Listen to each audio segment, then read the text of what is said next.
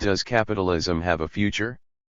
By Immanuel Wallerstein, Randall Collins, Michael Mann, Georgi Derligian, and Craig Calhoun.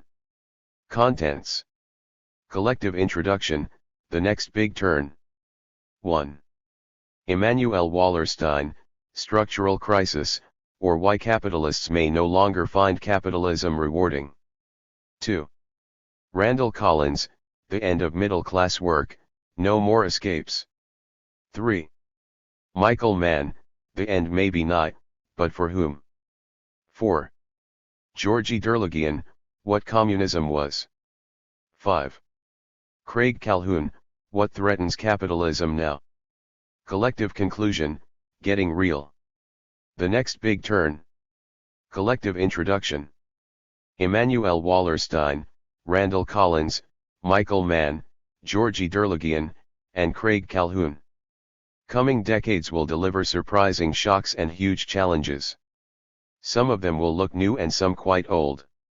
Many will bring unprecedented political dilemmas and difficult choices.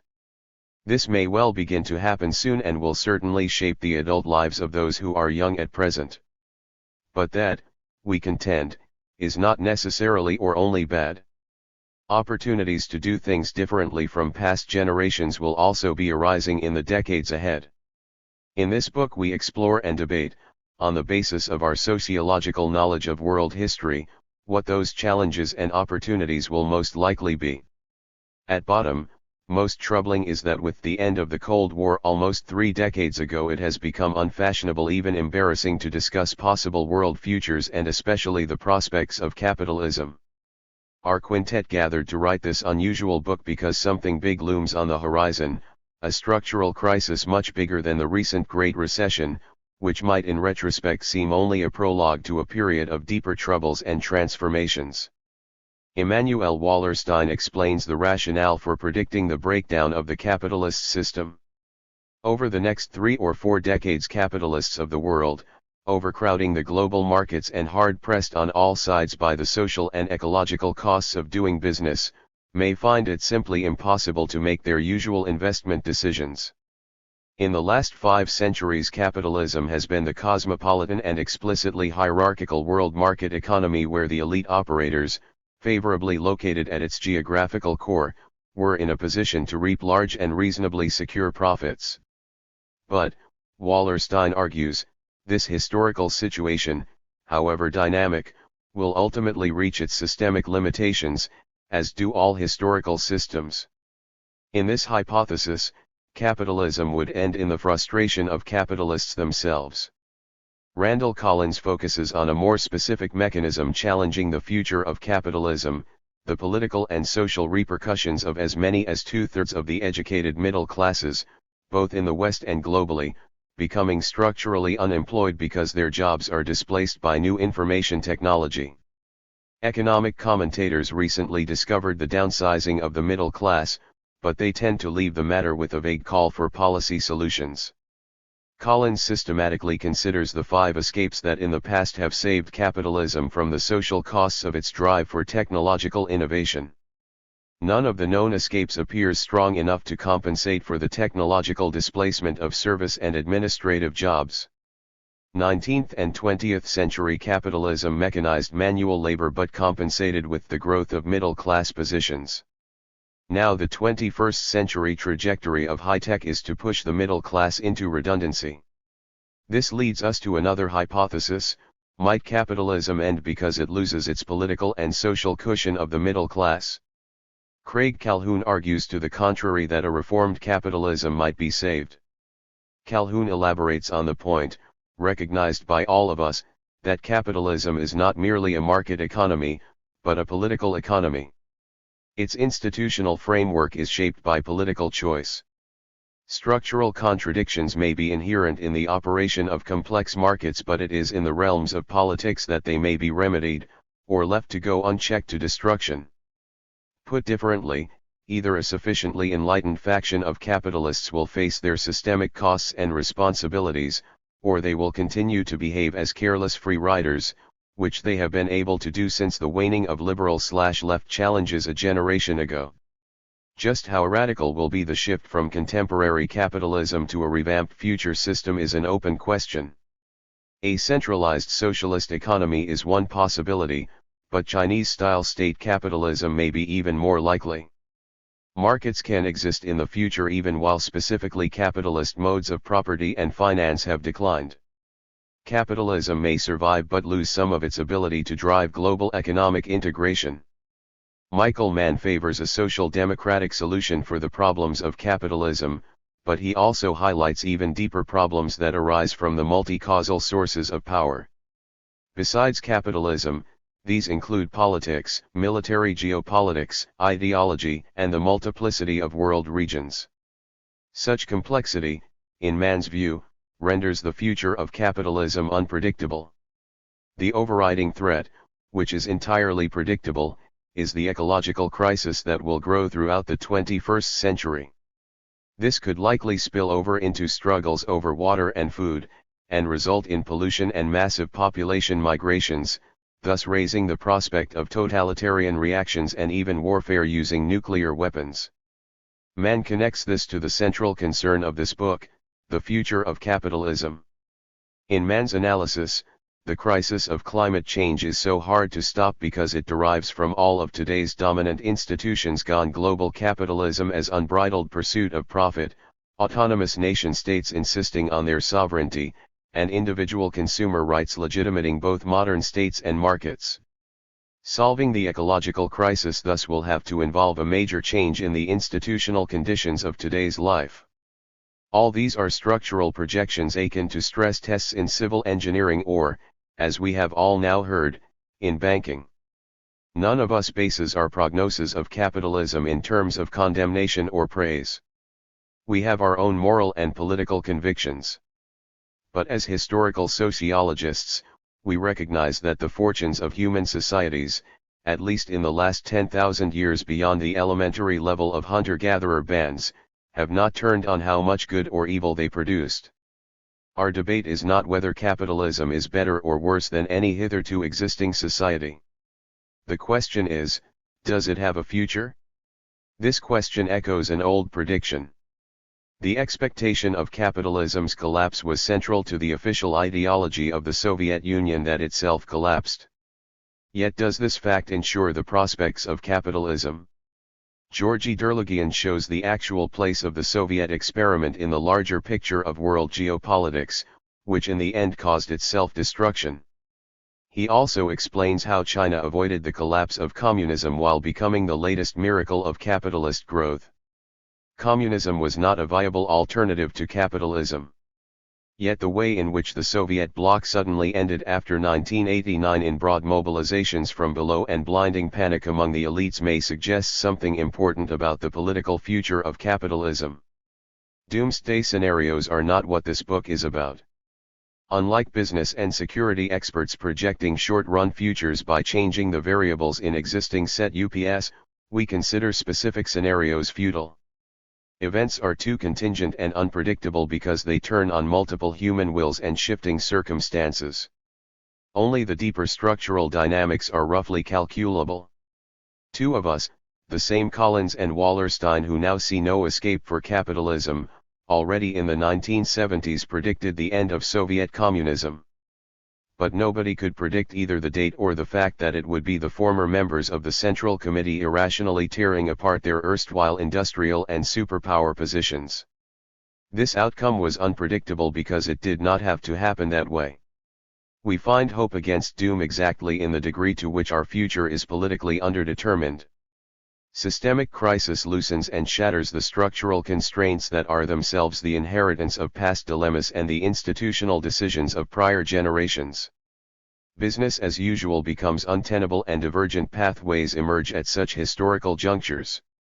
Capitalism, along with its creative destruction of older technologies and forms of production, has also been a source of inequality and environmental degradation.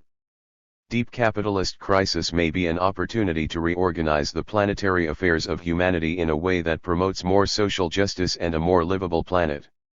Our big contention is that historical systems can have more or less destructive ways of going extinct while morphing into something else.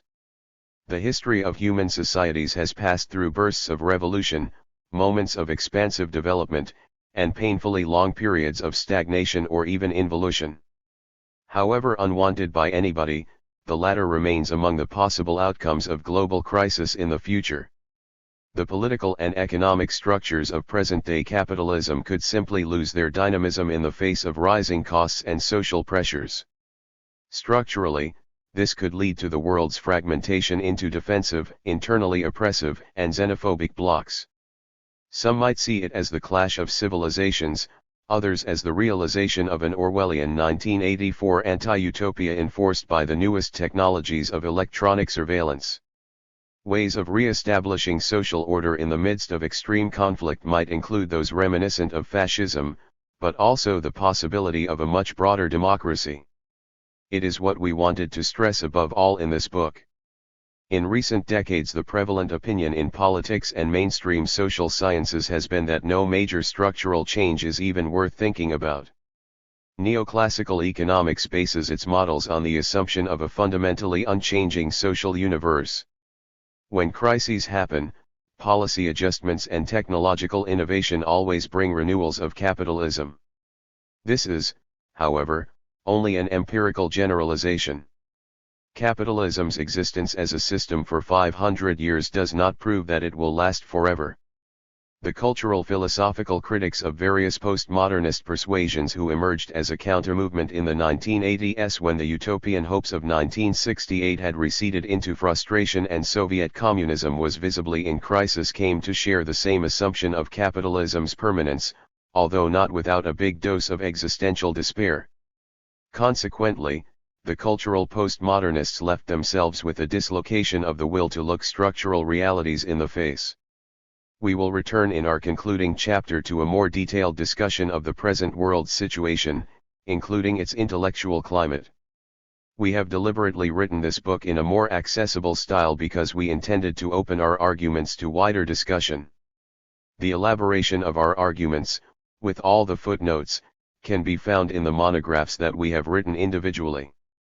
The area where we have done much of our professional research is usually called world systems analysis or macro-historical sociology. Macro-historical sociologists study the origins of capitalism and modern society, as well as the dynamics of ancient empires and civilizations. Seeing social patterns in the longer run, they find that human history moves through multiple contradictions and conflicts, crystallizing over long periods in impermanent configurations of intersecting structures. This is where we had sufficient agreement to author collectively the first and the last chapters bracketing this book. But we also have our particular theories and areas of expertise, and the resulting opinions are reflected in the individual chapters. This short book is not a manifesto sung in one voice. It is a debate of equals arguing on the basis of our knowledge about the past and present of human societies. It is therefore an invitation to ask seriously and openly what could be the next big turn in world history. In the end, are we prophesying some kind of socialism? The reasoned answer, rather than a futile polemic deriving from ideological faith, must have two parts. First, it is not prophecy because we insist on abiding by the rules of scientific analysis. Here this means showing with reasonable exactness why things may change and how we get from one historical situation to another. Will the end destination be socialism? Our lines of reasoning extend into the middle-range future of the next several decades. Randall Collins asks, what could possibly avert the looming destitution of middle classes whose roles in for-profit market organization become technologically redundant? It could take the form of a socialist reorganization of production and distribution, that is, a political economy in a conscious and collectively coordinated manner designed to make the majority of people relevant. It is thus the structural extension of the problems of advanced capitalism that render socialism the most likely candidate for replacing capitalism. But the lessons of 20th century experience with communist and social democratic states are not forgotten. Socialism had its own problems, mainly from an organizational hypercentralization that provided ample opportunities for political despotism, and the loss of economic dynamism over time. Even if the crisis of capitalism is solved along socialist lines, the problems of socialism will come back into the center of attention.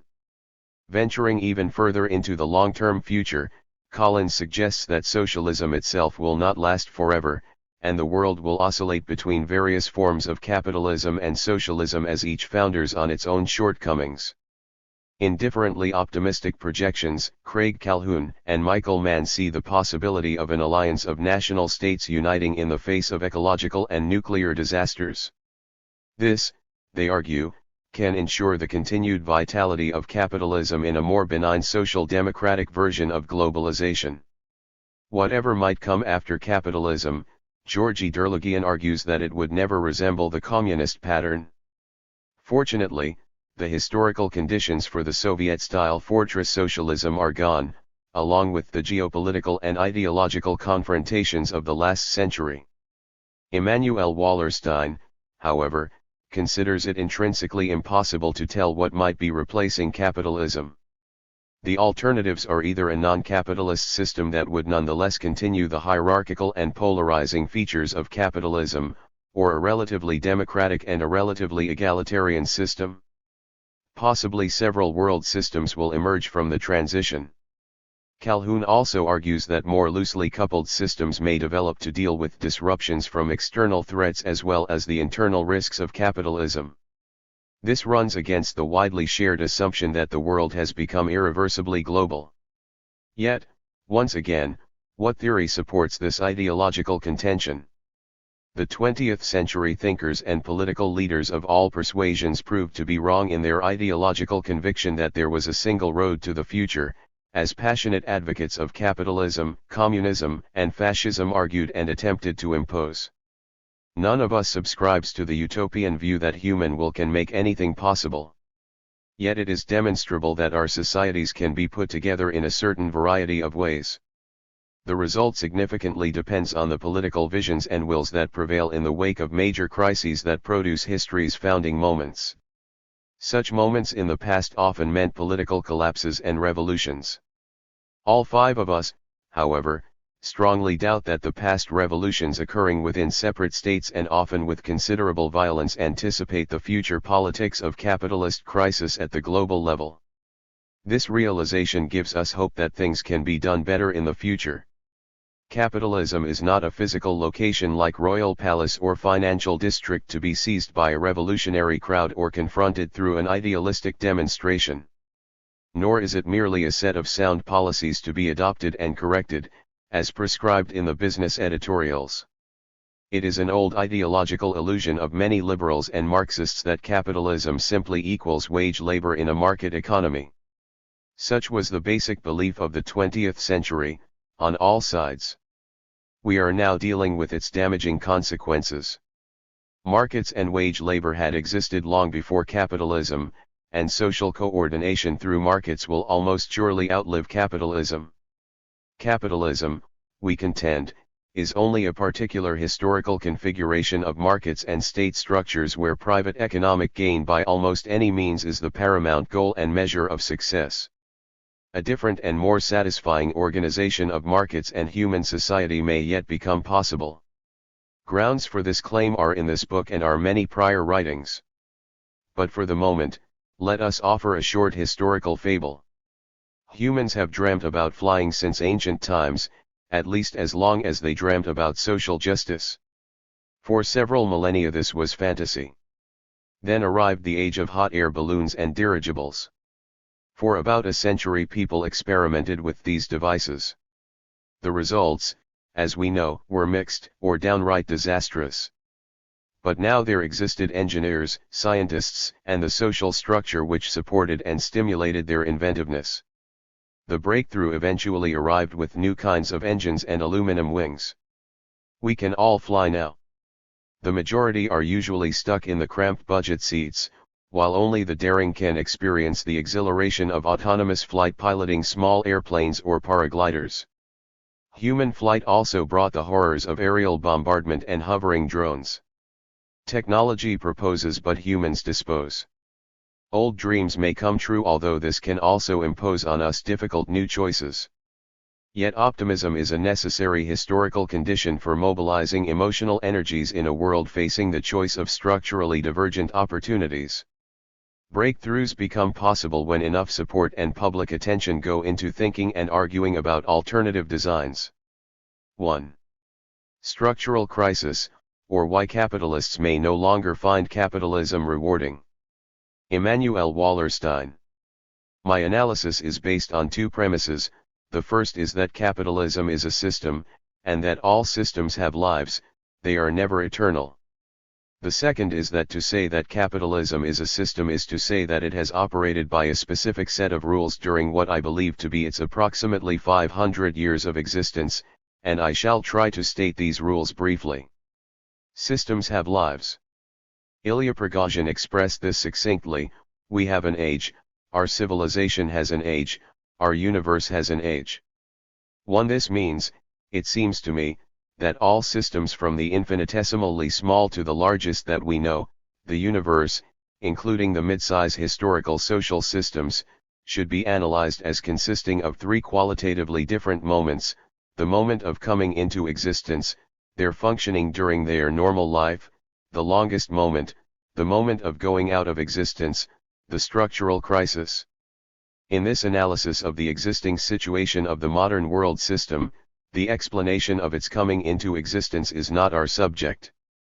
But the two other moments of life, the rules of capitalism's functioning during normal life, and the modality of its going out of existence, are the central issues before us.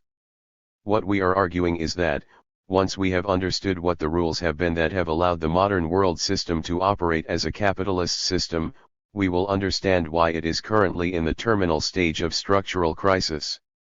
We can then suggest how this terminal stage has been operating and is likely to continue to operate for the next 20 to 40 years. What are the identifying characteristics, the sine qua non, of capitalism as a system, the modern world system? Many analysts focus on a single institution that they consider crucial: there is wage labor. Or there is production for exchange and or for profit. Or there is a class struggle between entrepreneurs/capitalists/ bourgeoisie and wage workers/propertyless proletarians. Or there is a free market. None of these definitions of defining characteristics holds much water in my opinion. The reasons are simple.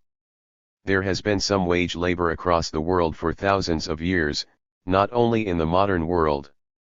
Furthermore, there exists much labor that is not wage labor in the modern world system. There has been some production for profit across the world for thousands of years. But it has never before been the dominant reality of some historical system. The free market is indeed a mantra of the modern world system, but the markets in the modern world system have never been free of government regulation or political considerations, nor could they have been. There is indeed a class struggle in the modern world system, but the bourgeois proletarian description of the contending classes is far too narrowly framed. In my view, for a historical system to be considered a capitalist system, the dominant or deciding characteristic must be the persistent search for the endless accumulation of capital, the accumulation of capital in order to accumulate more capital. And for this characteristic to prevail, there must be mechanisms that penalize any actors who seek to operate on the basis of other values or other objectives, such that these non-conforming actors are sooner or later eliminated from the scene, or at least severely hampered in their ability to accumulate significant amounts of capital. All the many institutions of the modern world system operate to promote, or at least are constrained by the pressure to promote, the endless accumulation of capital. The priority of accumulating capital in order to accumulate still more capital seems to me a thoroughly irrational objective. To say that it is irrational, in my appreciation of material or substantive rationality, Weber's materielle Rationalität, is not to say that it cannot work in the sense of being able to sustain a historical system, at least for a considerable length of time, Weber's formal rationality. The modern world system has lasted some 500 years, and in terms of its guiding principle of the endless accumulation of capital it has been extremely successful. However, as we shall argue, the period of its ability to continue to operate on this basis has now come to an end. Capitalism during its phase of normal operation. How has capitalism worked in practice? All systems fluctuate. That is, the machinery of the system constantly deviates from its point of equilibrium. The example of this with which most people are very familiar is the physiology of the human body. We breathe in and then out. We need to breathe in and out. But there are mechanisms within the human body, and within the modern world system, to bring the operation of the system back to equilibrium, a moving equilibrium to be sure, but an equilibrium. What we think of as the moment of the normal operation of a system is the period during which the pressure to return to equilibrium is greater than any pressure to move away from equilibrium. There are many such mechanisms in the modern world system. The two most important in the sense that they are most determinant of the historical development of the system are what I shall call Kondratiev cycles and hegemonic cycles. Here is how each operates. First, the Kondratiev cycles. In order to accumulate significant amounts of capital, producers require a quasi-monopoly. Only if they have a quasi-monopoly can they sell their products at prices far above the costs of production. In truly competitive systems with a fully free flow of the factors of production, any intelligent buyer can find sellers who will sell the products for the profit of a penny, or even below the cost of production. There can be no real profit in a perfectly competitive system. Real profit requires limits on the free market, that is, a quasi-monopoly. However, quasi-monopolies can only be established under two conditions: 1. The product is an innovation for which there exists, or can be induced to exist, a reasonably large number of willing buyers, and 2. One or more powerful states are willing to use state power to prevent, or at least limit, the entry of other producers into the market. In short, quasi-monopolies can only exist if the market is not free from state involvement. We have come to call such quasi-monopolized products leading products. They are leading in the sense that they determine a large percentage of the world system's economic activity in their own right, and via their forward and backward linkages. Whenever such quasi-monopolies are established, there follows an expansion of growth throughout the world economy, and the times are perceived overall as times of prosperity. Such periods are generally periods of high levels of global employment because of the personnel needs of the producers of both the quasi-monopoly and their forward and backward linkages, and because of the consumption expenditures of the employed personnel. And while some parts of the world system and some groups within it no doubt do better than others, for most persons and groups this period of overall growth in production is a situation in which a rising tide lifts all boats. The state can do many things to create and preserve such a quasi-monopoly. It can enact it legally, via a system of patents, or other forms of protecting so-called intellectual property. It can offer direct assistance to the quasi-monopolized industry, especially in research and development. It can be a major purchaser, often at inflated prices. It can use its geopolitical strength to try to prevent infringements of such quasi-monopolies by putative producers in other countries. The advantages of a quasi-monopoly do not last forever. The systemic problem for the producers is that such quasi-monopolies are self-liquidating over time. Again, the reason is simple. If such quasi-monopolies are so profitable, obviously other producers will try very hard to enter the market to share in the benefits. There are many ways to do this. If the basis of the quasi-monopoly is some new technology that is being kept secret, they can try either to steal the secret or to duplicate it. If they are being kept out of the market by the geopolitical strength of the country by which the quasi-monopoly is being protected, they can try to marshal alternative geopolitical strength to counter this. They can mobilize anti-monopolistic sentiments inside the enforcing country. In addition, if one controls a quasi-monopoly, the most immediate concern is to avoid work stoppages, since this involves a major loss of capital, irrecoverable if the other producers in an oligopoly do not suffer simultaneously from work stoppages. This gives workers a major weapon in their never-ending search for better conditions. In such situations, the producers consequently often find that concessions to workers cost them less than work stoppages. Over time, however, This means a creeping increase in the costs of labor, which reduces the overall margin of profit. One way or another, other potential producers can wear down the ability of the producers of the leading products to maintain the quasi-monopoly. Up to now, it seems to have taken an average of 25 to 30 years to do this. But, whatever the length of protection for the leading industry, sooner or later there comes a point at which the quasi-monopoly is significantly breached. And this breach brings with it, as predicted by the heralds of capitalism, a lowering of prices. The lowering of prices may be beneficial to the purchasers, but it is of course negative for the sellers. What had been a profitable leading product has become a more competitive, much less profitable product on the world scene. What can the producers do? One alternative is to trade the advantage of low transaction costs for lower production costs. This usually involves the shifting of primary production locations from one or more core locations to other parts of the world system where historic labor costs are lower. Persons in these new locations for production may perceive and hail this entry into the world production nexus as national development. It is more properly seen as trickle-down transfer of erstwhile, but no longer, super profitable industries.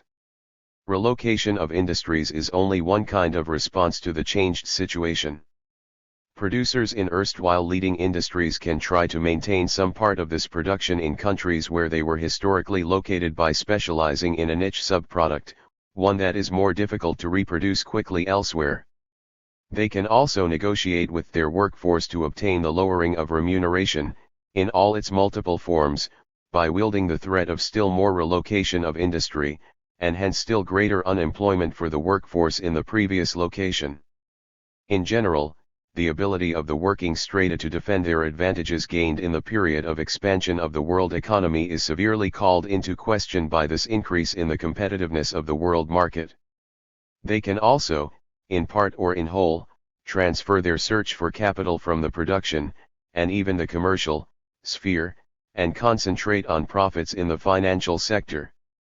Today we speak of such financialization as though it were an invention of the 1970s.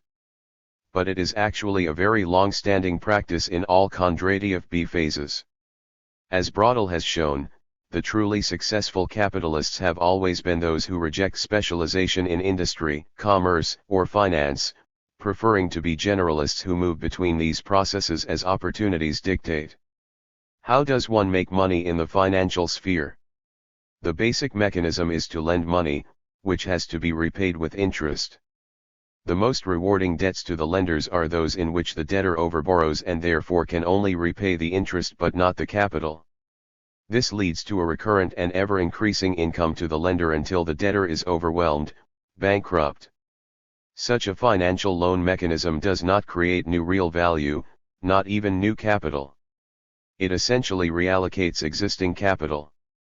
It also requires that there be ever new circles of debtors to replace those who are overwhelmed, in order thereby to maintain the flow of lending and indebtedness. These financial processes can be very profitable to those who are located on the lending side of the equation. The lending indebtedness chain does however have one downside from the point of view of the normal operation of the capitalist system. It eventually exhausts effective demand for all production. This is both an economic and a political danger to the system, which requires therefore a return to equilibrium, that is, a return to a situation in which capital is accumulated primarily through new production. Schumpeter has shown very clearly how this comes about economically. An invention is transmogrified into an innovation, which results in the emergence of a new leading product that permits the renewed expansion of the world economy. The politics of such a transmogrification have been a matter of much debate. It seems to require a strengthening of the position of the working classes in the class struggle. It may require a willingness of some part of the producing classes to accede to this stronger position of the working strata, a sacrifice of short-run individual profits in the interests of the longer-run collective profits of the producing classes. This pattern of expansion and contraction of capitalism is only possible because capitalism is not a system that is located within a single state, but is rather ensconced in a world system, larger by definition than any single state. If these processes were occurring in a single state, there would be nothing to prevent the holders of state power from appropriating the surplus value, which would remove, or at least considerably reduce, the incentive of entrepreneurs to develop new products. On the other hand, were there no states whatsoever within the range of the market, there would be no way to obtain quasi-monopolies. It is only if capitalists are located in a world economy, one that has a multiplicity of states within it, that entrepreneurs can pursue the endless accumulation of capital. This then explains why we have so-called hegemonic cycles, ones that are considerably longer than the Kondratiev cycles. What is meant by hegemony in a world economy is the ability of one state to impose a set of rules on the operation of all other states, such that there is relative order in the world system. The importance of relative order is something on which Schumpeter insisted in his theorizing. Disorders interstate and intrastate, civil, wars, mafiosi protection rackets, extensive official and institutional corruption, rampant petty crime are all profitable to small sectors of the world's population. But they all hinder the global search for maximizing the accumulation of capital. Indeed, they bring about the destruction of much infrastructure necessary for the maintenance and expansion of capitalist accumulation. It follows that the imposition of relative order by a hegemonic power is a positive benefit for the normal operation of the capitalist system as a whole. It is also of great benefit to the hegemonic power itself, its state, its entrepreneurs, its ordinary citizens. There is reason to doubt that the benefits to the system as a whole, and to the hegemonic power, also bring in their wake a benefit to other states and their enterprises and citizens. Therein lays the tension, and the explanation, of why achieving and maintaining hegemony is so difficult and so rare.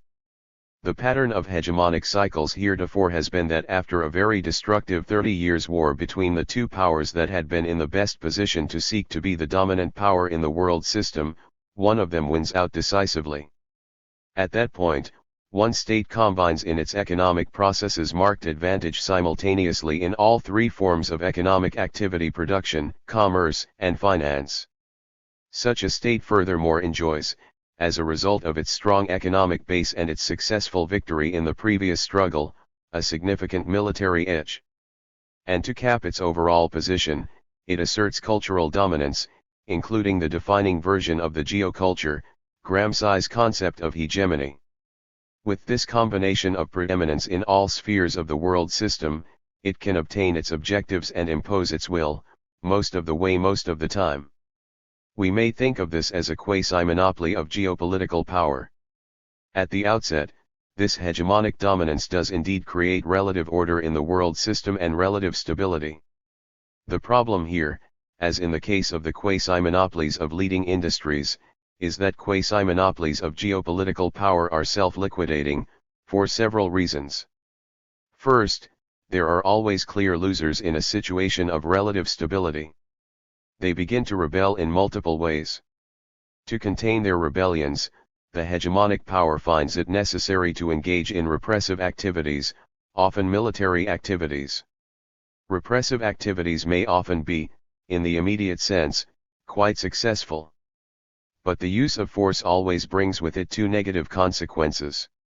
The military action is often less than totally successful, thereby exposing some limitations to the hegemonic power's repressive powers. This thereupon tends to embolden future shows of defiance. Secondly, the employment of repressive force contains a price for the armies and other institutions of the hegemonic power. The cost in lives, deaths and damaged lives, grows steadily. And the financial costs begin to mount.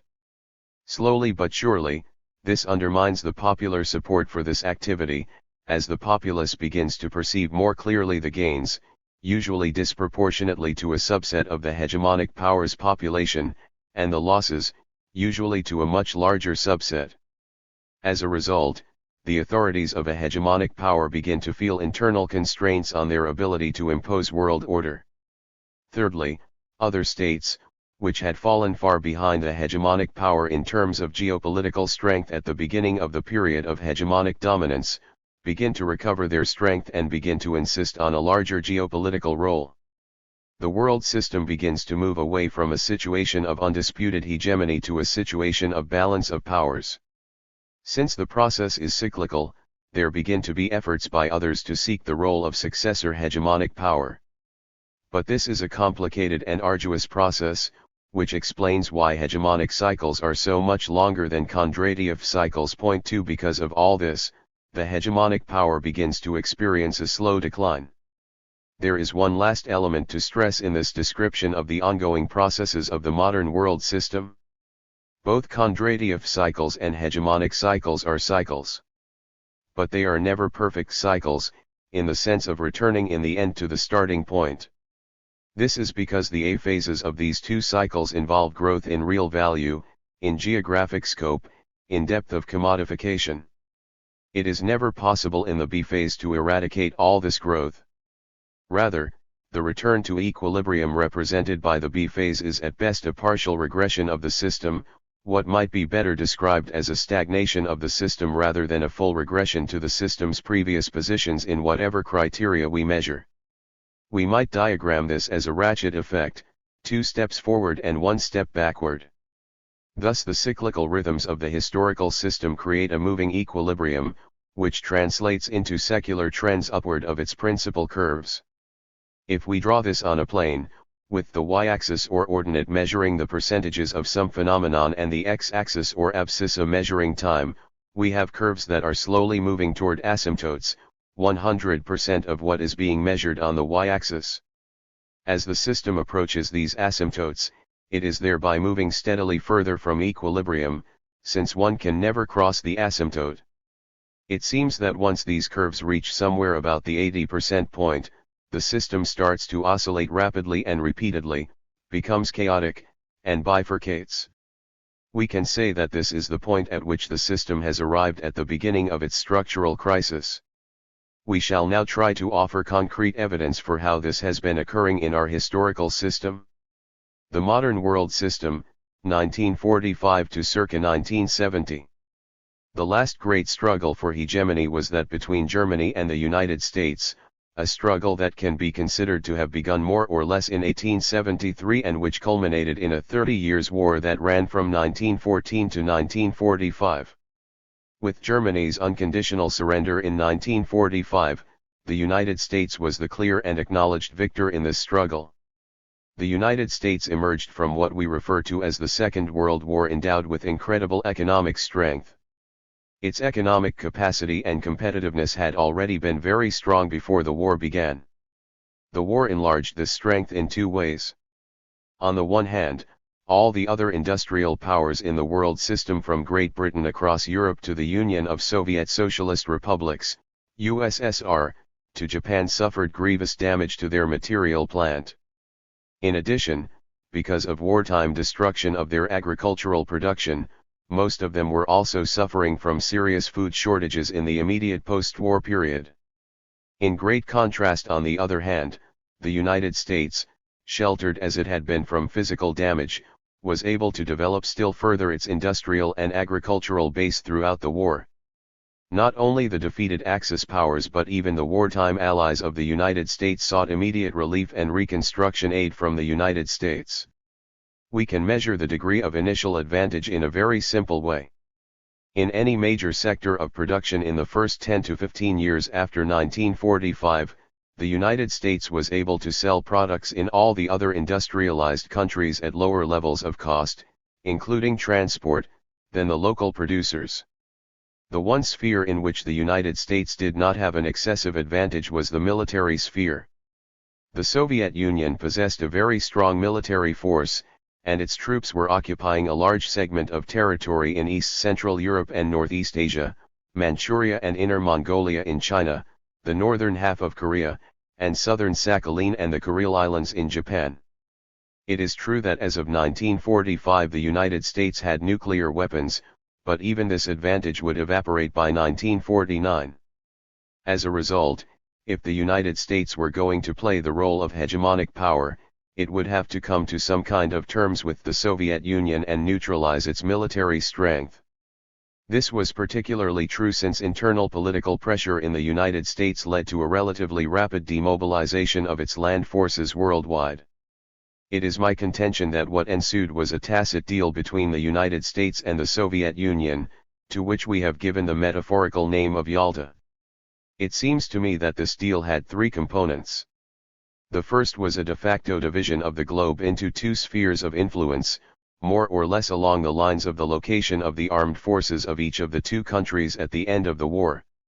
There was a Soviet bloc, which would come to be defined as running from the Oder-Neisse line in Central Europe to the 38th parallel in Korea, and including mainland China, after the definitive defeat of the Kuomintang by the Chinese Communist Party forces in 1949.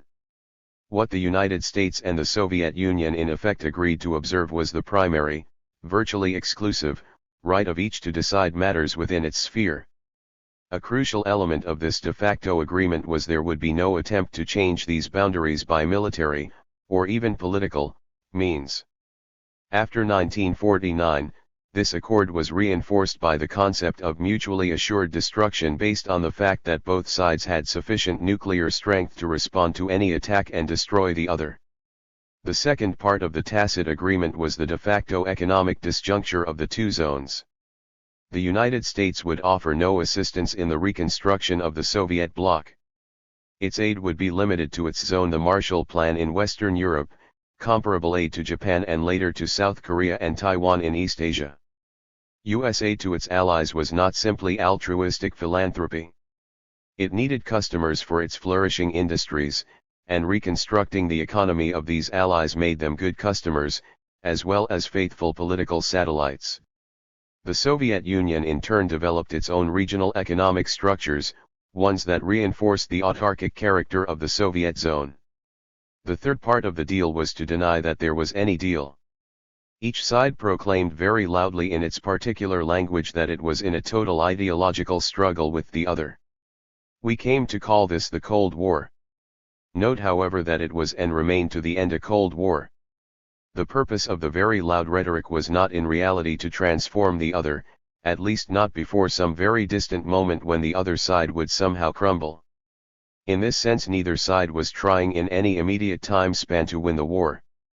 Each sought rather to oblige its satellites, euphemistically called allies, to toe a very strict political line, as dictated by the two superpowers.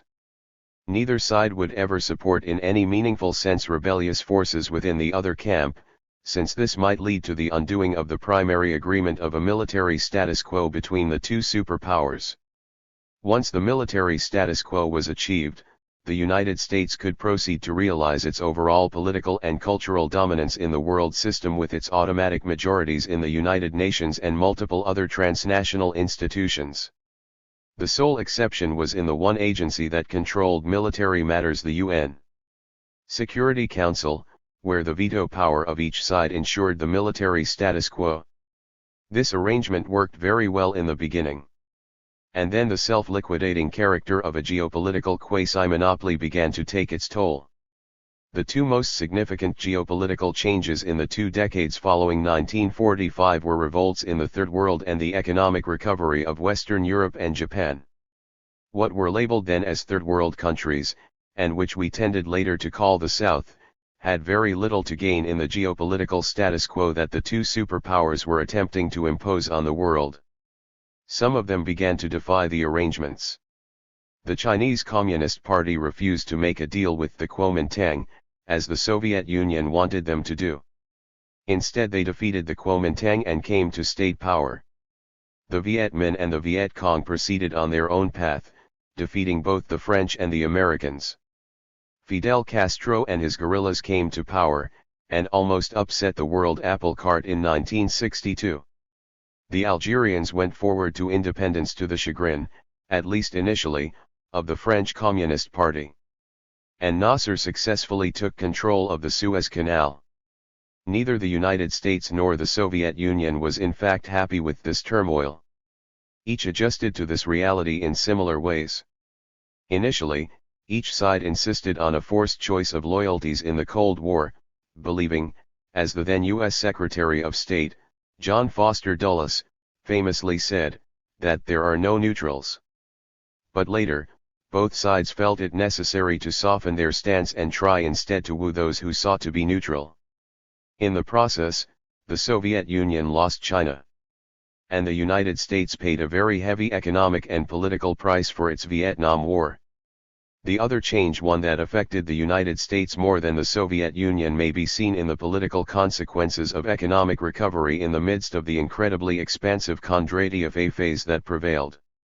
By the early 1960s, it was no longer true that the United States could sell automobiles, for example, more cheaply in Germany or Japan than local producers. Indeed, the contrary was beginning to occur. German and Japanese automobiles were successfully entering the U.S. market. The new economic strength of the erstwhile satellites of the United States turned them into genuine competitors on the world market. By the late 1960s, the United States no longer held a significant economic edge over its major allies in the sphere of world production, or even in transnational commerce. The basis of geopolitical hegemony was beginning to fray.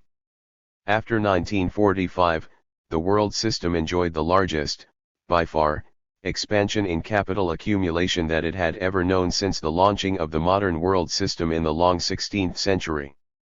After 1945, the world system also enjoyed the largest, by far, expansion of geopolitical power in the period of U.S. hegemony that it had ever known since the launching of the modern world system.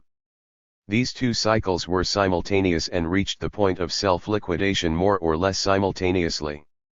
The biggest upturns would be followed by the biggest downturns.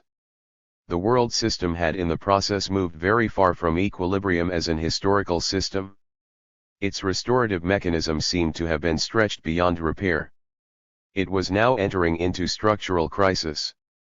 The structural crisis, circa 1972? There were two crucial developments that contributed to this structural crisis. The first had to do with the long-term secular trends of the world economy, which would now make it extremely difficult for capitalists to accumulate capital endlessly. And the second had to do with the conjunctural end of the dominance by centrist liberals of the geoculture, which would undermine the political stability of the world system. Let me treat each in turn. Long-term structural trends. How does one accumulate capital endlessly in a capitalist system? The basic method, albeit not the only one, is via production, in which the entrepreneur-producer retains the differential between what it costs to produce the commodity and the price at which the producer can sell it. The lower the costs and the higher the sales price, the more profit is realized and can then be reinvested. But how can the differential between costs and sales price be maximized? There are two necessary elements in this exercise. To maximize sales price, there must be a quasi-monopoly, a subject we have already treated. It is how one in addition minimizes costs that we must now discuss. We start with the reality that there are always three generic costs in any productive process. These are personnel costs, the costs of inputs, and taxation. There are three different levels of personnel for whom the producer/owner has to pay: the unskilled and semi-skilled workforce, the skilled workers and supervisory cadres, and the top managers. The costs of the least skilled workforce tend to go up in A phases, as they collectively make demands on the employer in one form or other of syndical action. Employers during A phases may make concessions to the least skilled personnel because avoiding shutdowns or slowdowns may be less costly than wage increases. However, eventually these costs become too high for the employers, particularly for those in the leading industries. The solution for employers has historically been the runaway factory, that is, relocation to historically lower wage areas during the B period. There the workers are recruited from loci, usually rural, in which their real income is even lower than that offered by the newly installed, usually urban, production site. It seems to be a win-win situation for the worker and the employer. After some time, however, the transplanted workers feel more knowledgeable about their new situation and more aware of the low level of their wages in worldwide terms. They begin to engage in some syndical action. And sooner or later the employer finds that, as a result, the costs have again become too high. The solution is still another move. The moves are costly but effective. Worldwide there is, however, a ratchet effect. The reductions never eliminate totally the increases. Over 500 years, this repeated process has virtually exhausted the loci into which to move. This can be measured by the degree of deruralization of the world system, which has risen spectacularly in the last 50 years and seems to be proceeding apace. The increase in the costs of cottars is the result of two different considerations. 1.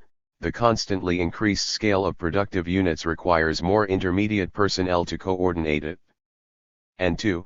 The political dangers that result from the repeated syndical organization of the relatively low-skilled personnel are countered by the creation of a larger intermediate stratum who can be both political allies for the ruling stratum and models of a possible upward mobility for the unskilled majority, thereby blunting its political mobilization. Their salaries significantly increase the overall personnel bill. The increase in the costs of top managers is the direct result of the increased complexity of entrepreneurial structures, the famous separation of ownership and control. This makes it possible for these top managers to appropriate ever larger portions of the firm's receipts as rent, thereby reducing what goes to the owners, shareholders, as profit or to the firm for reinvestment. This last increase was quite spectacular in size during the last few decades. The costs of inputs have been going up for analogous reasons. Capitalists seek to externalize as many costs as they can. This is an elegant way of saying that they are not paying the full bill for the inputs they use. The three main costs they are able to externalize are the disposal of toxic waste, the renewal of raw materials, and the construction of the necessary infrastructure for transport and communications. Over most of the history of the modern world system, it was considered normal practice to externalize such costs. It was seldom a concern for political authorities. In the last few decades, however, the political atmosphere has changed radically. Climate change is a very widely debated issue, as a result of which there has been much demand for green and organic products. The past normality of externalization is a distant memory. The explanation for the new political debate about toxic disposal is rather simple. The world has largely run out of vacant public domains into which to dump waste. This is equivalent in effect to that of the deruralization of the world's workforce, the running out of new groups of potential low-wage workers. The impact on public health has become high and obvious. The result has been the growth of social movements making demands for environmental cleanup and control. Secondly, public concern about the renewal of resources. Another new political reality is in large part the consequence of the sharp increase in world population. Suddenly, the world has discovered asset shortages of many kinds, already existing or soon to be felt: energy sources, water, forests, fish, and meat. There is debate about who owns what, who uses what, for what purposes the resources are used, and who pays the bill. Thirdly, capitalism as a system requires considerable infrastructure. Products produced for sale on the world market must be transported. Communication is a crucial element in commerce. Transport and communication are today far more efficient and much faster. But this has also meant that the costs have risen considerably. Who pays for this? In the past, the producers who have made the most use of the infrastructure have paid only a small part of the bill. The general public has paid the rest. Today there is strong political demand that governments assume a new direct role in ensuring detoxification, resource renewal, and further infrastructure expansion. This would require that governments increase taxes significantly. In addition, there is no point in doing this if the causes of the negative realities go untouched. This means that governments would need to insist on more internalization of costs by entrepreneurs. Both increased taxes and, even more, requirements for internalization of these costs would cut sharply into the margins of profit of enterprises, a point that is constantly made by the producers. Finally, taxation in all its forms has been going up over the historical life of the modern world system. All the multiple political levels of government require taxation, both to pay the personnel and to pay for the expanding services these governments are expected to offer. There is also the expansion of what might be called private taxation, both the corruption of government officials and the predatory demands of organized mafias. Private taxation is a cost to the entrepreneur, just as much as is state taxation. As the size of governmental structures has vastly increased, particularly in the last 50 years, there have been more people to bribe. And as world economic activity has grown, there is ever more room for mafiosi operations. Still, the biggest source of increased taxation has resulted from the political struggles of the world's anti-systemic movements.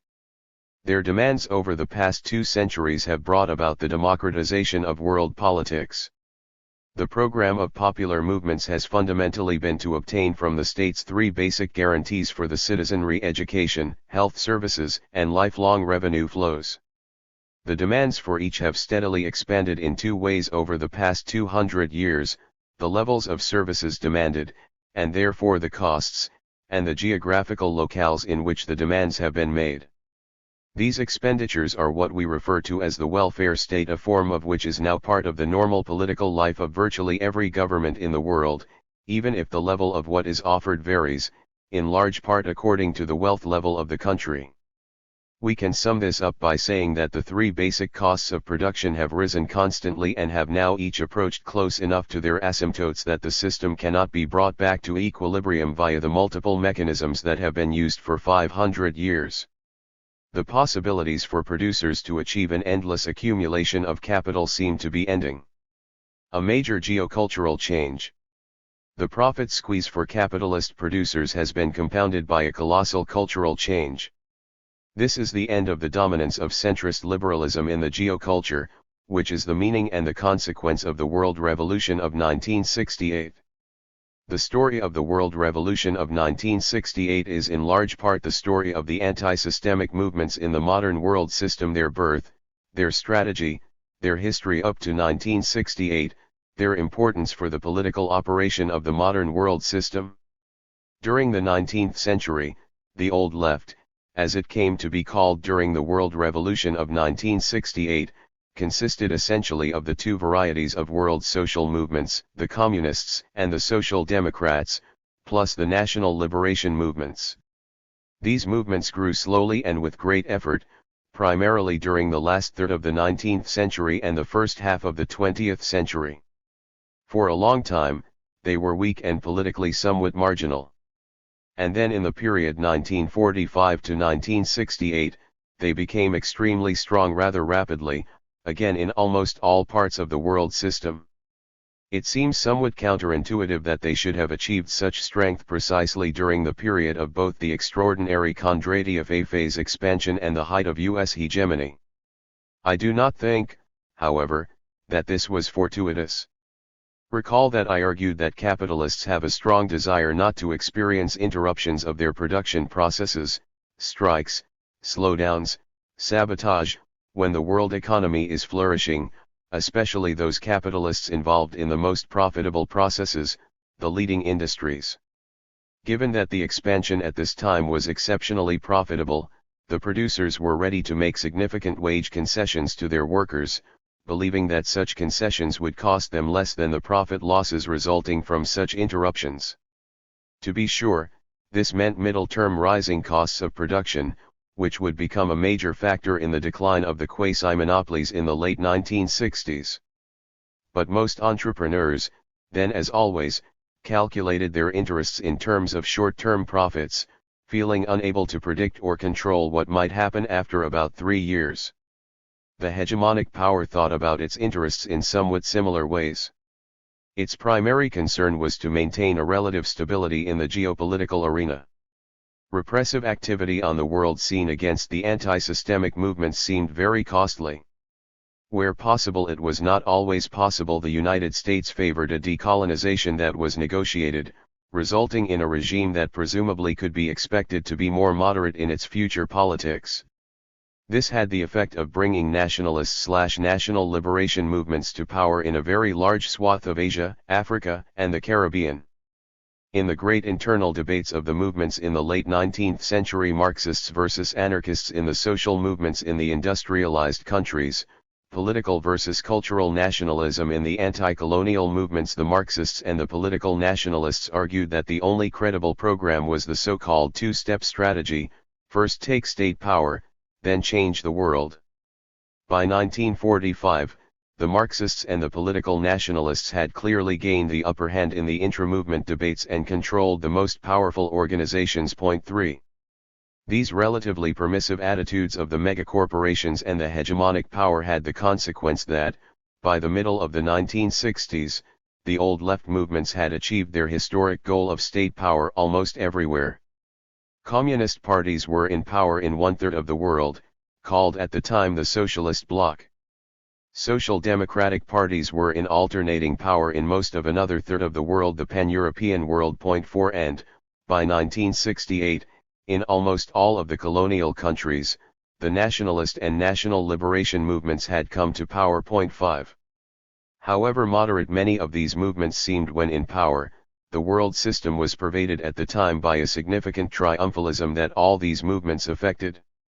They felt and loudly proclaimed that the future was theirs, that history was on their side. And the powerful in the modern world system were afraid these proclamations were accurate. They feared the worst. However, those who participated in the world revolution of 1968 did not agree. They did not see the coming to power of the old left movements as a triumph, but rather as a betrayal. They said in essence, you may be in power, step 1, but you haven't changed the world at all, step 2. If one listened carefully to the rhetoric of participants in the world revolution of 1968, and one ignored the local references, which were of course different from one country to another, there were three themes that seemed to pervade the analyses of those who engaged in these multiple uprisings, whether they were located in the socialist bloc, the pan-European world, or the Third World. The first theme concerned the hegemonic power. The United States was not seen as the guarantor of world order, it was seen as the imperialist overlord, but one that had overstretched and was now vulnerable. The Vietnam War was then at its height, and the Tet Offensive of February 1968 was considered to be the death knell of the U.S. military operation. This was not all. The revolutionaries accused the Soviet Union of being a collusive partner in U.S. hegemony. The Cold War was, they believed, a phony facade. The Yalta deal of de facto status quo was the major geopolitical reality. This deep suspicion had been growing since 1956. 1956 was the year of Suez and Hungary, in which neither superpower acted in terms of Cold War rhetoric. It was also the year of Khrushchev's secret talk at the 20th Congress of the Communist Party of the Soviet Union, a talk that undid Stalinist rhetoric and many of his policies, leading to a widespread disillusionment among the erstwhile faithful. The second theme concerned the old left movements, which were attacked everywhere for failing to fulfill their promises, the second step, when they came to power. The militants said in effect that, since you haven't changed the world, we must rethink a failed strategy and replace you with new movements. For many, it was the Chinese Cultural Revolution that served as a model, with their call to purge the capitalist roaders in the very top positions of the party and government. The third theme concerned what might be called the forgotten peoples, those oppressed because of their race, their gender, their ethnicity, their sexuality, their otherness in all its possible guises. The old left movements had all been hierarchical movements, insisting that only one movement in any country could be the revolutionary movement, and that this movement had to give priority to a particular type of struggle, the class struggle in the industrialized countries, the North, the national struggle in the rest of the world, the South. The logic of their position was that any group that sought to pursue an autonomous strategy was undermining the priority struggle and therefore was objectively counter-revolutionary. All such groups had to be organized within the hierarchical party structure and be subordinate to its top-down tactical decisions. The 1968 militants insisted that the demands for equal treatment by all of these groups could no longer be deferred to some putative future time after the main struggle was won. These demands were urgent, and the oppression they were combating was as important as that of the alleged priority group in the present. The forgotten peoples included prominently women, socially defined minorities, racial, ethnic, religious, persons of multiple sexual tendencies, and persons who gave priority to ecological issues or peace struggles. There is no end to the list of forgotten peoples, which has expanded and become more militant ever since. At the time, The Black Panthers in the United States were a very prominent example of this kind of group. The World Revolution of 1968, actually it occurred over a period going from 1966 to 1970, did not lead to a political transformation of the world system. Indeed, in most countries, the movement was successfully repressed, and many of its participants abandoned their youthful enthusiasms as the years went by. But it did leave a lasting legacy.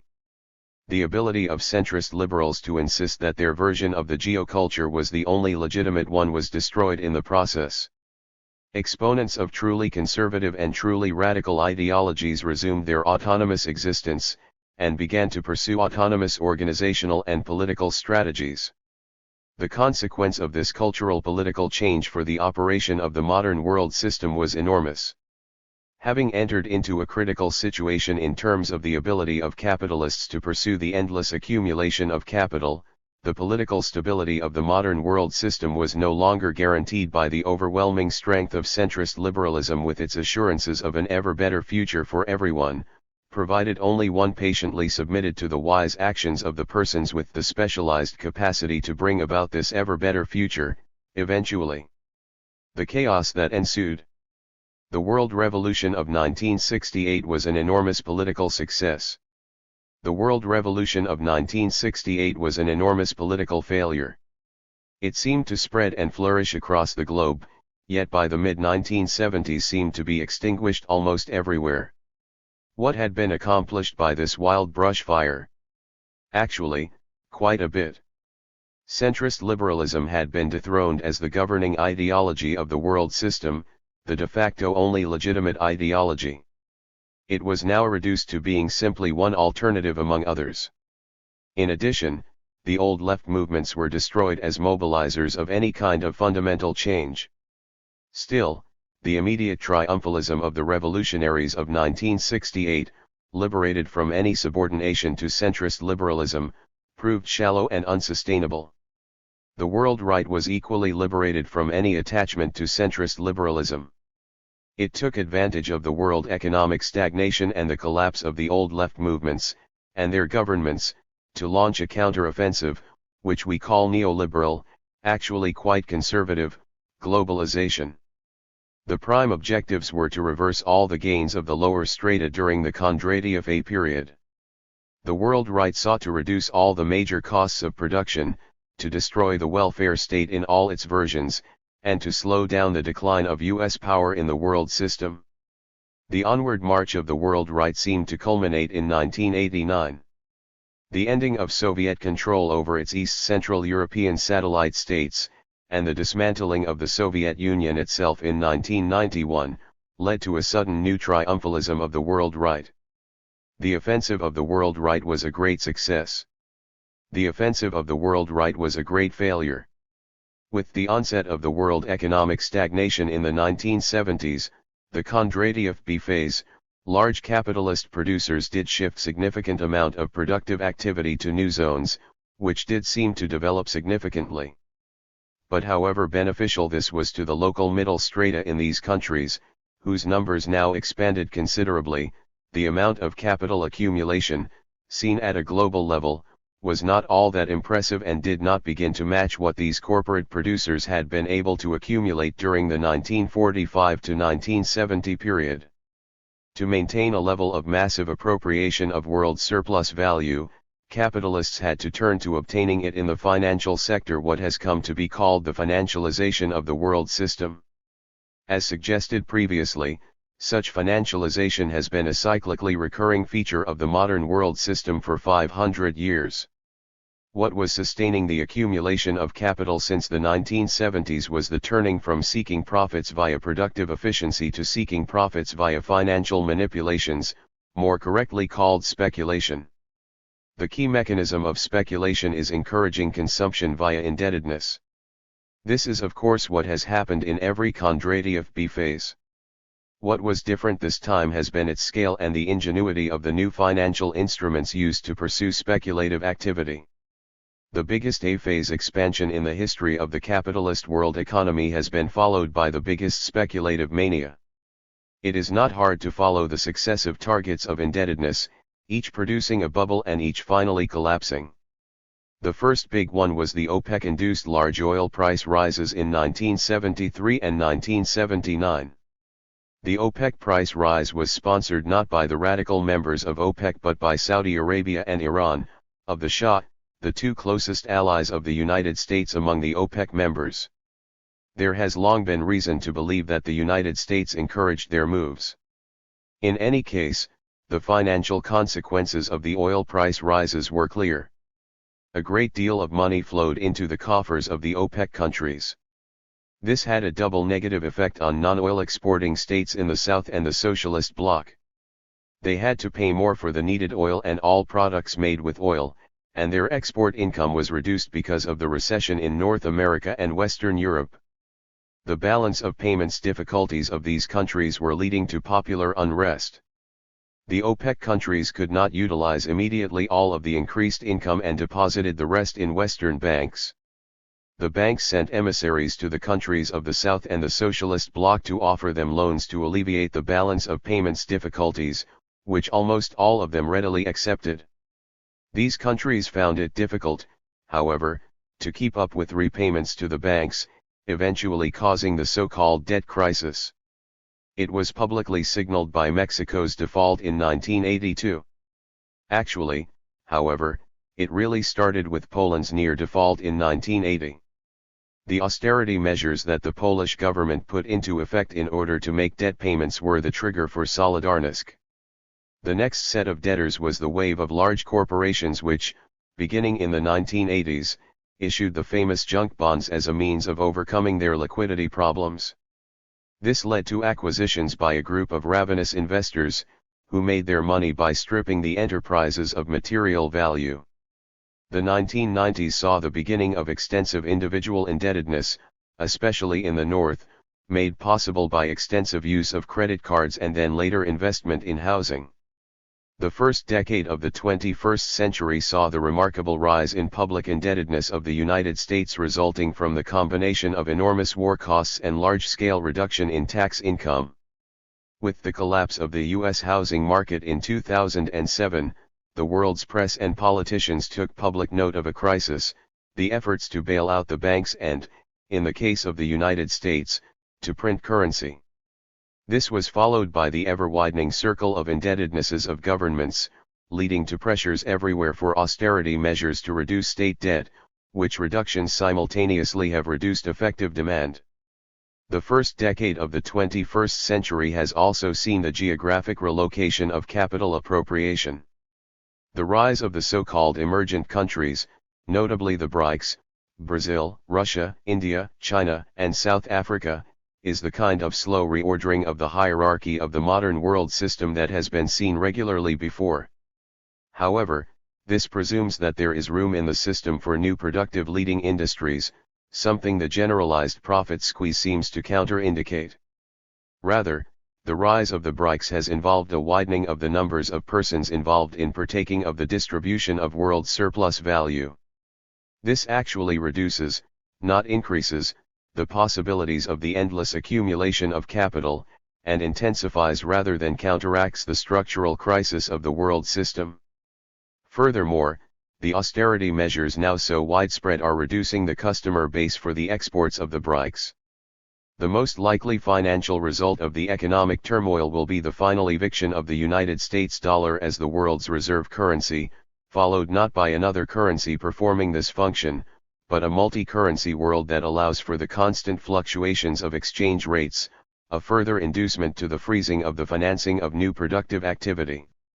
Meanwhile, and simultaneously, the decline of U.S. hegemony became irreparable after the blowback caused by the political-military fiasco of the neocon program of unilateral military machismo undertaken in the period 2001 to 2006 by the administration of President George W. Bush. The outcome has been the reality of a multipolar world, in which there are 8 to 10 centers of power, sufficiently strong that they can negotiate with other centers with relative autonomy. However, there are now too many centers of power. One consequence is the frequent tentative geopolitical realignments, as each of these centers seeks maximum advantage. Fluctuating markets and currencies are thereby reinforced by fluctuating power alliances. The basic reality is unpredictability, not merely in some middle run but very much in the short run. The socio-psychological consequences of this short-run unpredictability have been confusion, anger, disparagement of those in power, and above all acute fear. This fear leads to the search for political alternatives of kinds not entertained before. The media refer to this as populism, but it is far more complicated than the slogan term suggests. For some, the fear leads to multiple and irrational scapegoatings. For others, it leads to the willingness to unthink deeply ingrained assumptions about the operations of the modern world system. This can be seen in the United States as the difference between the Tea Party movement and the Occupy Wall Street movement.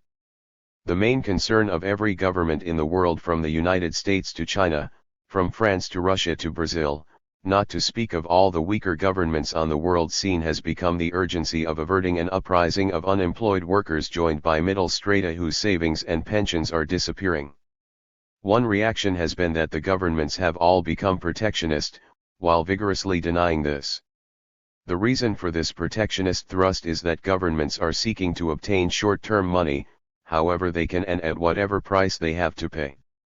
Since protectionism is insufficient to overcome unemployment, governments are also becoming more repressive. This combination of austerity, repression, and the search for short-term money makes the global situation even worse. It accounts for an ever tighter gridlock of the system. Gridlock in turn will result in ever wilder fluctuations, and will consequently make short-term predictions, both economic and political, ever more unreliable. And this in turn will aggravate the popular fears and alienation. It is a negative cycle. The political struggle over the replacement system. The question before the world today is not in what way governments can reform the capitalist system such that it can renew its ability to pursue effectively the endless accumulation of capital. There is no way to do this. The question therefore has become what will replace the system. And this is a question both for the 1% and the 99%, in the language used since 2011. Of course, not everyone agrees, or phrases it this way. Indeed, most people still assume that the system is continuing, using the old rules, perhaps after amending the rules. This is not wrong. It is just that, in the present situations, using the old rules actually intensifies the structural crisis. There are, however, some actors who are quite aware of the structural crisis. They are aware that while we cannot maintain the present system, we can contribute to deciding which prong of the bifurcation the world will take, what kind of new historical system the world will construct. Whether we acknowledge it or not, we are living amidst a struggle for the successor system. While complexity studies insists that the outcome of such a bifurcation is intrinsically unpredictable, nonetheless the options between which the world will choose are quite straightforward, and can be sketched in broad terms. One kind of possible new stable system is one that retains the basic features of the present system: hierarchy, exploitation, and polarization. Capitalism is far from the only kind of system that can have such features, and the new one could be far worse than capitalism. The logical alternative to this is a system that is relatively democratic and relatively egalitarian. This latter has never yet existed, it is only a possibility. Of course, none of us can design either alternative in institutional detail. Such a design will evolve as the new system begins its life. I have given symbolic names to the two possibilities. I call them the spirit of Davos and the spirit of Porto Alegre. The names themselves are unimportant. What we need to analyze are the probable organizational strategies on each side in this struggle that started more or less in the 1970s and will continue in all probability to circa 2040 or 2050. The political struggles of a structural crisis have two basic characteristics. First, there is a fundamental change of the situation from that of the normal operation of an historical system. During normal life, there exists a very strong pressure to return to equilibrium. That is what makes it normal. But in a structural crisis, the fluctuations are wide and constant, and the system is ever further from equilibrium. This is the definition of a structural crisis. It follows that however radical are revolutions, during normal times their effect is limited. In contrast, during a structural crisis, small social mobilizations have very great effects.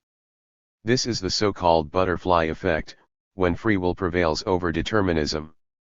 The second politically significant characteristic of a structural crisis is that neither alternative spirit can be organized such that a small group can fully determine its actions. There are multiple players, representing different interests, believing in different short-run tactics, and coordination among them is difficult to achieve. Furthermore, the militants on each side must spend energy persuading the always larger group of potential supporters of the utility of their actions. It is not only the system that is chaotic. The struggle for the successor system is also chaotic. What we can perceive, up to now, are the strategies that have been emerging in practice. The camp of the spirit of Davos is deeply divided. One group favors immediate and long-term harsh repression, and has invested its resources in organizing a network of armed enforcers to crush opposition. There is however another group who feel that repression can never work over the long term. They favor the de Lampedusa strategy of changing everything so that nothing changes. They talk about meritocracy, green capitalism, more equity, more diversity, and an open hand to the rebellious, all in the spirit of heading off a system premised on relative democracy and relative equality. The camp of the spirit of Porto Alegre is similarly split. There are those whose tactics for the transition period reflect their image of the world they want to build. It is sometimes called horizontalism. In practice, it seeks to maximize debate and the search for relative consensus among persons of divergent backgrounds and immediate interests. It is a search to institutionalize a functional decentralization of the movement and the world. And this group has also emphasized the reality of what is often called a civilizational crisis, by which is really meant a rejection of the basic objective of economic growth and substituting for this objective the search for rational balances of social objectives that will result precisely in relative democracy and relative egalitarianism. Arrayed against them is the group that insists that, in a struggle for political power, vertical organization of some kind is a sine qua non, without which the group is doomed to failure. This group also emphasizes the importance of achieving significant short-run economic growth in the less developed areas of the present-day world in order to have the wherewithal to redistribute benefits. Thus the picture is not one of a simple two-sided struggle but rather of a political field with four groups. And that is very confusing to everyone. The confusion is at one and the same time intellectual, moral, and political. And this reinforces the uncertainty of the outcome. Finally, this kind of uncertainty heightens the short-run problems of the existing system. Such uncertainty is both exhilarating, the feeling that action makes a difference, and paralyzing, the sense that we can't move since the short-run consequences are so uncertain. This is true both for those who benefit from the existing system, the capitalists, and those who are the vast underclasses. So, to resume, the modern world system in which we are living cannot continue because it has moved too far from equilibrium, and no longer permits capitalists to accumulate capital endlessly. Nor do the underclasses any longer believe that history is on their side, and that their descendants will necessarily inherit the world. We are consequently living in a structural crisis in which there is a struggle about the successor system. Although the outcome is unpredictable, we can feel sure that one side or the other will win out in the coming decades, and a new reasonably stable world system, or set of world systems, will be established. What we can all do is try to analyze the historical options, make our moral choice about the preferred outcome, and evaluate the optimal political tactics to get there. History is on nobody's side. We all may misjudge how we should act. Since the outcome is inherently, and not extrinsically, unpredictable, we have at best a 50-50 chance of getting the kind of world system we prefer. But 50-50 is a lot, not a little. 2. The end of middle-class work, no more escapes. Randall Collins. A long-term structural weakness of capitalism is now coming to the fore. It is the technological displacement of labor by machinery, which for the last 20 years has taken the form of computerization and information technology. This displacement is now accelerating and threatening the existence of the middle class. My argument is not very original. Marx also had a technological displacement mechanism, based on factory machinery, although in his argument it is combined with a number of other theoretical mechanisms, including business cycles, falling rates of profit, and in current neo-Marxian theories financialization and financial crisis. What I want to emphasize, however, is that the process of technological displacement of labor, driven to a sufficient extreme, will generate the long-term and quite possibly terminal crisis of capitalism, all by itself and without the other processes in Marxian and neo-Marxian theory. Business cycles may be hazy and imprecise in their timing and variable in the height and depth of their swings, as are Kondratiev waves and world system hegemonies on the global level. Financial crises may be contingent and avoidable through the right policy. No matter. The structural crisis of technological displacement transcends cycles and financial bubbles. It is the deep threat to the future of capitalism. Yes, there are short-term crises driven by financial, cyclical, and other mechanisms, but what I focus upon here is a long-term structural shift, one that very likely will bring capitalism to an end within the next 30 to 50 years. I make no claims for the purity or authenticity of the lesson that I borrow from Marx. Sociology today, if it believes in anything, believes in multiple processes, multiple causes, and multiple paradigms for dealing with our chosen aspects of the world. In an important sense, in sociology Weber has triumphed over Marx, and we all talk about the interpenetration of class, politics, and culture, and of gender too. Nevertheless, there are moments when the key feature of long-term structural change is at issue above all the issue of structural crisis. Here, for all our multidisciplinarity and our celebration of intellectual diversity, is an occasion when it seems to me one line of theory stands head and shoulders above all others in dealing with the mechanisms of crisis and the direction of very long-term structural change.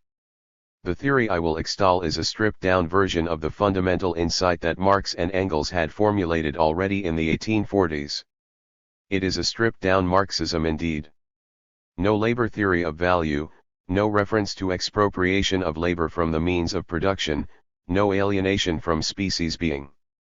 It makes no ontological claims and does not posit any final emancipation at the end of the crisis. I have stripped it down to a theory of long-term economic crisis. We need other lines of sociology for what happens in response to the crisis, and what arises politically and socially afterward.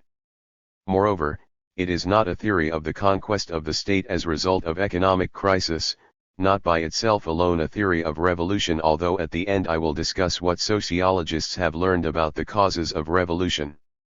And although it has implications for the future of socialism, it is not a theory of socialism and what would make socialism work better in the future than it did in the past. No, it is a theory of crisis first and foremost. Technological displacement is the mechanism by which innovations in equipment and organization save labor, thereby enabling fewer employed persons to produce more at lower cost. Marx and Engels argued that capitalists strive to increase profit in competition with each other. Those who fail to do so are driven out of the market. But as labor-saving machinery replaces workers, unemployment grows and consumer demand falls. Technology promises abundance, but the potential product cannot be sold because too few persons have enough income to buy it. Extrapolating this underlying structural tendency, Marx and Engels predicted the downfall of capitalism and its replacement by socialism. Why has this not happened in the 160 years since the theory was formulated? As is well known, where socialist regimes have come into power, the transition was not driven by capitalist economic crisis nor indeed when they have fallen out of power. My point here is the absence of definitive capitalist breakdown through technological displacement. Marx and Engels focused on the displacement of working-class labor. They did not foresee the rise of the massive middle class of white-collar employees, of administrative and clerical workers and educated professionals.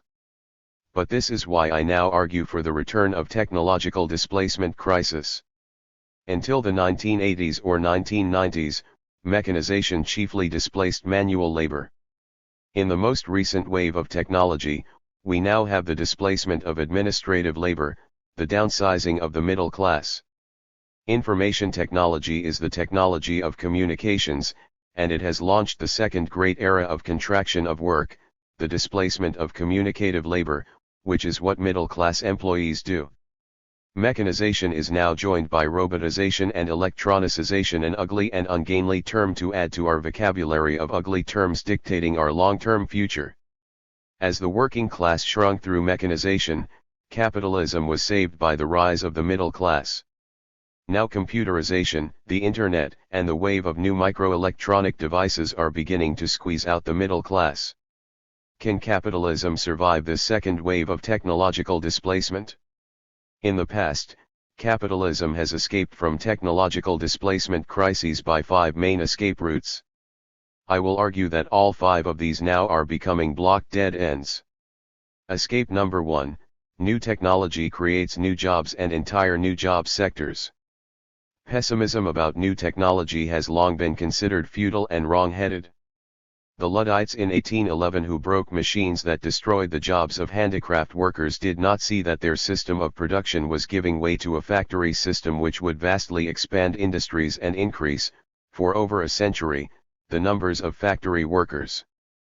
Development theory, formulated in the mid-20th century, held that the natural tendency is to move through the stages of primary, secondary, and tertiary labor sectors, i.e., extractive, manufacturing, and administrative or service work. But development theory was just an empirical generalization from a particular time in history. There is no guarantee that this process will go on forever. Agricultural labor went from a large majority of all jobs to about 1% in today's advanced economies. Manufacturing went from a height of some 40% to 15% or less. These figures show the magnitude of what technological displacement can do. A similar reduction in the administrative/service sector is plausible. Schumpeter, the best theorist of capitalist innovation, theorizes that new products and hence the major sources of profit come on the market by reorganizing the factors of production into new combinations. This always involves what Schumpeter called creative destruction. Nevertheless, Schumpeter-inspired economists also rely on nothing more than extrapolation of past trends for the argument that the number of jobs created by new products will make up for the jobs lost by destruction of old markets. None of these theories take account of the technological displacement of communicative labor, the escape valve that in the past has brought new employment to compensate for the loss of old employment. It has been argued that as telephone operators and file clerks lose their jobs to automated and computerized systems, an equal number acquire jobs as software developers, computer technicians, and mobile phone salespersons. But no one has shown any good theoretical reason why these numbers should be equal, much less why the automation of these kinds of technical and communicative tasks, for instance by shopping online, cannot drive down the size of the white-collar labor force. Technological displacement is ongoing as we speak. Within the past few years, checkout clerks in stores have been replaced by automated self-serve checkouts, cutting into one of the largest areas of lower middle-class service sector employment. At a higher skill level, professional journalists are being displaced by the downsizing or disappearance of newspapers, driven by competition from online news, itself deriving from a small number of paid journalists and a large number of amateur, unpaid bloggers. Computerization of the middle class is not being compensated by the creation of new jobs at an equal rate. New jobs are created, but they do not match the number of jobs eliminated, nor do they replace lost income. This is a reason why job retraining programs for displaced workers have failed to affect the rate of structural unemployment. Computerization and the internet have generated new sectors of work: software design, website construction, numerous work-from-home online informational and consulting services. These latter tend to be low-paying, not surprising given easy access by a growing number of competitors, many of whom provide their offerings for free. Although information technology, IT, generates new activities, it does not generate paying jobs at the same rate that it eliminates them.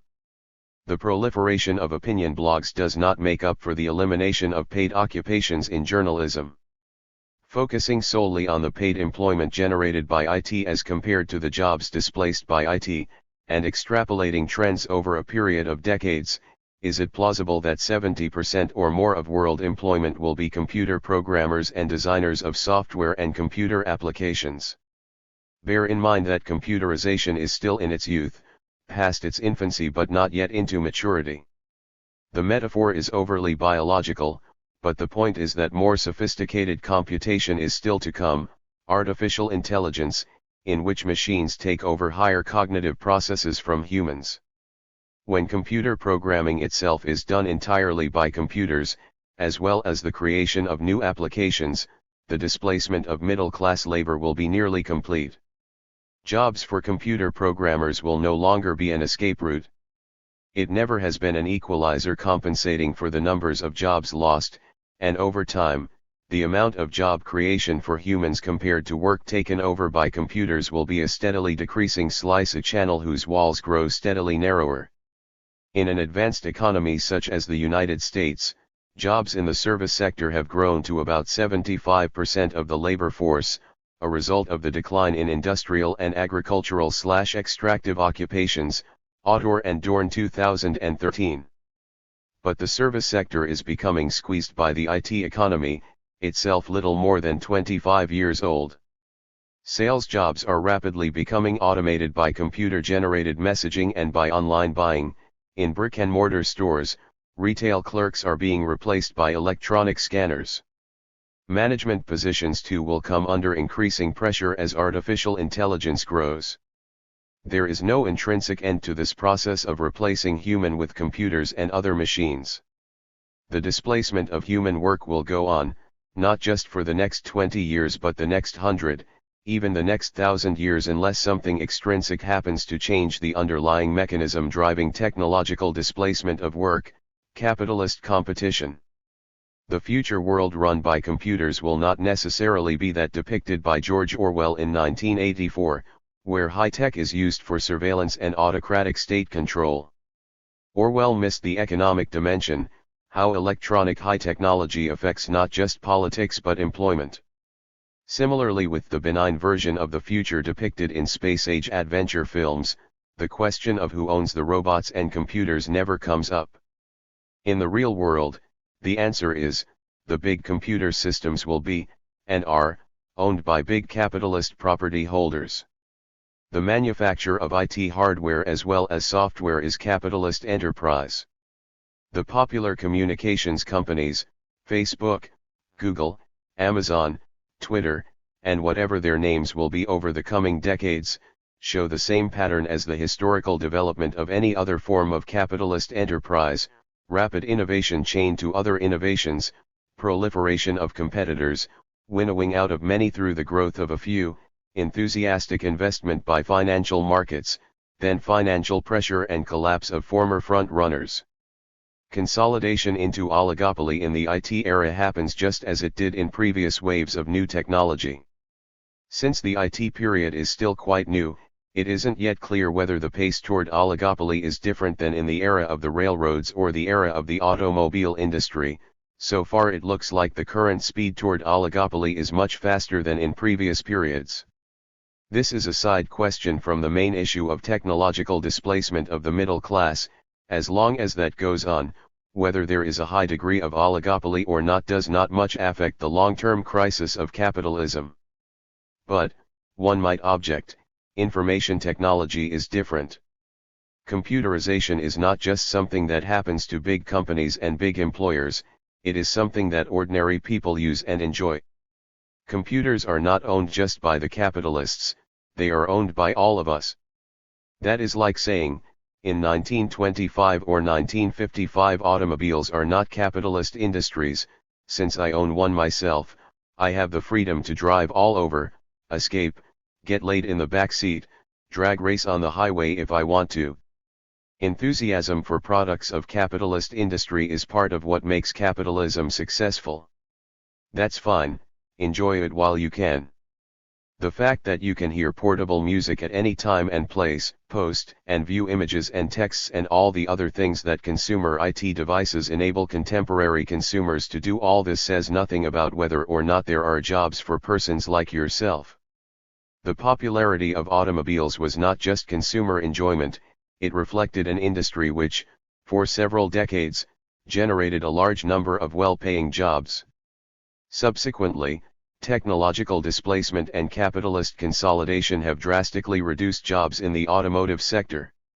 All the personal electronic devices of today that absorb people's attention and enthusiasm will not fend off capitalist crisis, if these same consumers cannot find jobs. Eventually they will not be able to buy these devices, nor their producers to sell them. That is the shape of deep, structural capitalist crisis. Escape number 2.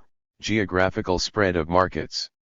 We tend to think of market spread as globalization, but globalization is only a quantitative difference in degree, not a qualitative difference in kind.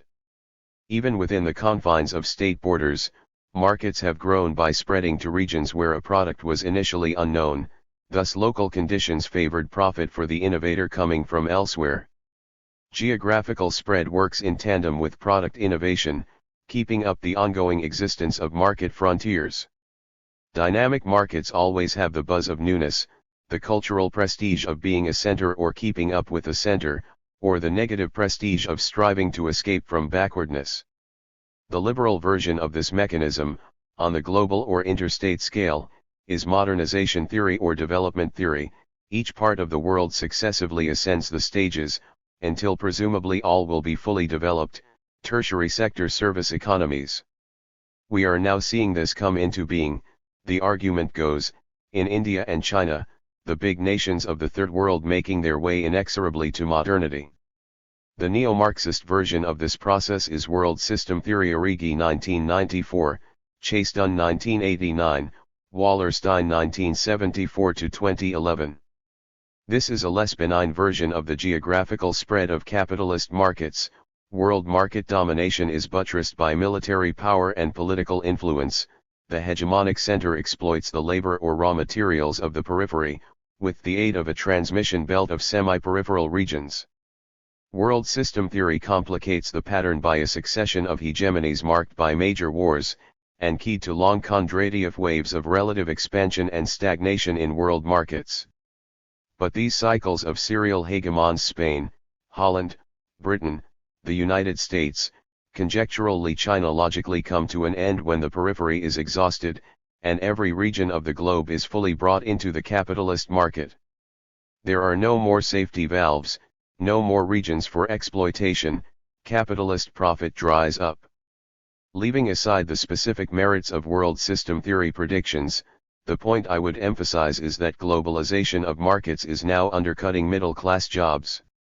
Internet technology makes it possible for white-collar workers in India or anywhere else to compete for jobs in servicing computerized businesses in the core capitalist regions of the world. Whereas in the past middle-class workers have been protected from competition to a greater degree than manual workers, this is no longer true. The Internet creates a much wider pool of workers who can access available jobs, especially if they do not have to physically move to a distant place of work. Contemporary globalization also involves much more rapid international travel. Managerial and professional workers physically move their expertise and their negotiating skills to entrepreneurial sites around the globe. This has the further effect of homogenizing upper middle class labor into a single labor market, raising the prospects of cheapening management costs, and displacing even high-level technocratic labor. Greater connectedness leads to greater competition for jobs, undercutting middle-class salaries. This process is relatively recent. The jet-set boom of the upper middle class in recent decades is becoming vulnerable to the same structural displacement that the cost-cutting experts have visited upon their employees. High-level professional and technical specialists face a much more competitive and uncertain existence than ever before, when they were protected by national enclaves. In the past, international migration provided cheap labor for centers of manufacturing, and more recently for the lower levels of the advanced service economies, thereby undercutting the working class of wealthier nations. Now as communications technology tends to spread cultural capital more homogeneously around the globe, it is middle and upper middle class labor that is being undercut. Escape number 3, metamarkets in finance. If working class and then middle class labor are technologically displaced, can the slack be taken up by everyone becoming a capitalist? This argument has been advanced as employee pension funds have come to play a large role in financial markets, and as financial services firms have expanded and have aggressively marketed investments to a larger constituency. In countries like the United States, where home ownership is widespread, the inflation of housing prices brought opportunities not only to treat home ownership as a speculative investment, but to withdraw equity from inflated housing prices in the form of cash for consumer spending. These financial practices have been among the short-term sources of the recent economic crisis and especially the financial meltdown of 2008. I am not proposing that our recent problems are the beginning of the end of capitalism. We will no doubt ride out this crisis, like other crises, in the short run, while leaving a certain amount of long-term damage. Financial crisis has been widely discussed. What I want to examine here is not short-run crises but the contributions of financialization to the displacement of middle-class labor. Recent financial manipulations are examples of a deeper structural tendency in capitalism, the pyramiding of metamarkets upon each other in financial markets. Capitalism, ever since it entered its phase of self-sustaining growth or internally driven expansion, has connected markets for material goods and services with markets for financial instruments. Schumpeter 1939 defined entrepreneurial capitalism as enterprise carried out with borrowed money. Static markets merely reproduce existing stocks and workforces, unless new combinations are taken out of the circular flow of reproduction. This is done by borrowing against the future. Thus in Schumpeter's 1911 view, banks are the headquarters of the capitalist system, deciding where new allocations for development will be made. But since financing is intrinsically speculative, its relationship with existing material arrangements can vary enormously. The upper atmosphere of the financial system can have many multiples of the value of what is actually bought and sold in material goods and services. We see this, for instance, in the vast amounts of money in international currency speculation in relation to the size of GDP, or the extraordinarily inflated sums in hedge funds, especially before the 2008 crash. By pyramiding metamarkets I mean the historical tendency for any given financial market to give rise to a higher order market in lower order financial instruments. In real social practices, all monies are promises to pay in the future. Thus financial specialists can create promises to pay, and so on up to almost any level of complexity. Loans, liens, equities, bonds, all these are relatively low levels of pyramiding. Short-selling stock market shares, bundling mortgages for secondary resale markets, leveraged buyouts, mutual funds, hedge funds, and other complex trading schemes are higher-order markets built upon the instruments of exchange. There is in principle no upper limit to how many layers can be added. Very large sums can be generated at higher levels, although the conversion of these monies into low-level goods and services is problematic. The illusion is created because they are all designated by the same unit of account: dollars, pounds, euros, but these nominal amounts can rise so high that cashing them out in the real material world is literally impossible. Pyramid financial markets have a high degree of social constructedness. Of course, almost everything is socially constructed in some way, but some are much more remotely connected to material constraints than others. An army, for instance, has an important degree of social constructedness, especially in combat, where, as Napoleon said, the moral is to the material as 3 to 1, nevertheless, an army with 5 times the size and weaponry of its opponent will almost always win, provided it maintains some minimal degree of social cohesion. In the world of pyramid financial instruments, the moral, i.e., the interactional processes of the network and its emotional moods, is to the material economy as something on the order of from 6 to 1, which is the ratio between money loaned out and actual bank deposits, up to quite possibly hundreds to one in highly leveraged financial manipulations. As sociologists, we need to look at social constructedness not as a philosophical constant but as a set of variations, which can be theorized both in their static relationship to network structures, and in their dynamics of boom and bust over time. My chief point here is that the more pyramid financial metamarkets are, the more volatile and crisis-prone they are, with booms and busts far out of proportion to what is happening in the low-level material economy. But there is an optimistic side as well, optimistic if you would like to preserve capitalism. Financial markets are intrinsically flexible, like giant balloons made out of magic material that can inflate to any size at all. This lends plausibility to the idea that everyone can become a finance capitalist, playing the great game of financial markets.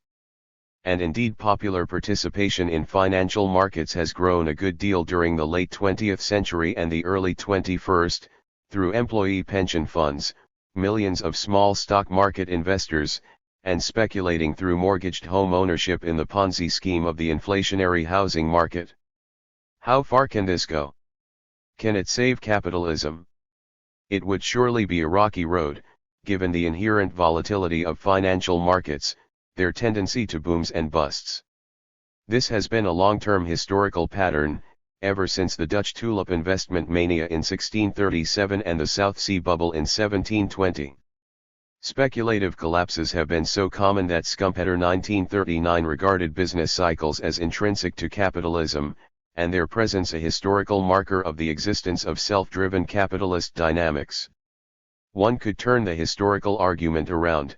Speculative busts have always bottomed out and eventually financial markets have gone up again. Financial crises are in the nature of the capitalist beast, and the historical record suggests that we will always recover from any financial crisis.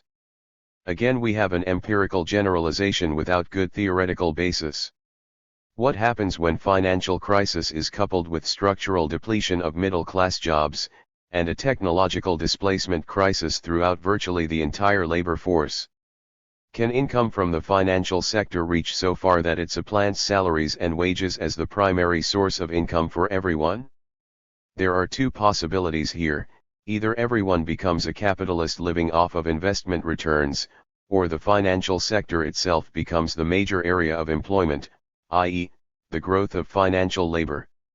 Taking the first of these, it is hard to envision a future in which everyone lives as a financial investor. It takes some initial accumulation of funds for your initial bankroll in order to start investing, the gambling stakes to get into the game. Small investors get started with their salaries, savings, and pensions, but these are just what would dry up under the technological displacement scenario. We are at the theoretical frontier here, and the future of political economy may well include things undreamed of in your philosophy, Horatio. But is it conceivable that in the future, when everything is automated, that entire populations will spend their lives as financial investors, a reserve army of gamblers in lifelong casinos? Not everyone goes on making money throughout their investment career. Some people lose their investments even in good times, and during a speculative bust many people do. And once they wash out of the speculative market, do they ever get back in, barring gainful employment on their own? Financial markets are intrinsically inegalitarian, concentrating wealth in the small number of big players at the top of the pyramid. It is precisely the advantage of better networking, insider viewpoint, first mover advantages, and ability to ride out fluctuations better than small players that gives big players in higher metamarkets their capacity to make profits from the medium and small players in lower order markets. Pyramid levels of monies illustrate Viviana Zelizer's 1994 theory that money is not homogeneous but plural, diverse sets of specific currencies circulating within their own social networks. Those who play in the circuit of hedge funds, for instance, are a very restricted group of persons and organizations. Small players are not even legally allowed into these markets. Perhaps this is beside the point. In the idyllic financial utopia of the future, core investors will become mega-rich, but smaller investors will get their share. Will this be enough to sustain consumer spending throughout the entire economy and thus keep the machinery of capitalism going? Not if financial markets tend toward ever greater concentration, exploiting the smaller participants at the bottom. For the second possibility, technological displacement can be expected to make inroads into employment in the financial sector. As I mentioned in the optimistic capitalist scenario, the financial market can prop up an otherwise diminishing middle class either by making everyone a capitalist, or making everyone an employee of the financial sector. Is this latter plausible? When all other work is technologically displaced, financial work will take up the slack. But why should technological displacement not take place within financial employment itself? We have seen a low-level version of this already, with online banking eliminating bank tellers and clerks, and banks downsizing their workforces even as they handle larger amounts of monetary instruments. The mantra of capitalist economists is that unskilled labor is displaced by more highly skilled professionals. But how far can the sector of financial professionals expand? Temporary run UPS such as seen during the 1990s may well prove to be a passing phase, and in any case it is hard to imagine that anything near a majority of workers in an automated future will have jobs as hedge fund managers. Still, this may be the best dream future capitalism has to offer: no one doing any real productive labor, everyone living as a financial manipulator. Maybe we will experience a phase of this, sometime later on in the 21st century. If so, I would predict it will be the run-up to the last crash of capitalism. Escape number 4, government employment and investment. Now we come to escape routes that are not intrinsic to capitalism itself, but salvation from outside. Prominent among them is the Keynesian welfare state solution. It was widely argued 50 years ago that capitalism was saved by the welfare states of the 1930s, 1940s, and 1950s, the liberal left saving capitalism when the ideological right proved incapable of saving itself. Can government spending solve the technological displacement of the middle class? The main form of direct government hiring has been middle-class administrative jobs, thus any continuation of the trend to automate and computerize such jobs would contract government employment too. A sufficiently resolute political regime could resist this by refusing to automate jobs away. This kind of neo-Luddite policy was tried by British unions and socialist politicians from the late 1940s through the 1970s. Staying technologically backward for the sake of protecting employment would probably be demoralizing and politically unviable. It was this atmosphere in Britain that led to the Thatcherite reaction. Another version that has worked in the past has been military Keynesianism, the buildup of employment in military forces along with stimulating the economy through military production. But the contemporary military has gone high-tech, promoting transformation into smaller fighting forces coordinated by computers, satellites, aerial sensors, and remote control surveillance and targeting devices. The military is the leading edge of robotization, and it is doubtful that even a World War-style all-out mobilization would ever produce the kind of massive militaries seen in the 20th century.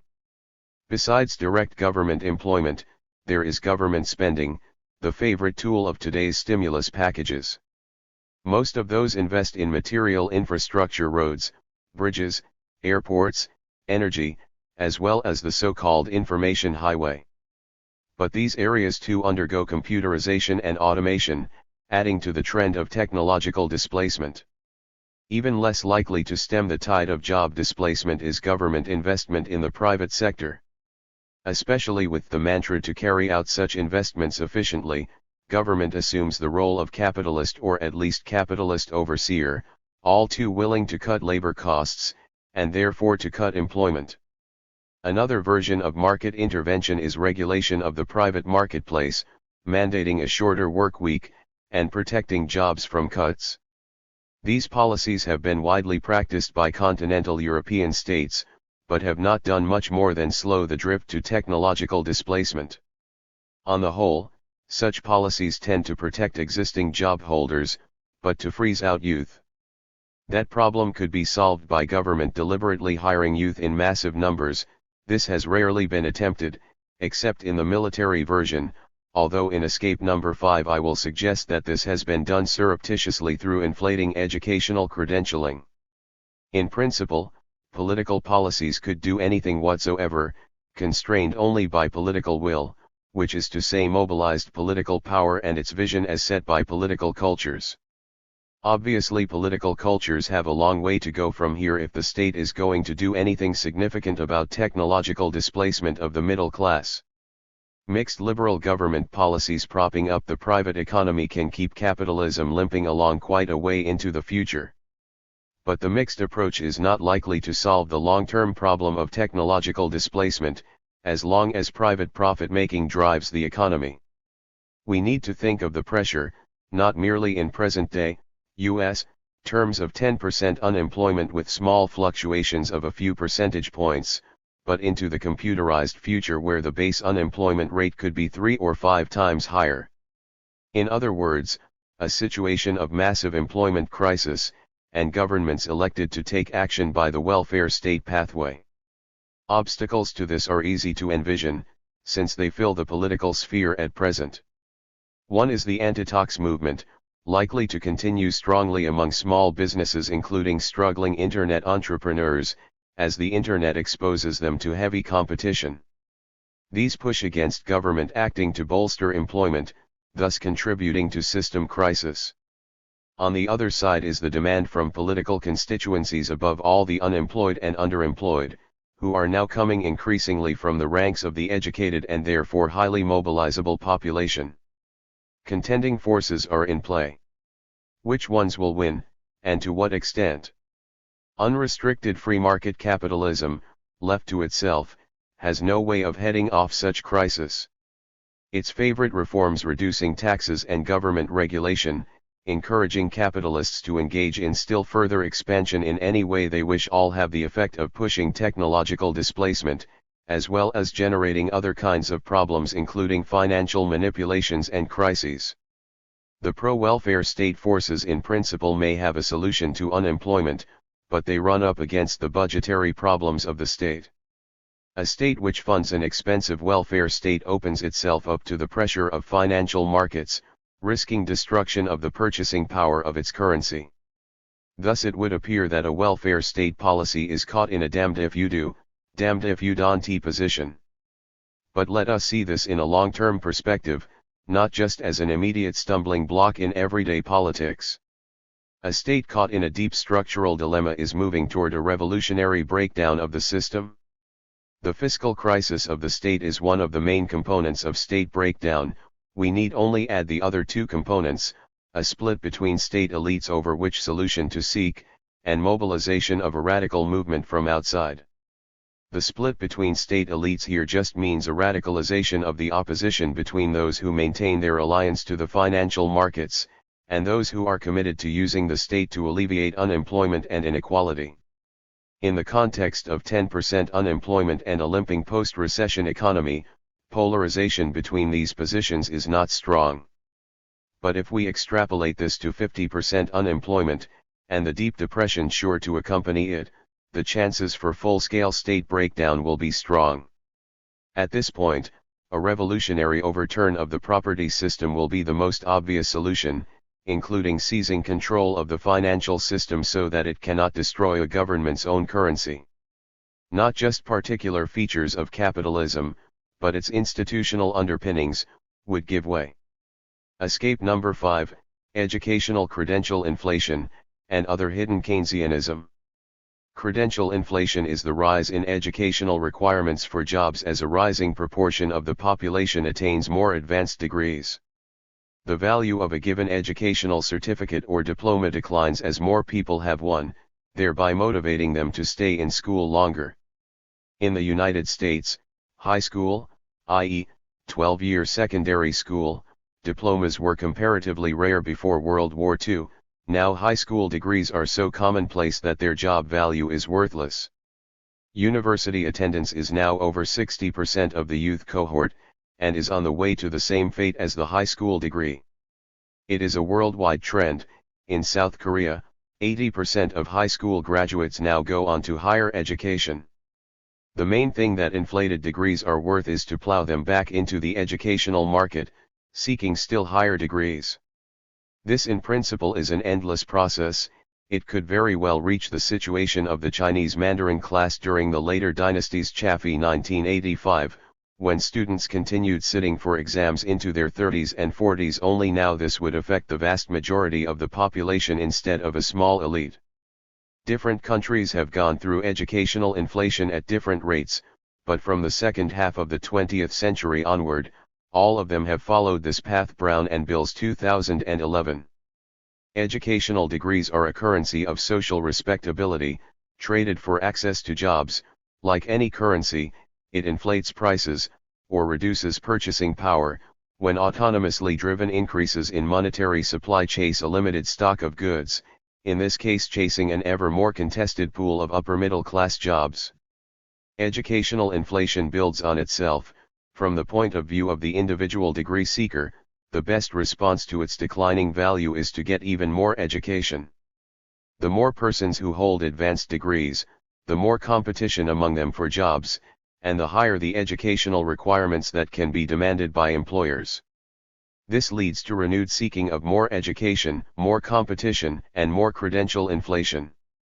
Within this overall inflationary process, the most highly educated segment of the population has received an increasingly greater proportion of the income.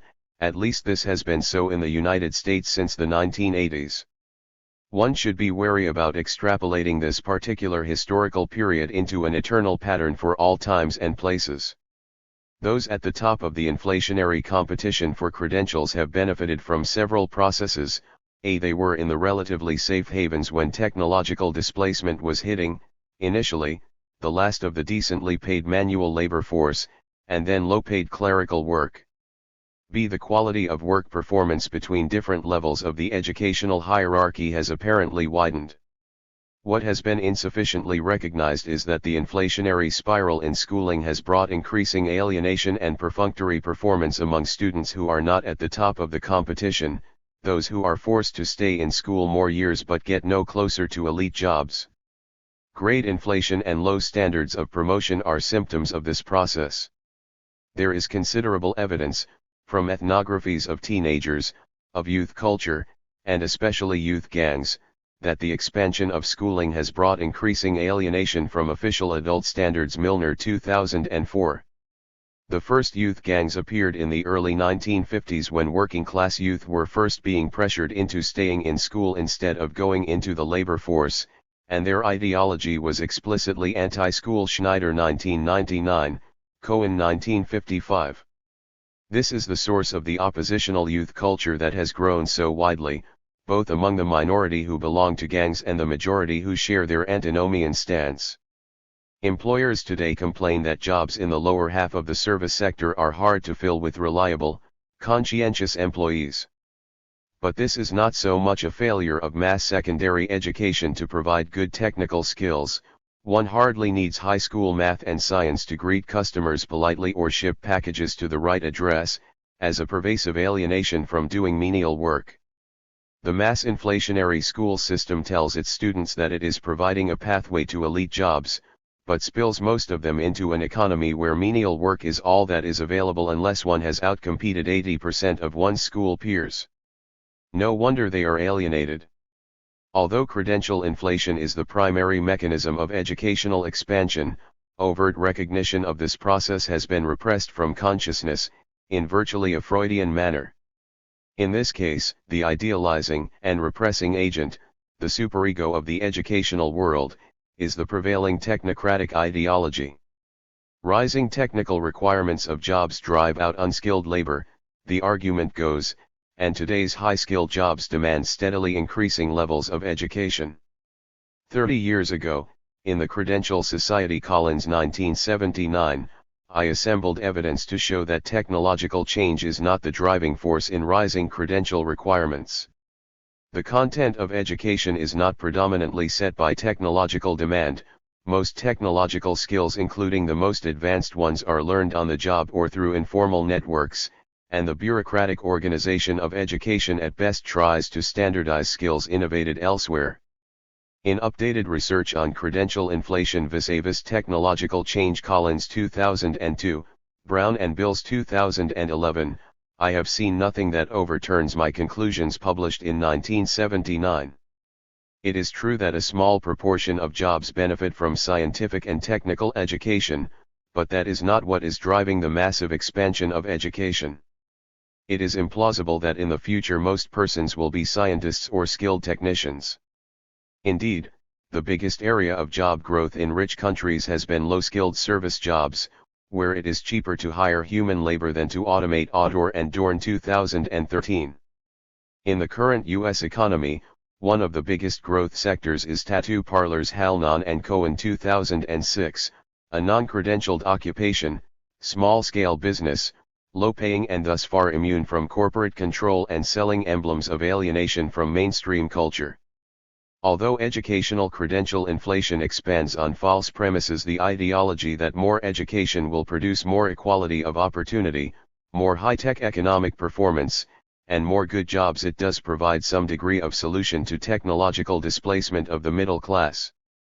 Educational credential inflation helps absorb surplus labor by keeping more people out of the labor force, and if students receive a financial subsidy, either directly or in the form of low-cost, and ultimately unrepaid, loans, it acts as hidden transfer payments.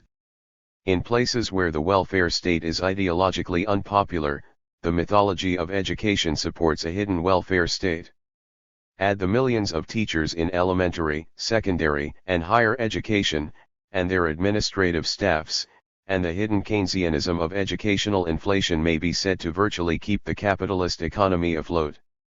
As long as the educational system can be somehow financed, it operates as hidden Keynesianism, a hidden form of transfer payments and pump priming, the equivalent of New Deal make work, setting the unemployed to painting murals in post offices or planting trees in conservation camps. Educational expansion is virtually the only legitimately accepted form of Keynesian economic policy, because it is not overtly recognized as such. It expands under the banner of high technology and meritocracy. It is the technology that requires a more educated labor force. In a roundabout sense this is true. It is the technological displacement of labor that makes school a place of refuge from the shrinking job pool, although no one wants to recognize the fact. No matter, as long as the number of those displaced is shunted into an equal number of those expanding the population of students, the system will survive. The rub is on the expense side. The two main ways to pay for schooling, at all levels, elementary, secondary, tertiary, and whatever further levels become added on, are either by government provision or by private purchase. Both of these come under pressure in times of economic downturn and squeezed government revenue. In the years around 2010, both in the United States and many other countries, the costs of public education became such a substantial proportion of government budgets, especially at the local level, that they gave rise to movements to cut educational spending. In Chile, for instance, where 50% of the youth cohort now attends university, there is a struggle between the organized students demanding free university education for all and administrators and tax conservatives who push an increasing proportion of higher education into the private marketplace. Similar issues have roiled the student population in France and elsewhere. In the United States, where higher education is funded largely, and increasingly, by the students themselves and their families, there has been much concern over the amount of debt in the form of student loans now, as of 2011, approaching 10% of GDP. If one extrapolates both the numbers of students extending their stay in schools in response to technological displacement, and the proportion of the economy made up by student debt, one can see that another 20 years or so of technological displacement and credential inflation will become enormously expensive to the system as a whole. What would happen if student debt rose to 50% of GDP, or 100%? Education is a major cost of government, and this tends to limit future expansion. With higher costs, there are pressures to privatize, shifting the burden of funding to students or parents, but this too faces a limit as the middle class is economically squeezed. By 2012, there was a wave of publicity in the United States about what kinds of degrees are not worth the cost of acquiring them, in terms of the jobs one can get or one fails to get. Although one individual solution would simply be to drop out of the educational competition, the more popular choice among youth has been to seek specific vocational education, and there has been an upsurge of schools in areas like apparel design, computer programming, business, etc. But the shift to vocational education does not evade the dynamic of credential inflation, and we can predict increasing competition inside those vocational sectors, and rising inflation of vocational degrees. One indicator has been controversy, both in the political sphere and in accrediting and regulatory agencies, critiquing the low rate of job success for such vocational students, and denying them access to government loans. That is to say, the inflated value of educational degrees has become an explicit problem. Information technology is again being invoked as a solution. There is a rush toward university courses online, thereby achieving great economies of scale. Some of these are for sale, albeit at rates far lower than the cost of actual tuition at a bricks-and-mortar institution. Others are offered altruistically for free. Neither method will hinder credential inflation, indeed, both add to it, by putting still more educated persons on the market. As of now, the new kinds of credentials are being labeled as distinct from university degrees, and in that sense not directly competing with them. This remains to be seen. In effect, a new form of cheap educational currency is being created, alongside a more traditional and expensive educational currency. If educational currencies are strictly like money, Gresham's law would apply, and the cheap currency would drive out the expensive one. On the other hand, in economic sociology, as we know from Viviana Zelizer, 1994, and Harrison White, 2002, high-quality economic objects can exist in separate circuits alongside cheap ones, and that may well continue to be the case in the production of educational credentials. The dilemma is this: efforts to make education cheaper have the effect of reducing employment in the educational sector itself. If a few famous universities monopolize teaching through online courses, and a few professors can do the vast amount of the teaching with electronic assistance, one more sector of employment becomes technologically displaced. The result is the same through the pathway of old-fashioned tax revolts.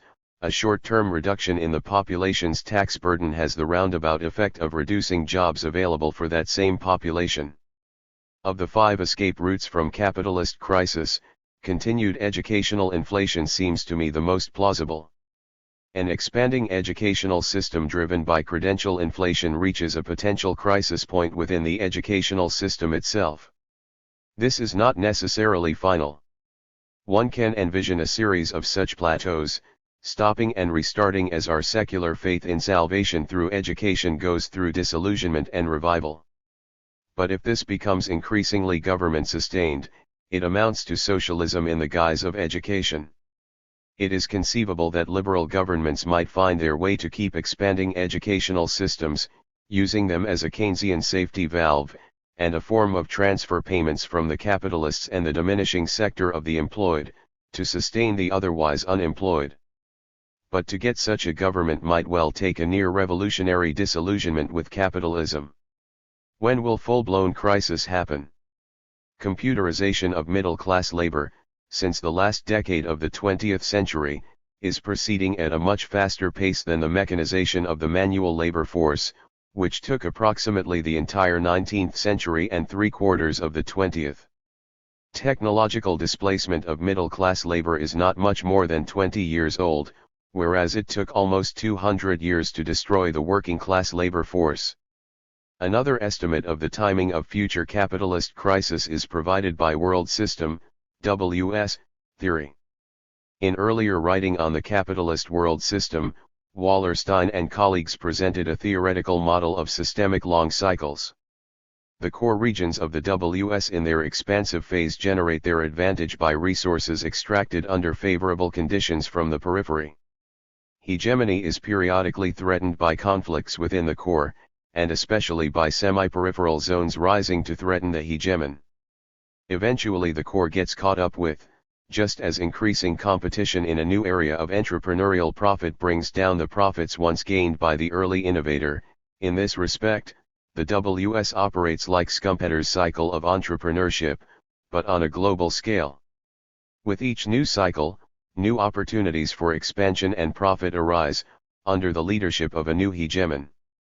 The crucial condition in the background, however, is that there must be an external area, outside the WS, which can be incorporated and turned into the periphery of the system. Thus there is a final ending point to the WS, when all the external areas have been penetrated. At this point the struggle for profit in the core and semi-periphery cannot be resolved by finding new economic regions to conquer. The WS undergoes not just cyclical crisis but terminal transformation. On the basis of past cycles, Wallerstein, also Origi, 1994, project the crisis of the WS at approximately 2030 to 2045. My own estimate of the crisis point generated by the mechanism of technological displacement of the middle class depends on the rate at which structural unemployment grows.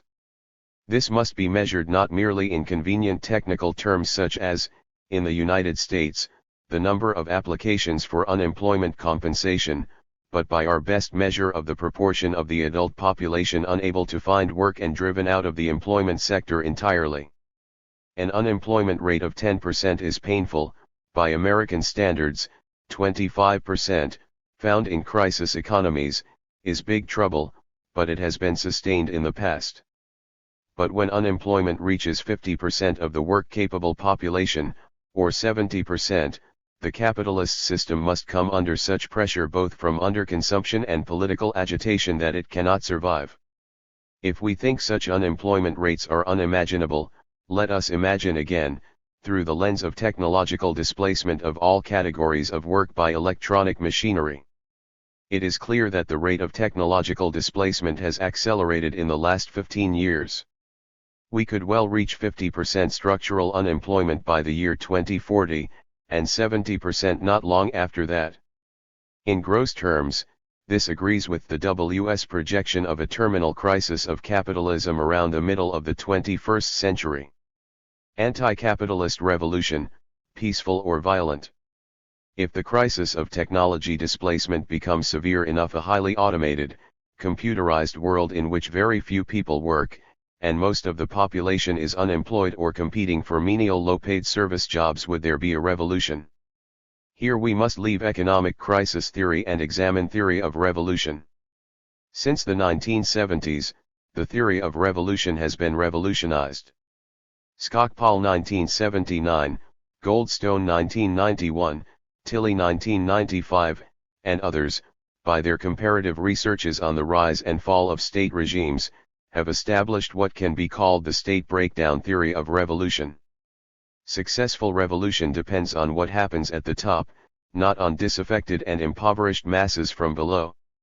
The chief ingredients are, first, a fiscal crisis of the state becomes unable to pay its bills, and above all to pay its security forces, its military and police. State fiscal crisis becomes lethal when it is joined by the second ingredient, a split among elites over how to deal with it. We could add secondary factors, back in the chain of antecedents, typically although not always including military causes. A state fiscal crisis often comes from accumulated military expenses, and elite deadlock is especially exacerbated by military defeat, which delegitimates government and provokes calls for drastic reform. Splits among elites paralyze the state and open the way to a new coalition with radical aims. It is in this power vacuum, what social movement theorists now call the political opportunity structure, that social movements are successfully mobilized. Often they do so in the name of grievances from the bottom, but typically such radical movements are led by upper middle class fractions with the best networks and organizing resources. As de Tocqueville recognized long ago, the radicalism of a movement is not correlated with the degree of immiseration. Exactly what does determine the degree of radicalism is more in the realm of the ideological and emotional dynamics of exploding conflict, although just how to theorize this remains unfinished. Virtually all revolutions, up to this point in history, have come not from economic crisis of capitalist markets, but from government breakdown. The key component is fiscal crisis in the government budget itself, but this is usually independent of major crisis in the larger economy. This means revolutions can continue to happen in the future, through the narrower mechanism of state breakdown, the state-centered fiscal crisis, elite deadlock, and ensuing paralysis of state enforcement apparatus. State crises are more frequent than full-scale economic crises. What happens when we put this in the context of the long-term trend to technological displacement of the labor force? Several things are possible.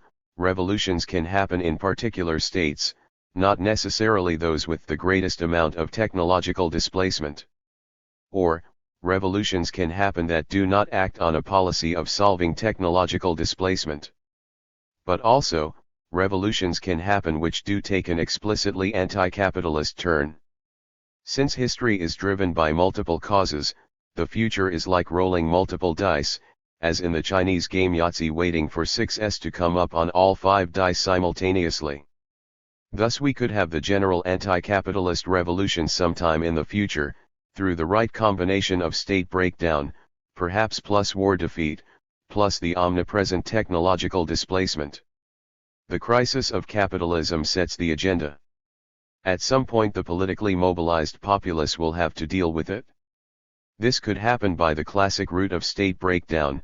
The legitimacy of the state is called into question, the state itself stops functioning, paralyzed by fiscal crisis and/or political splits within its own ranks, mirroring political polarization outside.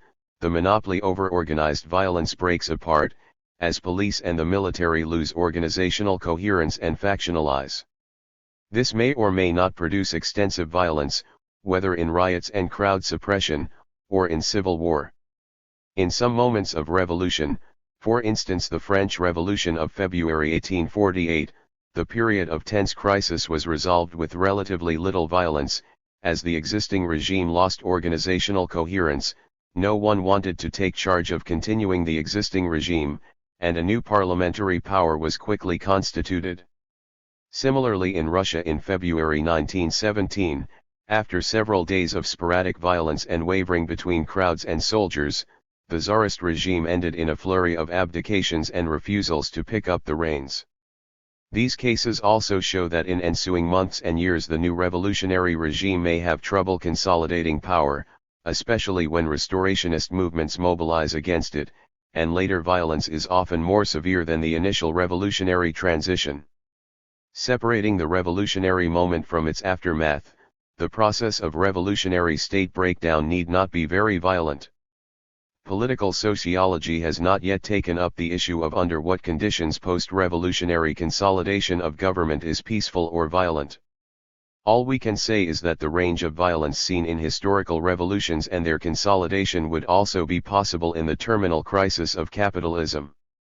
The most dangerous possibility is that the prospect of anti-capitalist revolution, seen by its enemies as the threat of violent change, would give rise to a neo-fascist solution, an authoritarian regime supported by popular movements nostalgic to save capitalism, which would carry out enough redistribution so that the massively unemployed population would be kept alive, but under a police state constantly on the alert for subversion.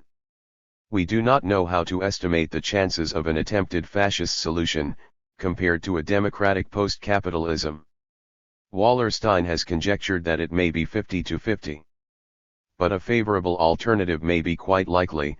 The institutional transformation from capitalism to a non-capitalist system of political economy and institutional revolution could come about through peaceful political process.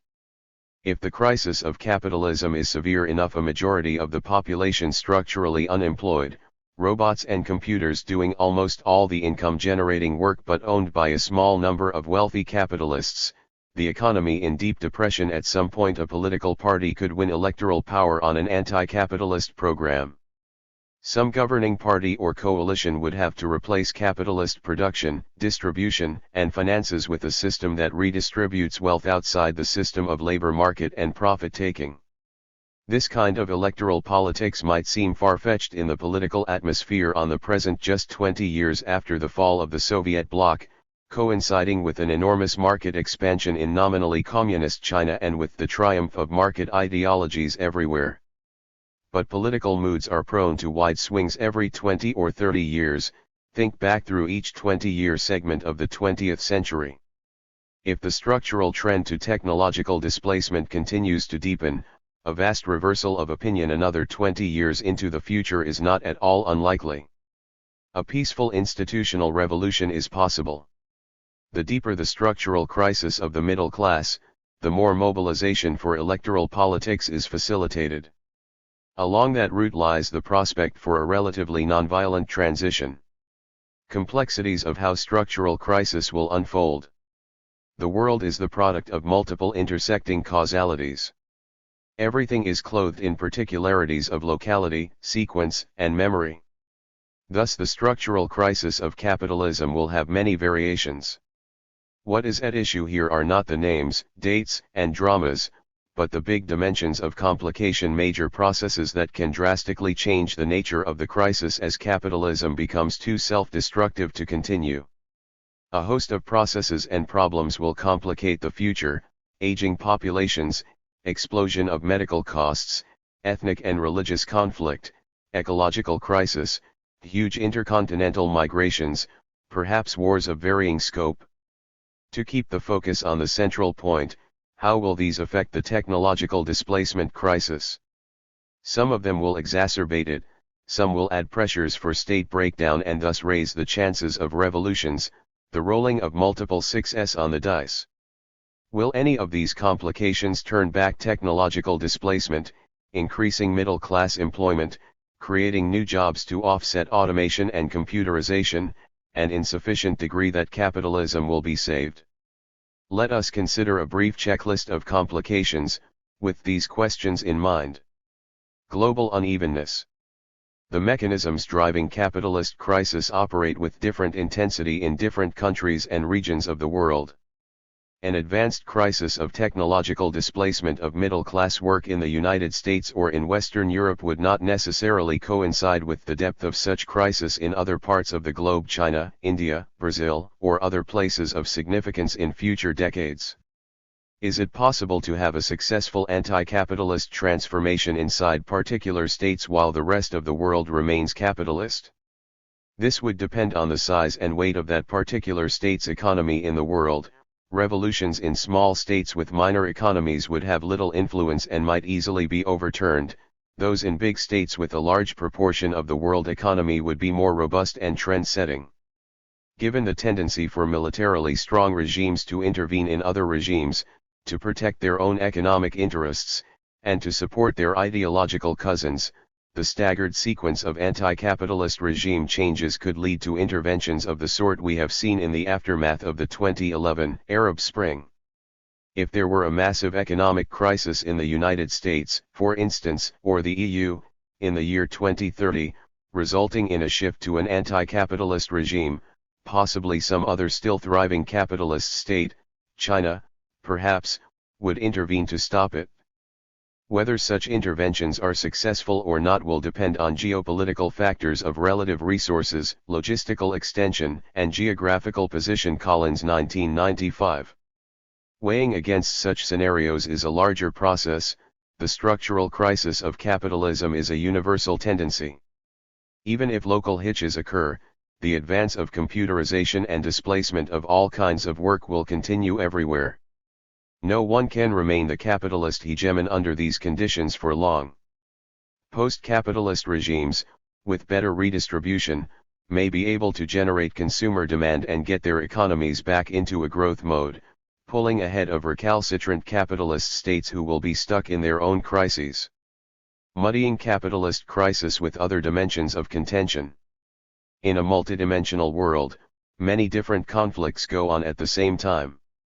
The future showdown of capitalist crisis will be mixed with other issues, and these often have emotional and dramatic qualities that put them in the forefront of public attention. To mention only a few: religion at present, contention most vehemently between militant Islamists and their opponents, Christians, Hindus, secularists of the post-Christian West, the post-communist successor states, etc., not ruling out the possibility of other axes of religious conflict in the future. Race/ethnicity/national identity conflicts ranging among struggles over distribution of the spoils of office, quotas, and government regulation of ethnic access to resources, affirmative action, etc., policing borders against immigration, exclusion of immigrants, territorial disputes, and ethnic wars. But also movements to promote inter-ethnic harmony or integration, which may be opposed in turn by movements seeking the particularistic ends listed in the previous sentence. There are also a host of transient issues that take up most of the political attention space most of the time. These involve scandals, corruption charges, personalities, atrocities, moralistic issues sometimes elevated to the status of culture wars. But what makes structural crises more important is that they are indeed structural.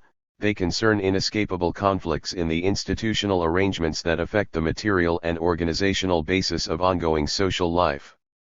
Unlike scandals, structural issues do not blow over, they can be ignored for a while but they continue to produce their effects. Overlaying by particularistic issues is inevitable. Conflicts over ethnicity, religion, gender, lifestyle, etc., can either reinforce the capitalist crisis, or muddy it enough to retard or prevent a revolutionary transformation to post-capitalism. Such conflicts could also reinforce the crisis and the transformation, if large numbers of people are mobilized via their identities as suppressed and injured ethnic groups, religions, gender, etc., and perceive their grievances as coinciding with their interests in opposing the capitalist system. Overlay of particularistic identities upon class mobilization has often happened in past revolutions, and seems likely in the future. On the other hand, the overlaying most of the time diverts attention from economic issues, and has often served as the mobilizing base for reactionary movements, opposing reform of the system because of ethnic, religious, or other hostilities to the reformers. Again, we should invoke the depth of the future capitalist crisis. If it is as deep as the theory indicates, there will be no way out of it, except a post-capitalist transition. All the ethnic, religious, lifestyle, and other conflicts will only be so much noise, stringing along the crisis until finally an alignment of mobilized political forces comes about that solves the problem by post-capitalist transition. The long-term result is not whether the transition will occur, but how long it will take. War. The capitalist crisis envisioned for the mid-21st century might well be connected with wars. Anti-capitalist revolution in one state could lead to subsequent wars, as the result of outside intervention to restore a pro-capitalist regime, or internal civil war exacerbated and sustained by outside aid and intervention, or by another path, an aggressive post-revolutionary state promoting export of revolution, thereby generating wars elsewhere. This is not inevitable. There are pathways by which a revolution, particularly a peaceful political transition, would not be followed by wars. Rather than trying to predict the contingent variety of the future, let us ask the overarching question: would war save capitalism, or add to its crisis? Wars on the whole promote revolutions, especially on the losing side, but also sometimes on the winning side, through war expense contributing to fiscal crisis of the state. Would a war victory by a state attempting to uphold capitalism, in a world where anti-capitalist movements are strong, be able to sustain capitalism by force? It might be able to do so for a period of time. But a deep crisis of massive technological displacement of work could not be solved in this way. Even this war scenario only retards the post-capitalist transformation. Ecological crisis. Long-term climate change, destruction of natural resources and other results of human activity are producing massive consequences and endangering life and livelihood in the future. The question is, will the ecological crisis generate shifts in capitalism, such that the capitalist crisis will be overcome, the solution to the ecological crisis solving the capitalist crisis? Or will the crises combine, making each other worse, and thereby motivating a joint solution, or a joint failure of solution? Ecological crisis could mesh with capitalist crisis. The other prong of the alternatives, that ecological crisis would help capitalism survive, seems remote. Green industries will not generate enough employment to offset technological displacement, especially since green industries are likely to take the high-tech path of further computerization and automation. The disastrous effects of ecological crisis, although horrific to contemplate in terms of human suffering, would hit some regions of the world earlier than others. Ecological change will create new advantages and opportunities for some regions. Some low-lying parts of the world will be inundated. Other places will become relatively uninhabitable, because of drought, heat, pollution, etc. At the same time, some cold regions will become more habitable. Melting ice caps will open new oceans, for instance, favoring Russia, Canada, and other regimes adjacent to these frontiers. The combination will bring about massive pressures for migration. There also could be huge population losses, amounting to a humanitarian disaster, perhaps killing hundreds of millions of people. Nevertheless, the cold eye of history centuries from now will report that even if 10% of world population were lost, or some such figure, much of the human world did survive and adjust. Now bring the ecological crisis into juxtaposition with the crisis of capitalism generated by high-tech displacement of middle-class work. The massive flux of refugees from the ecologically devastated areas into the habitable regions would add more competition to an already crowded labor market. Cheap, expendable labor, which already drives down the life chances of the majority made superfluous by automation, would further exacerbate the economic crisis. Some new employment would open up, in migrant ethnic enclaves, and on the geographical frontiers where the earth will become more habitable. But ecological crisis seems unlikely to break the overall trend of the technological displacement crisis. Displaced populations, fleeing from places no longer inhabitable, and the anti-migrant movements that would likely follow, might add a further muddying or retarding effect on the solution of capitalist crisis. On the humanitarian side of the scale, compassion within the part of the world that welcomed such survivors could further channel emotional energy to the movement for a transition beyond capitalism and its problems. On the whole, ecological crisis seems likely to further enhance the likelihood of the anti-capitalist scenario. Of crucial importance is timing. The most careful predictions about the ecological crisis suggest that major destruction of human habitat would occur around AD 2100. It is at this point that sea levels will rise enough to inundate low-lying coastal areas, agriculture will be ruined in major populated regions, water shortages will become dire. But projections for full-scale capitalist crisis come sooner, around AD 2030 to 2050. The capitalist crisis will have priority, because it will hit crisis proportions first. The post-capitalist future and possible oscillations among economic regimes. What comes after capitalism would have to redistribute massively from current arrangements of the private holding of wealth generated by capitalist enterprises and financial maneuverings. Such redistribution would go to the large majority of the population displaced by the computerization and mechanism of all forms of labor, including much of what is now managerial and professional employment. The program of redistribution would also be the occasion to take control of what are now the financial institutions underpinning the disastrous trajectory of capitalism.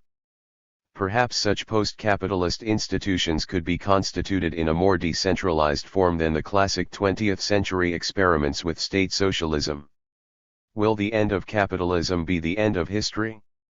Certainly not. It will not eliminate politics. Hopefully post-capitalist regimes will be democratic.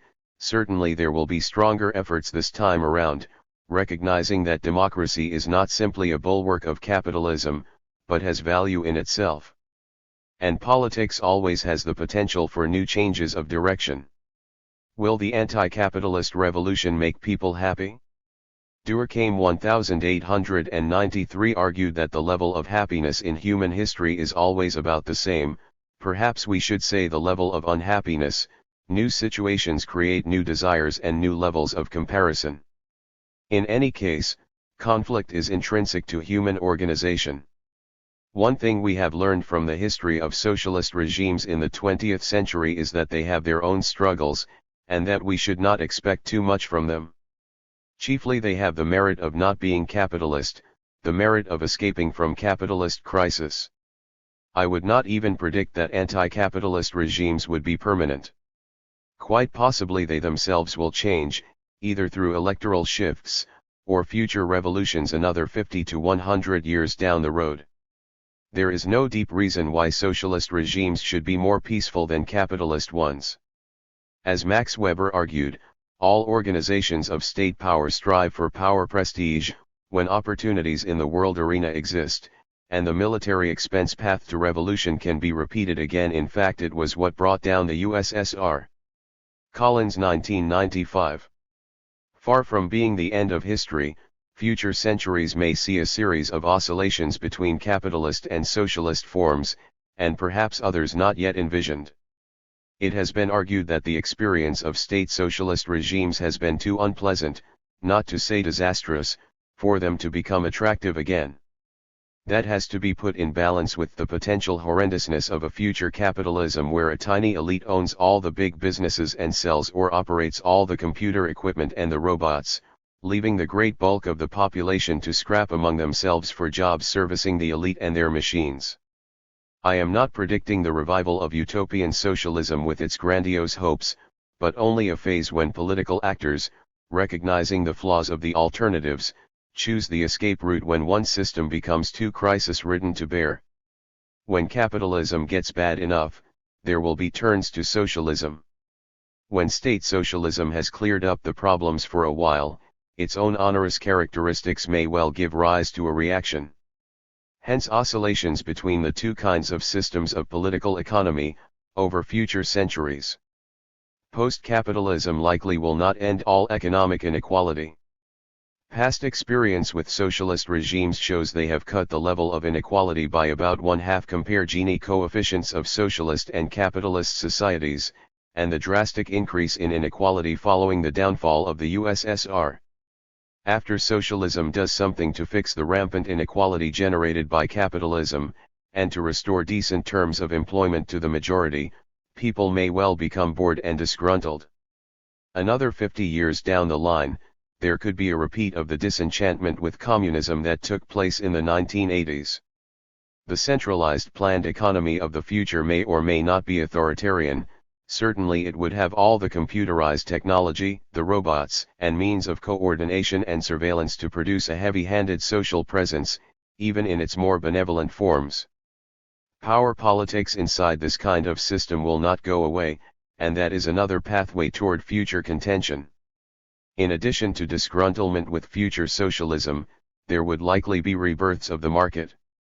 If spaces are allowed inside a planned economy, and presumably in liberal, mixed forms there would be, trading networks would grow up, entrepreneurs would generate new enterprises, perhaps trumping centralized planning with their greater innovativeness. The snake in the garden, investment and finance, could make its reappearance, setting off new rounds of speculation and pyramiding metastructures of financial manipulation. If socialist regimes are sufficiently democratic, capitalist movements might vote themselves back into office, and dismantle part or all of state direction of the economy. If the regimes are more authoritarian, the theory of revolution is back in play, waiting for circumstances that bring about state breakdown and openings for regime change. If in the distant future, for instance, the 22nd century, or the next capitalism is restored, that too is not the end of history. If it is restored with the same tendencies to self-destruction as current capitalism, the world would see yet another repetition of swings between capitalist and anti-capitalist arrangements of the economy. In sum, the long-range future, however many centuries forward one can imagine, is likely to be a series of swings between the respective weaknesses of centralized state planning and rampant market economies. We are most certainly not looking at the emancipation of humanity, either way, but at a realistic oscillation between the horns of a socio-economic dilemma. Conclusion. I want to underline the schematic nature of my analysis. I have concentrated on a long-term structural trend in capitalist labor markets, which is at the crux of the growing inequality inside capitalism. The ongoing phase of high-tech innovation, computerization, robotization, the replacement of human communicative labor with machines is in full swing today, and will surely become much more extreme with each passing decade. Fully advanced artificial intelligence does not yet exist that would closely mimic human capacities for flexible and creative cognition. The nearer AI gets to that standard, the higher the ranks of the workforce it will be able to replace. One can envision a future, perhaps less than 50 years from now, when almost all work is done by computers and robots, with a few human technicians and repair personnel.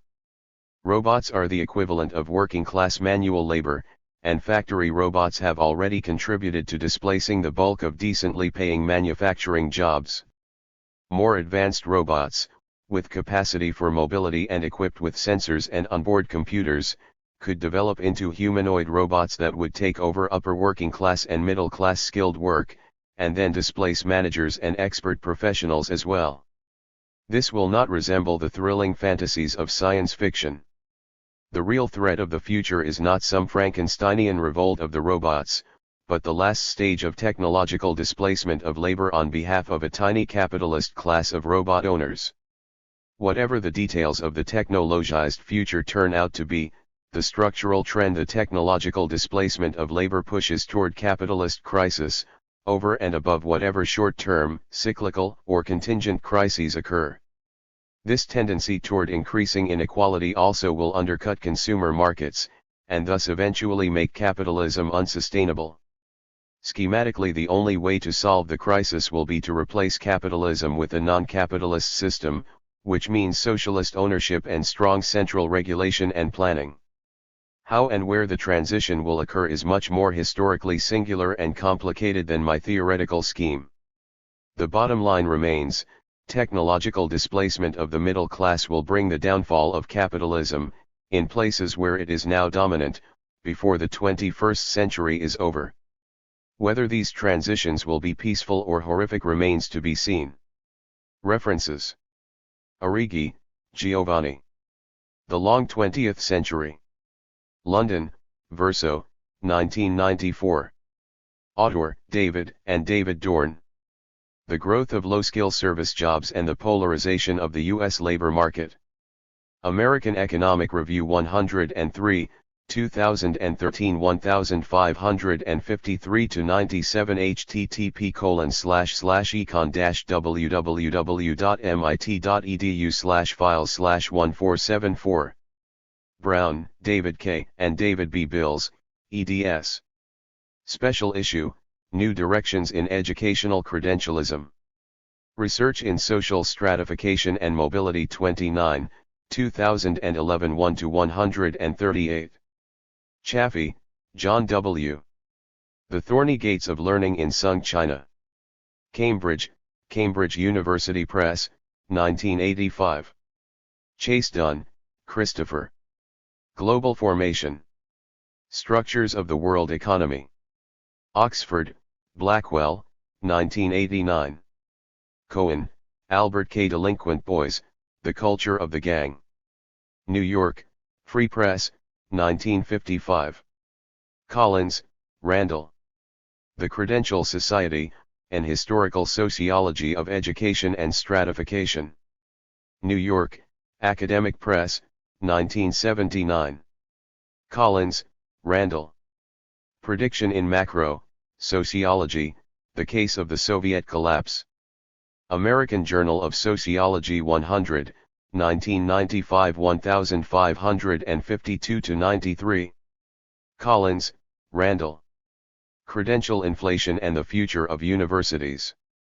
In the Future of the City of Intellect, edited by Steve Brent. Stanford. CA, Stanford University Press, 2002, 100-122. Durkheim, Emile. The Division of Labor in Society. New York, Free Press, 1964, originally published 1893. Goldstone, Jack. A Revolution and Rebellion in the Early Modern World. Berkeley, University of California Press, 1991. Halnon, Karen Bette, and Sandra Cohen. Muscles, Motorcycles and Tattoos, Gentrification in a New Frontier.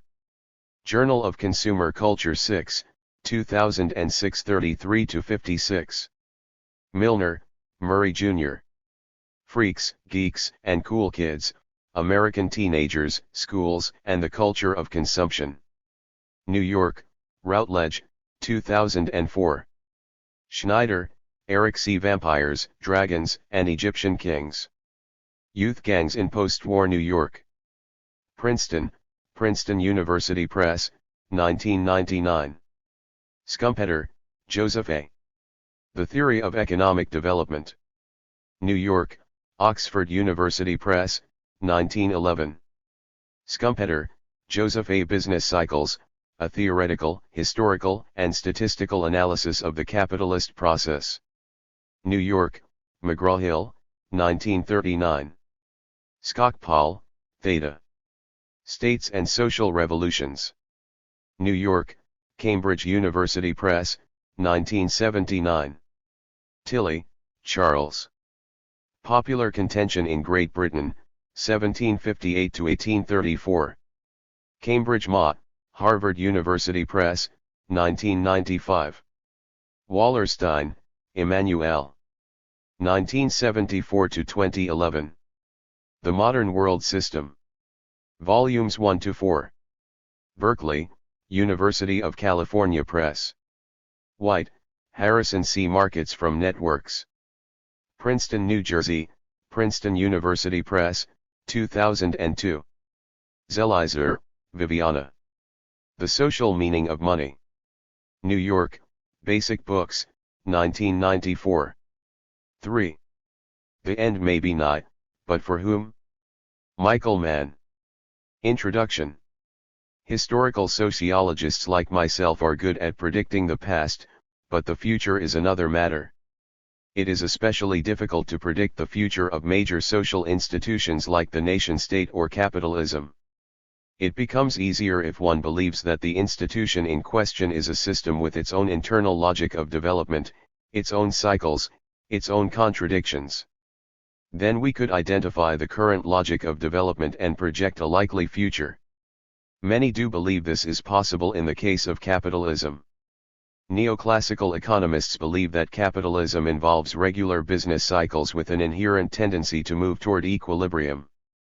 So after the present difficulties of capitalism, there will come recovery, then another crisis followed by another recovery, all probably on an overall upward trajectory of development.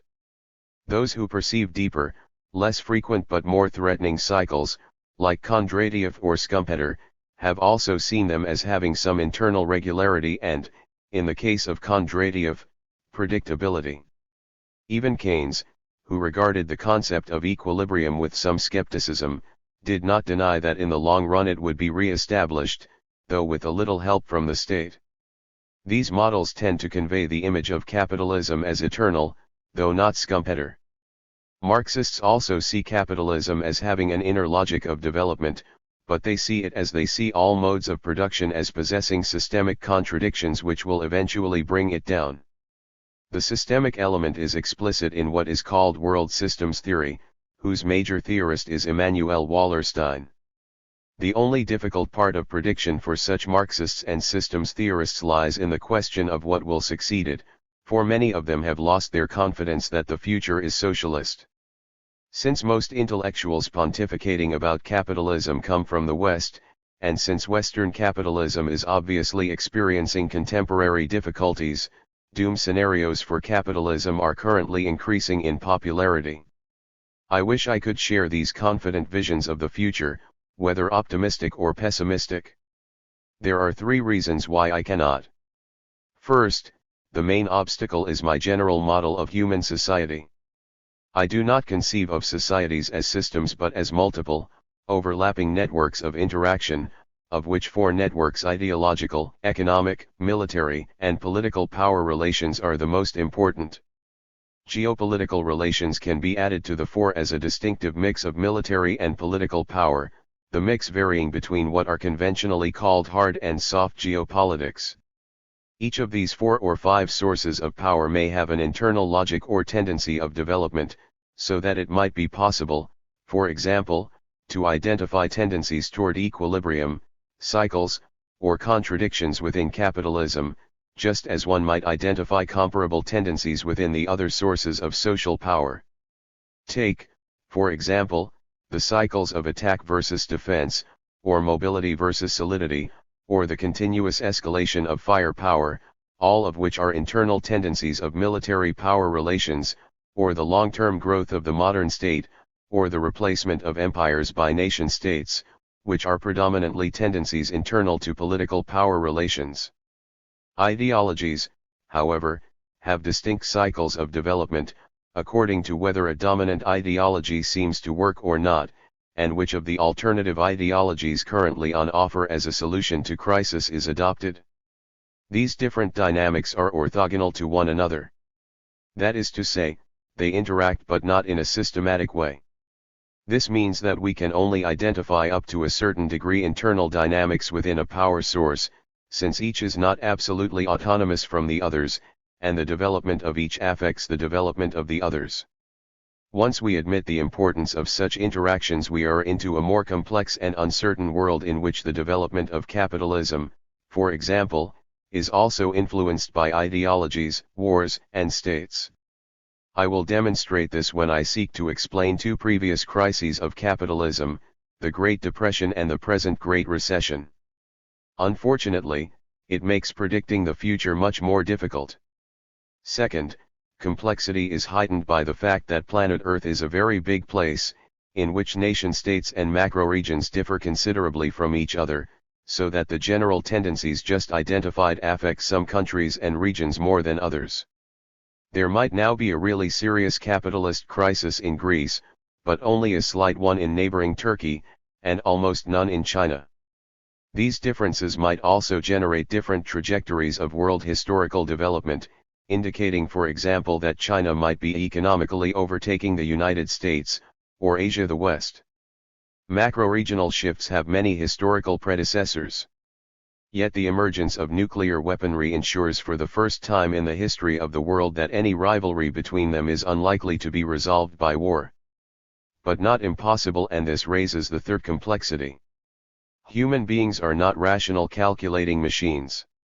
Sometimes they face complex problems to which there is no obvious solution. Sometimes they are driven not by instrumental rationality but by what Weber called value rationality, sacrificing personal calculative interest to an overall ideology. Sometimes they are driven by strong emotions overpowering reason. So human actions are often unpredictable. In the 20th century, humans often took decisions which seem to us today to have been irrational, going into two devastating world wars or seeking an utopian total transformation of human society. There is no reason to think that the 21st century might be different. Thus the best I can do in the way of prediction is to pose possible alternative scenarios. I will consider whether the end or, less dramatically, the decline of capitalism might be nigh for America, for the West, for the whole global economy, or for the whole planet Earth. Some of my scenarios will be more optimistic than others, some will have more coverage of the Earth than others, with the likelihood of each being affected by capitalism's complex interactions with other sources of power and other crises. I will try to assign some degree of probability to these scenarios, though these are really only rough guesses. Systems and cycles. I am skeptical of theories which depict a terminal crisis of capitalism as a single system, with two possible exceptions to be explained later. Take, for example, Wallerstein's notion that the capitalist world system is in crisis. His system has two parts. The first is the internal crisis of capitalism, given by the logic of capital accumulation and expressed in terms of worsening contraditive 50 to 60-year cycles of boom and slump. The next slump, he says, will be much worse and may indeed finish off capitalism, he hopes so, anyway. We are now entering a systemic crisis of capitalism, he says, because profit levels are falling and they will almost inevitably keep on falling. The second part is a geopolitical crisis manifested in longer-term hegemonic cycles. Hegemony means domination. Crises come in the transition period between different hegemonic regimes. His examples are the transition from the hegemony of the Dutch Republic to that of the British Empire, and again from British to American hegemony. These geopolitical cycles tend to be of more variable length than the economic cycles. From the Netherlands to Britain spanned just over 100 years, from Britain to the United States took 50. American hegemony is now declining and will be soon ended, he says, after a reign of about 70 to 80 years.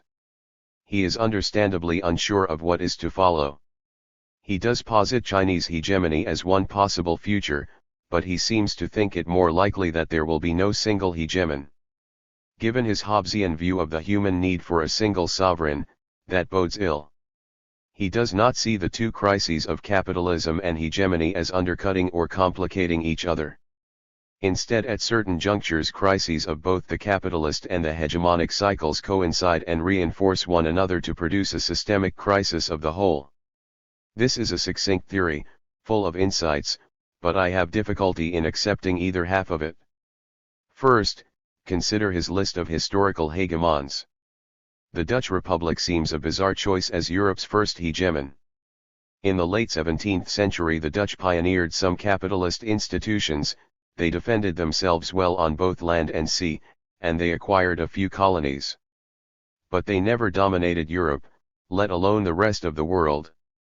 The Habsburgs and France were the leading powers at this time in Europe, but the continent, and its empires, had essentially multi-power geopolitics. Britain was more dominant in the 19th century, for it was the leading industrial capitalist power with the biggest navy, the biggest empire, and for a time the reserve currency, but it was never hegemonic over the continent of Europe, and it relied on a balance of power between other states to protect itself. Wallerstein then sees a period of rivalry between two potential hegemons, Germany and the United States, before the latter triumphed. He describes the period 1914 to 1945 as a 30 years war between the two, an odd description for wars into which America only entered tardily, and only when attacked by Japan in the Second War. American hegemony was indeed established after World War II, but mostly as the unintended consequence of a war started by the suicidal fascist and military bravado of Germany and Japan, though these did succeed in finishing off the British and French empires. U.S. hegemony over much of the world was completed by the Soviet Union turning inwards into economic autarky. Such a contingent set of outcomes resulted from complex interactions among all four sources of social power. The United States was already in the interwar period the leading economic power, though without World War II the dollar would have probably shared reserve status with other national currencies but had much less military or geopolitical power. The outcome of the war was that America became the great historical exception, the only global empire, the only true hegemon the world has ever seen. But with only a single case, it is hard to identify hegemonic cycles. Nonetheless, I do agree with Wallerstein that the United States has been hegemonic in the recent past, that its hegemony is now weakening, and that it may well end sometime around 2020 to 2025. This unique world historical process may lead to a crisis specific to the United States. What about the supposed Kondratiev cycles, successive waves of upswings and downswings of almost fixed duration? Kondratiev suggested that his K-waves lasted 54 years. If so, since the economy hit rock bottom in 1933, it should have risen for 27 years until 1960 and then declined until another low point of 1987, and then boomed to peak in 2014. It doesn't feel like an upswing today.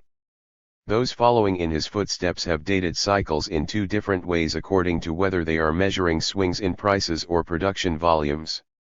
Some see 1972 to 1973 as the beginning of an upswing, since prices rose, others the beginning of a downswing. Actually, production did not fall, but its rate of growth slowed, at least in the West. The two world wars produced further disagreements. Did an upswing end in 1913 or 1929, and did another upswing begin in 1938 or 1945? There is little agreement about such cycles, which makes us doubt their regularity. Wallerstein has his own version of K-waves. He says the last upswing, in production, began in 1945 and peaked in 1967 to 1973. That seems true of the western part of the economy, but this was less the product of a cycle internal to capitalism than of the end of World War II, which had provided an extraneous economic stimulus. A globally regulated capitalism agreed upon initially by Britain and the United States and then agreed to by all US allies was established, and it could thrive on pent-up consumer demand, forcibly restrained during the war, combining with wartime technological improvements to generate an unprecedented golden age, with growth greater than ever seen before and spreading across almost the whole world. Following this period, the economy in the West remained fairly stagnant from about 1973 until 2000, when the upswing should have begun. It hasn't yet, a decade later. But note that for large parts of the world the boom continued after the West faltered and is still continuing for some countries. First Japan, then East Asian countries and China, then India, then the other BRICS have all experienced booms.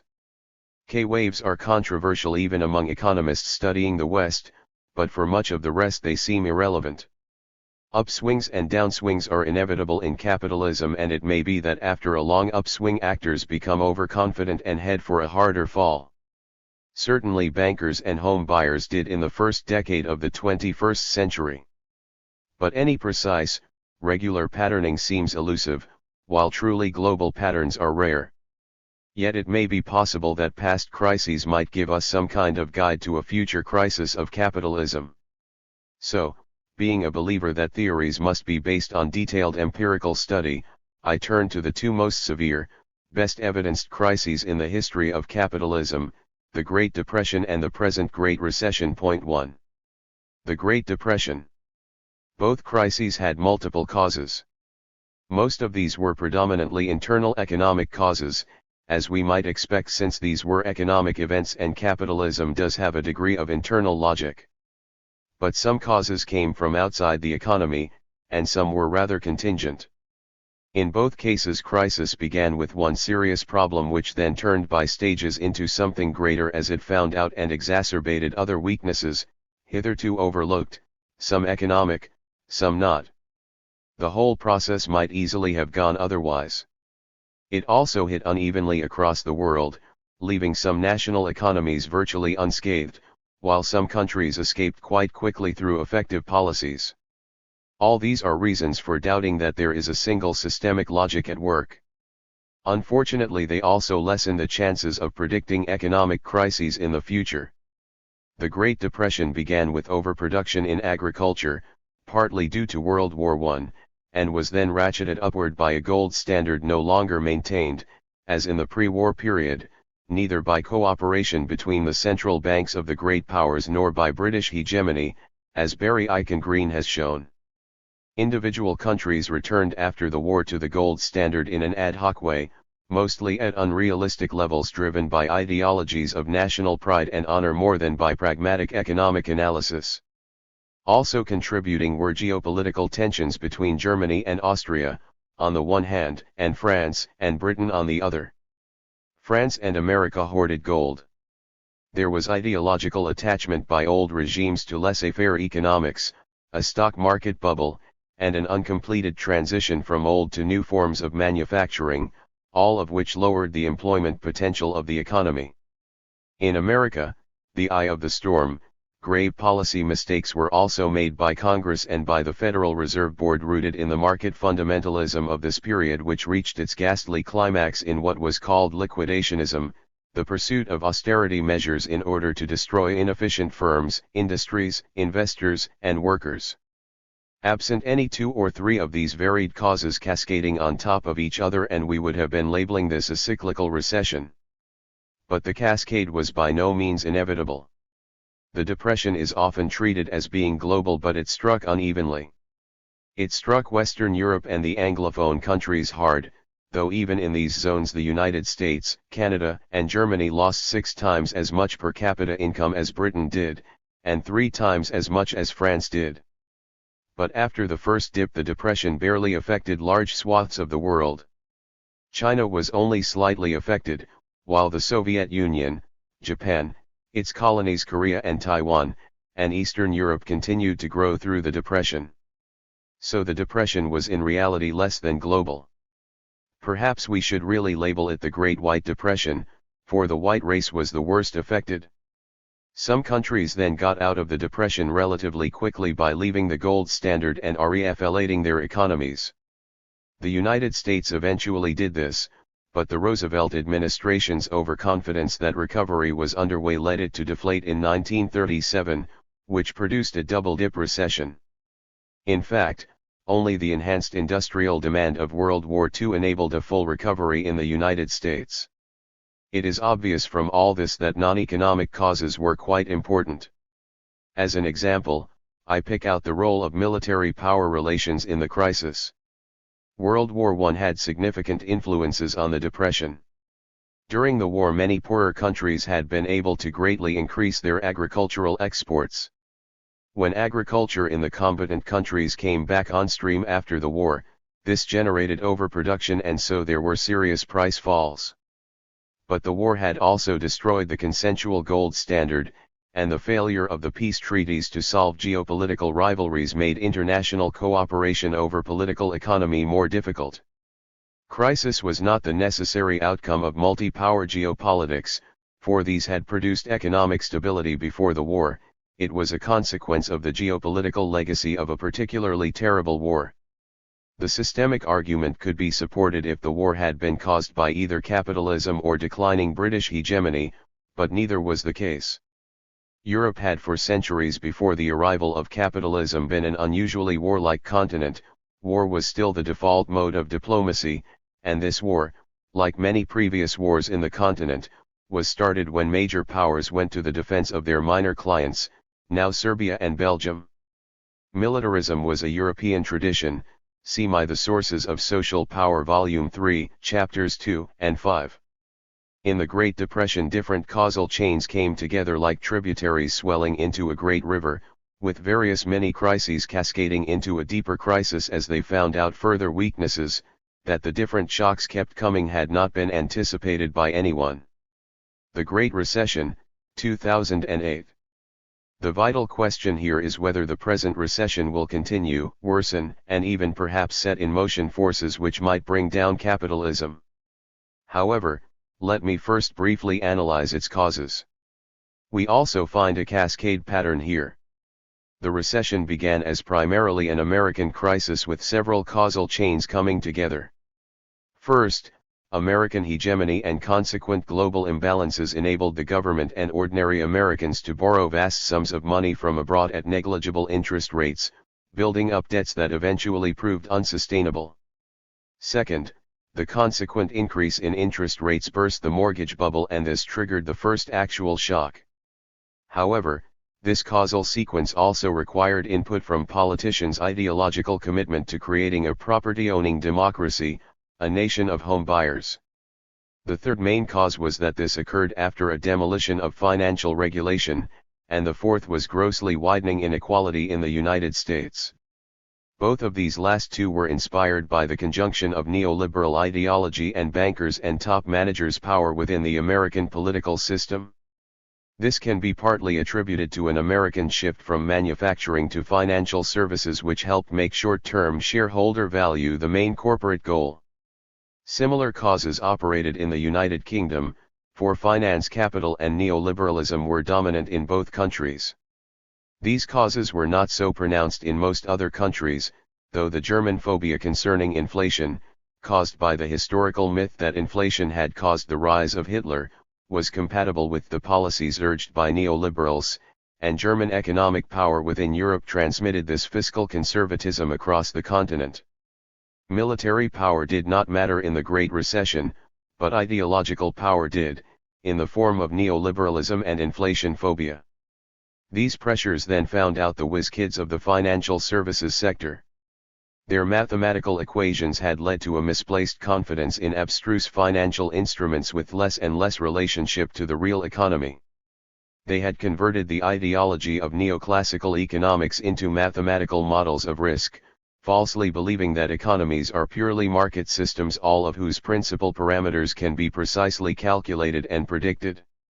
Almost no one had foreseen that the various elements of risk might cascade on top of each other.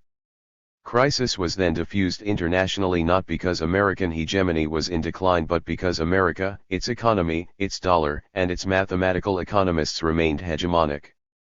The decline in U.S. economic activity then affected countries with debt problems and also countries which were major U.S. trading partners but which had been virtuous, not seduced by debts or greatly widening inequality, neoliberalism, or finance capital, like Germany and France.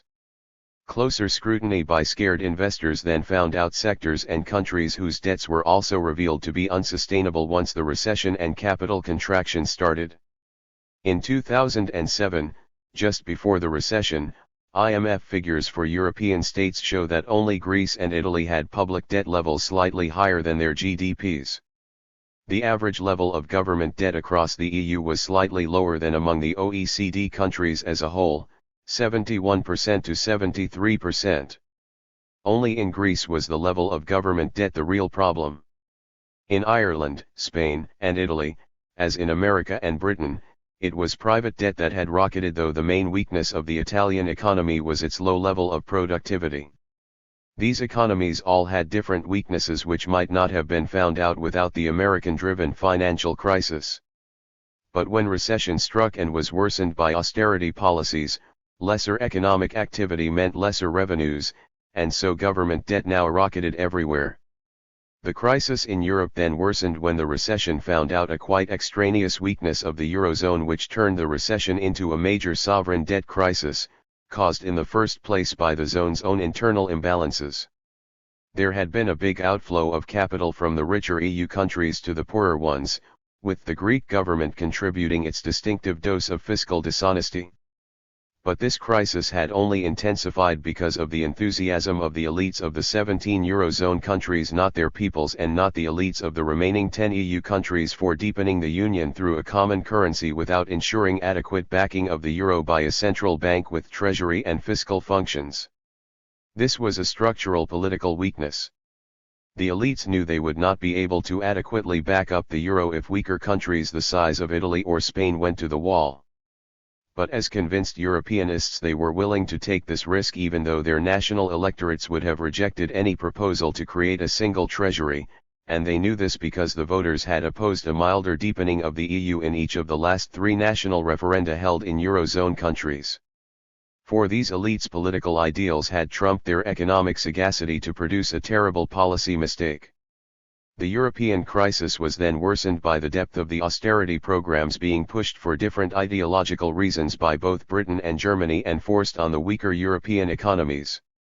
A contingent conjunction of different economic, ideological, and political causal chains, not military in this case, still threatens to cascade into a much worse double-dip recession. Again, however, the Great Recession spread very unevenly around the world. From World Bank data on GDP growth we can see that almost every country had a difficult 2008 or 2009. In this brief phase the crisis was indeed global. It then deepened in the United States, and across Europe as far east as Russia and its eastern neighbors, and in some poor indebted countries. But by 2010 numerous countries had bounced back to achieve their highest GDP growth rates of the 21st century, including important countries like Brazil, Mexico, Turkey, Nigeria, Canada, Malaysia, Korea, and Singapore. India and Indonesia recovered to almost their previous highest levels, while China's official growth rate fell from about 10% to 8%, still the envy of the world. All these countries except for Canada are what we used to refer to as underdeveloped countries. Most of them had learned the lessons of the structural adjustment decades and had built up reserves to avoid large debts to foreigners. Those countries which had not acted in this way were worse affected. Canada escaped because its newer extractive industries meant a lesser role for the banking sector, which it also kept tightly regulated. That might have been enough for escape in other countries. If this became a systemic crisis, it was one that could have been evaded by different policies. So like the Great Depression, the Great Recession was only disastrous for some countries. The American virus did spread across the world, mainly through financial channels, though the reduction of international trade mattered too. But many countries got out quickly because they had different structural arrangements, some economic, some political, some ideological. The main structures that worked were, corporatist or developmental states, South Korea, economies whose strong growth did not include a large financial sector, most of them, little neoliberalism, most of them, or merely having prudent policies like the avoidance of foreign debt, most of the Asian cases, or maintaining strict regulation of finance capital, Canada. Almost the whole of South and Southeast Asia plus Oceania, a very large macro-region, was little affected for these reasons and also because this region traded heavily with China, important for the Australian recovery. As in the Great Depression, the right policies could minimize the damage, the wrong policies could worsen it. The politics and ideologies which flourish within different macro-regions matter for the outcome. Thus the sovereign debt crisis of the Eurozone came as the diffusion of the American crisis interacted with different causal chains, the distinctive political rhythms and institutions of the European Union, and the ideological preference for austerity and avoidance of inflation of German, and British, elites. The internal logic of capitalism in many developing countries would intrinsically lead to further growth. If there is a threat to this, it comes from outside, from the self-induced weaknesses of America and Europe. Will the present crisis worsen and engulf almost everyone? If the Eurozone collapses, that would obviously be terrible news for its countries, but it would also have a major global impact on trade and investment. It would immediately hit hard the non-Eurozone European countries, like the United Kingdom, since they trade with and invest in the Eurozone more than anywhere else. The hit would also reach across neighboring countries, from Russia through the Near East and North Africa, as well as to America, a major trading partner of, and investor in, Europe. South America would suffer as well, especially from a collapse in the Spanish economy. If both the EU and America experienced economic contraction, then the effect on global trade would be very bad, since they provide almost half of world GDP and the level of economic globalization is now higher than ever. India and especially China would also find their exports decline significantly. That would indicate a systemic crisis of capitalism, worse than the double-dip recession predicted by many. Yet even so, it would be probably worse in the West than among the developing rest. This cascade might actually happen, though the Eurozone countries may be able to cobble together a financial fix, since it is the elites, not the masses, who control the EU, and by now the elites have realized that they have common interests in finding a solution, at almost whatever the cost. The problem here, as elsewhere, is that the financial resources now available to bail out or stimulate the economy are less than in 2008. I emphasize, however, that human action and political will matter considerably, which means we cannot actually predict the outcome.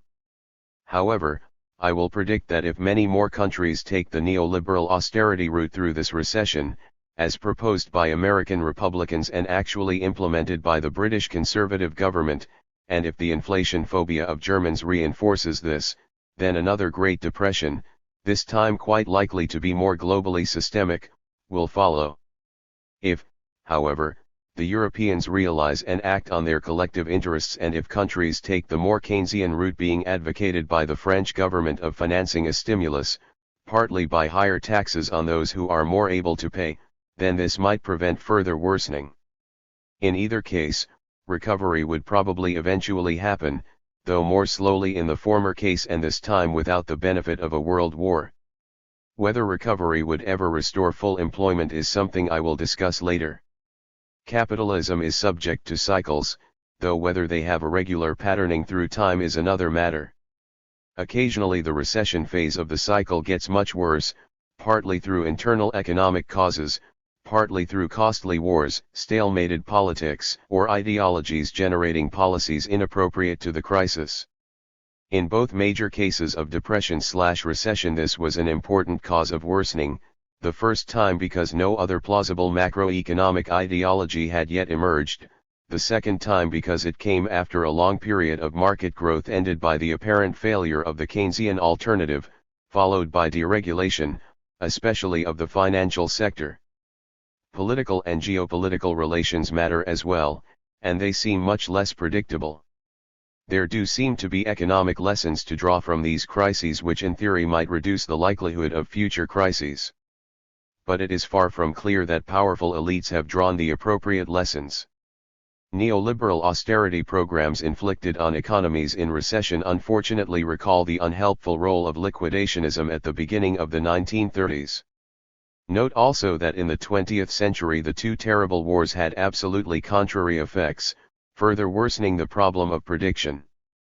The first war helped intensify a recession into the Great Depression, the second substantially contributed to the biggest boom of all and to American hegemony. American hegemony and its discontents. It is therefore possible that America will suffer the greatest economic decline in the near future.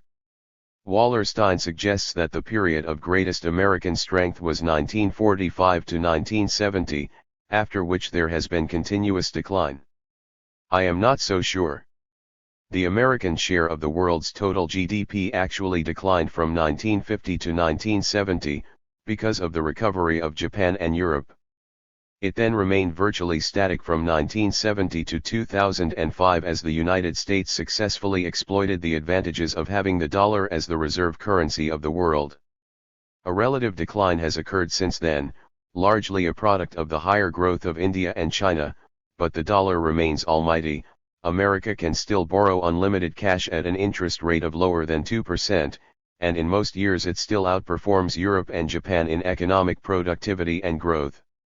The IMF and Barry Eichengreen have both guessed that the dollar will remain as the world's reserve currency until some date soon after 2020. The United States also has 48% of the world's military expenditure, its highest ever percentage, and it retains its dominance over patents, Nobel Prizes, elite universities, and popular culture. America remains hegemonic, for better or for worse. It will not last, of course, and there are suspicions that premonitions of decline are just beginning to haunt Americans. Its gigantic military has experienced what are in effect defeats over the last decade. Its political and ideological power relations have reached near crisis level.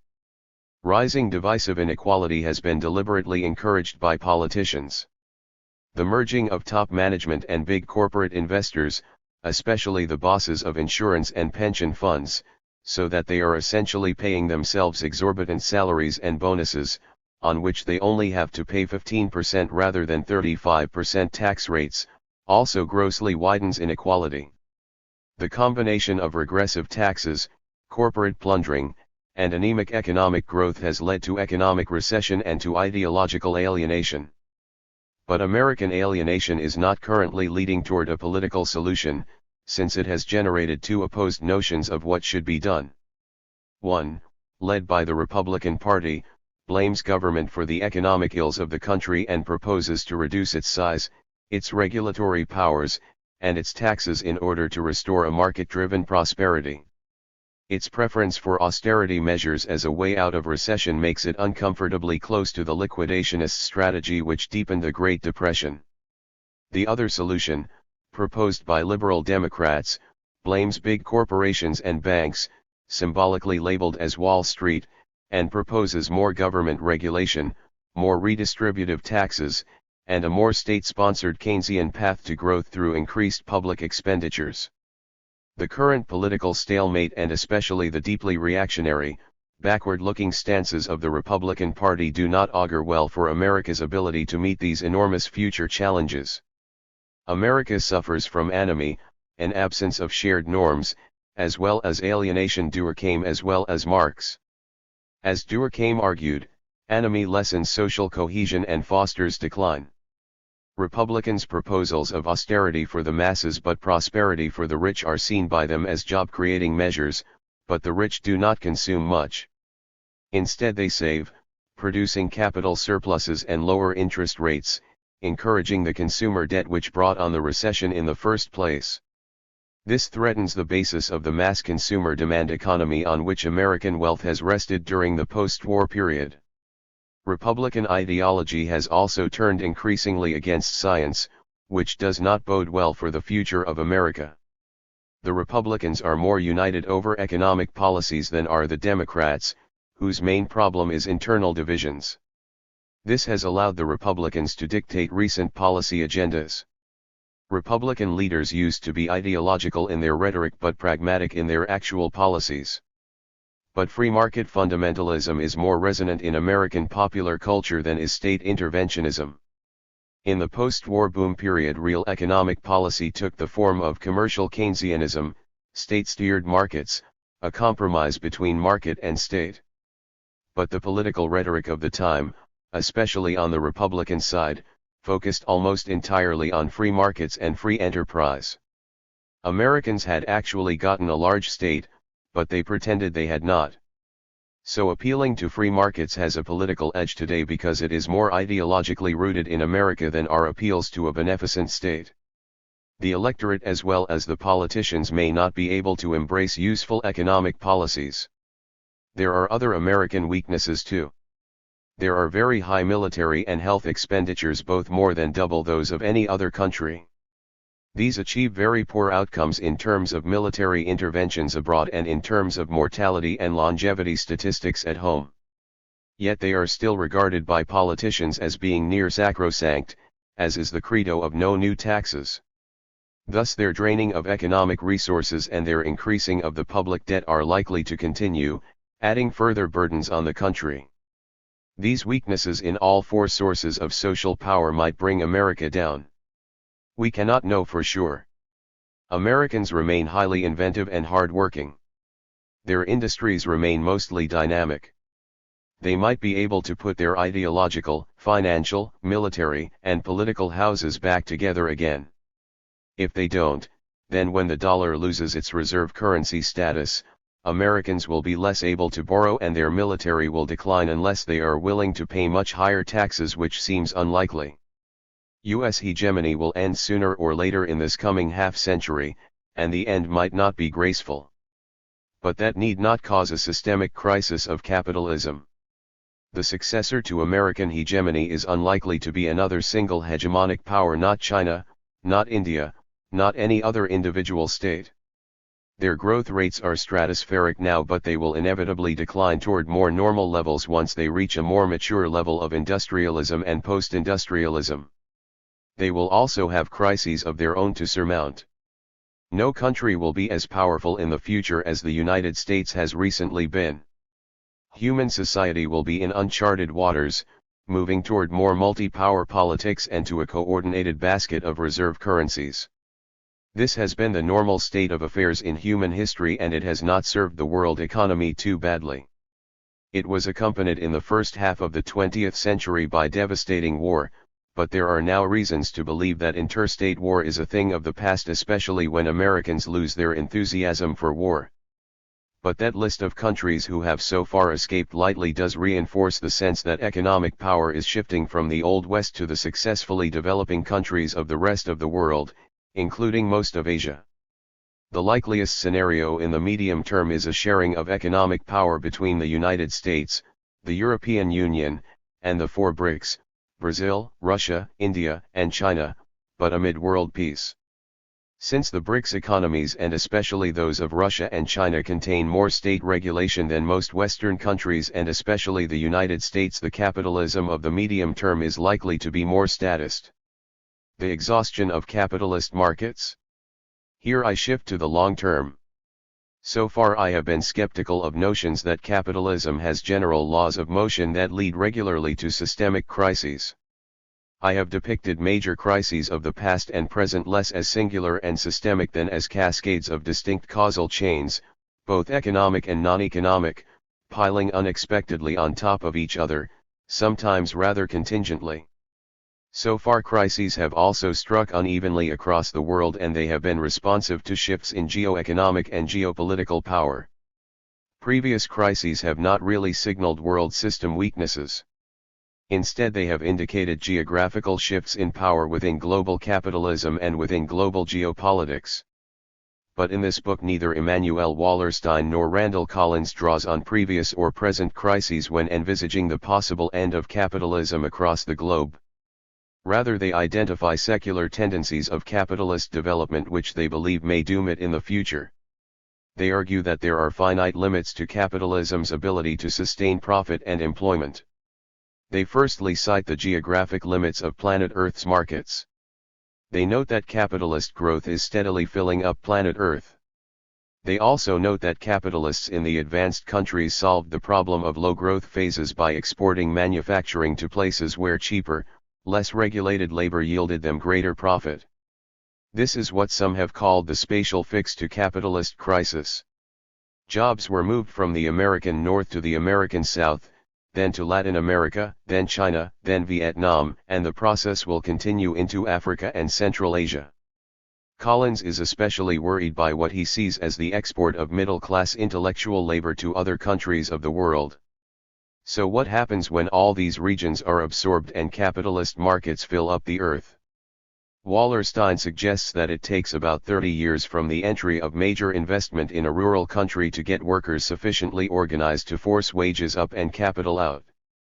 So when the earth has filled up, labor costs will be high everywhere and profits will fall. Capitalists will try nonetheless to reduce wages, but they will now be dealing with a globally organized working class. It will resist, producing a global crisis of capitalism. This scenario will take a while yet. Only a part of the enormous populations of India and China have as yet been absorbed into a minimally regulated industrial or post-industrial economy. That will take more than 30 years. Moreover, the process hasn't yet begun in Africa or Central Asia, so that such a fill-up may take up until the end of the 21st century, especially since population growth is projected to continue until near the end of the century and it will be biggest in the poorest countries. However, I find this model of an Earth reaching the limits of economic markets difficult to understand. If there is no cheap labor left, capitalists can no longer reap super profits from this source, but the higher productivity of labor and increased consumer demand in newly developed countries might compensate for this and produce a reformed capitalism on a global scale, with more equality and social citizenship rights for all. This would not mean the end of capitalism, but rather a better capitalism in which the whole planet would enjoy the kinds of rights enjoyed by workers in the post-World War II West. After all, in that period the vast bulk of the wealth of the advanced countries was created through trade and production among themselves, not with the rest of the world, oil excluded. The boom of the post-war period came mainly as a result of a high productivity/high consumer demand economy of the advanced countries themselves. It did not mainly depend on highly exploited southern labor. Why should this not be so in the future, but for the whole world? Moreover, new markets need not be restricted by geography. They can also be created by cultivating new needs. Capitalism has grown adept at persuading families that they need 2 cars, bigger and bigger houses, more and more electronic devices. Whoever dreamt of this 50 years ago? What will our grandchildren consume 50 years from now? We cannot begin to envisage their consumer fads, but we can be sure there will be some. Markets are not fixed by territory. Planet Earth can be filled and yet new markets can be created. That, of course, depends on what some have called the technological fix, and it is more or less what Joseph Schumpeter called creative destruction, which he identified as being the core of capitalist dynamism. Entrepreneurs pour money into technological innovation which results in the creation of new industries and the destruction of old ones. The Great Depression in the United States was partially caused by the stagnation of the major traditional industries, while the new emerging industries, though vibrant, were not yet big enough to absorb the surplus capital and labor of the period. That was achieved in World War II and the aftermath, which then suddenly released enormous consumer demand held back by wartime sacrifices. So the vital question now is whether another technological fix is occurring or is likely to soon occur. There are new dynamic industries like microelectronics and biotechnology. But the problem is that so far they have not been big enough to provide a satisfactory fix, especially for the labor market in the West, where the new industries tend to be more capital than labor intensive. The decline of manufacturing industry in much of the West has generated unemployment there which the newer industries have not been able to much reduce. Recent innovations like computers, the internet, and mobile communication devices do not compare with railroads, electrification and automobiles in their ability to generate profit and employment growth. The Green Revolution has been the recent exception, providing a great boost to agricultural production, mainly in the poorer countries. Also important has been the expansion of the health and educational sectors, which are more labor-intensive and in which the labor is more intellectual and more middle class. Their expansion is likely to continue, as the length of life, and especially of old age, and educational credentialism continue to increase. Randall Collins is quite persuasive in his enumeration and then rejection of various possible scenarios whereby human societies might fight against the scourge of declining employment. Yet the reverse is happening right now. Economic expansion over the last few decades has actually produced a growth in global employment, greater even than the substantial rise in world population. Between 1950 and 2007, job growth was about 40% higher than population growth. In the Organization for Economic Cooperation and Development, OECD, an organization representing the richer countries of the world, more people are also working than ever before, though the absolute number of unemployed has also risen because the population is larger and a higher proportion of the population seeks jobs, including far more women. The liberation of women in the formal labor market has been the biggest problem for employment in the West. But the global unemployment rate remained fairly stable between the 1970s and 2007, at around 6%. Even through the Great Recession, ILO statistics collected by the International Labour Organization reveal that global employment has continued to grow, though at only half the rate before the crisis and unevenly distributed across the world. It fell in 2009 in the developed economies, including the European Union, by 2.2%, and its neighbors, and in the ex-Soviet Commonwealth of Independent States, by 0.9%, but it grew in all the other regions of the world. The employment-to-population ratio also fell back in the advanced countries, and in East Asia, but elsewhere by 2010 this ratio was back to the 2007 level. Unemployment is as yet a Western, and to a lesser extent a Japanese, not a global problem. The West's loss is the rest's gain, and the world as a whole benefits. Yet the future of labor markets in the advanced countries may be labor shortages, not high unemployment. The length of life is still growing and the birth rate has fallen below the level necessary to reproduce the population. Europe, Japan, and North America will need substantial immigration to make up the gap. Since these demographic tendencies are likely to continue as other countries become more developed, overall world population is predicted to begin falling in the second half of the 21st century. These are reasons why mass unemployment may not eventuate and precipitate the end of capitalism. As Collins says, there is no necessary reason why capitalism should be indefinitely capable of generating enough creation to compensate for the destruction. There has simply been a long period in which this happened. But equally, there is no necessary reason why creative destruction should end. Who knows what new needs the development process will create? I suggest one further creative sector later. But supposing the pessimism of my colleagues is correct, this might produce one of two alternative futures which seem to me to be more likely than capitalist collapse. The first is a rather pessimistic capitalist scenario in which structural employment remains high and a 2/3, 1/3 society emerges. 2/3 are well educated, highly skilled, in regular employment, doing quite well, but with a third excluded from this society. The poor might receive enough welfare and charity to keep them from revolting, or they might be repressed.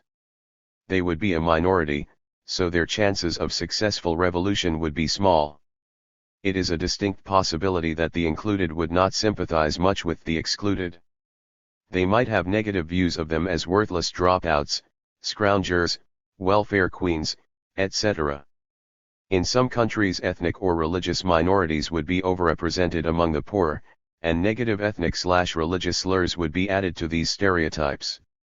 The excluded might become a hereditary lower class, reinforcing the gulf between included and excluded. Most of the included would vote to maintain this gulf, while many of the excluded would not vote. The extent of welfare might continue to differ across the West, with countries like Sweden and Germany being willing to keep the poor within mainstream society, while countries like the United States might not. We can recognize this pessimistic scenario, for it is already present in the United States, and sociologists have perceived its rise in Europe too. It would be the final demise of the working class but not of capitalism.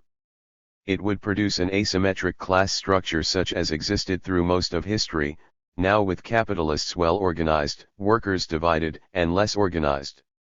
Social institutions survive even when they do not perform very well, unless counter-organization emerges among the oppressed. It has not yet emerged, and this scenario is especially chilling for leftists, a more exploitative but unchallenged capitalism.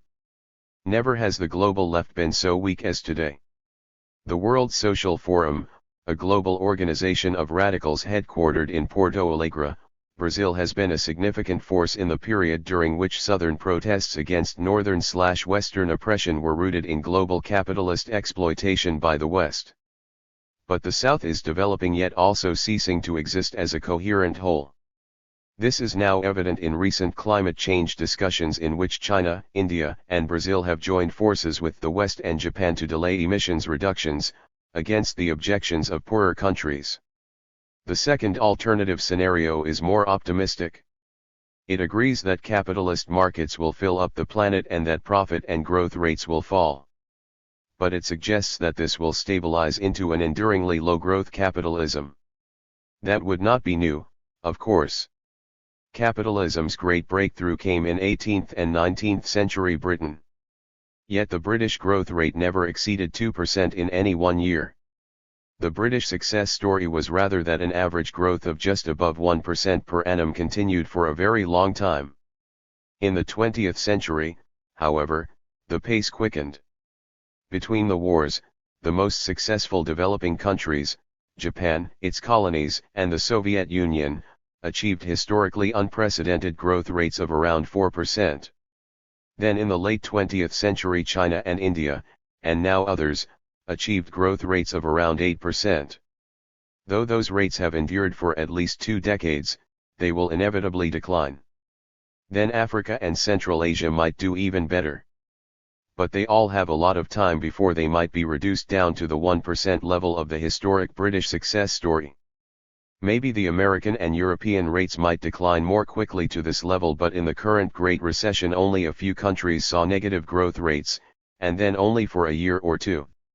Why should a growth rate of 1% be a capitalist crisis? Why cannot capitalism continue as a low-growth global system, which it was for much of its history? The 20th century, more precisely, the period 1945 to 1970 in the West and the end of the 20th century in the East, would then be seen as exceptional. This low-growth scenario would also reduce the role of speculation and downgrade the power of finance capital, with repeats of our present Great Recession, which are at present quite likely, becoming less likely. Of course, as labor conditions improve throughout the world, that is very good news. Then all of humanity might live in an almost steady-state economy, like the Japanese have already done for the last 20 years. The future of capitalism might not be tumultuous, but boring. If forced to choose one scenario as the most likely to occur sometime around 2050, if nothing else in the meantime interfered, I would plump for a lower growth global capitalism spreading more equality of condition across the world but carrying a casually employed or unemployed lower class of somewhere between 10% and 15% of national populations, a mixture of the two scenarios depicted above and very much like the 19th century industrializing countries. I would not predict much revolution. There is a further obstacle to revolutionary change. The communist and fascist revolutionary alternatives to capitalism were disasters, and they are the only ones to have emerged so far. There are no other alternatives around, and almost no one wants to repeat either of those. Socialism, whether revolutionary or reformist, has never been weaker. Fundamentalist Christianity, Judaism, Hinduism, and Islam are the surging ideologies of the world, and they tend to contemplate otherworldly as much as material salvation. This worldly alternative ideologies of the 20th century failed. In poorer countries brought into the global economy we might expect the rise of socialist or similar movements, but they are likely to become reformist. Modern social revolutions have almost never occurred without major wars destabilizing and delegitimizing ruling regimes. In the two biggest revolutions of the 20th century, in Russia and China, world wars, with different causes than capitalist crises, were necessary causes of revolution. Wars are thankfully in decline around the world. In fact, only the United States continues to make interstate wars, and there are no anti-capitalist revolutionary movements of any size in the world. Revolution seems an unlikely scenario. The end really is nigh for revolutionary socialism. The future of the left is likely to be at most reformist social democracy or liberalism. Employers and workers will continue to struggle over the mundane injustices of capitalist employment, factory safety, wages, benefits, job security, etc., and their likely outcome will be compromise and reform. Developing countries will likely struggle for a reformed and more egalitarian capitalism, just as Westerners did in the first half of the 20th century. Some will be more successful than others, as was the case in the West. China faces the severest problems now. The benefits of its phenomenal growth are very unequally distributed, generating major protest movements. Revolutionary turbulence is certainly possible there, but if successful it would likely bring in more capitalism and perhaps an imperfect democracy, as happened in Russia. America also faces severe challenges since its economy is overloaded with military and health spending, its polity is corrupted and dysfunctional, and the ideology of its conservatives has turned against science and social science. All this amid the inevitability of relative decline and the growing realization that American claims to a moral superiority over the rest of the world are hollow. This seems a recipe for further American decline. The end of the world? Yet all the scenarios I have sketched so far might be thrown out of gear by two other potential crises which might be even greater than the two world wars. Both are absolutely novel and both would be truly systemic and global. These would not be confined within national or macro-regional borders, since they emerge out of the atmosphere all humans breathe. The first global threat is the military one of nuclear war. The severity of this threat is almost completely unpredictable, since it depends on a whole sequence of events, any one of which might not happen. So far there have only been two power confrontations, first the United States, and its British and French allies, against the Soviets, then India against Pakistan, flanked by a rather passive China. In these cases the threat of mutually assured destruction has been obvious to the two sides, and the response, after a couple of half-crises, has been disciplined avoidance of escalation. Nuclear deterrence has worked. However, when more than two powers are involved in more complex conflicts, outcomes become more fraught. It was multi-power conflicts in which some could not read the intentions of others which produced both world wars. In the Middle East, Israel already has nuclear weapons, Iran is nearing that goal, and that might provoke neighboring powers to drive for them as well. That would be dangerous for the Middle East, for their neighbors, for much of the world's oil supplies, and even for the whole world.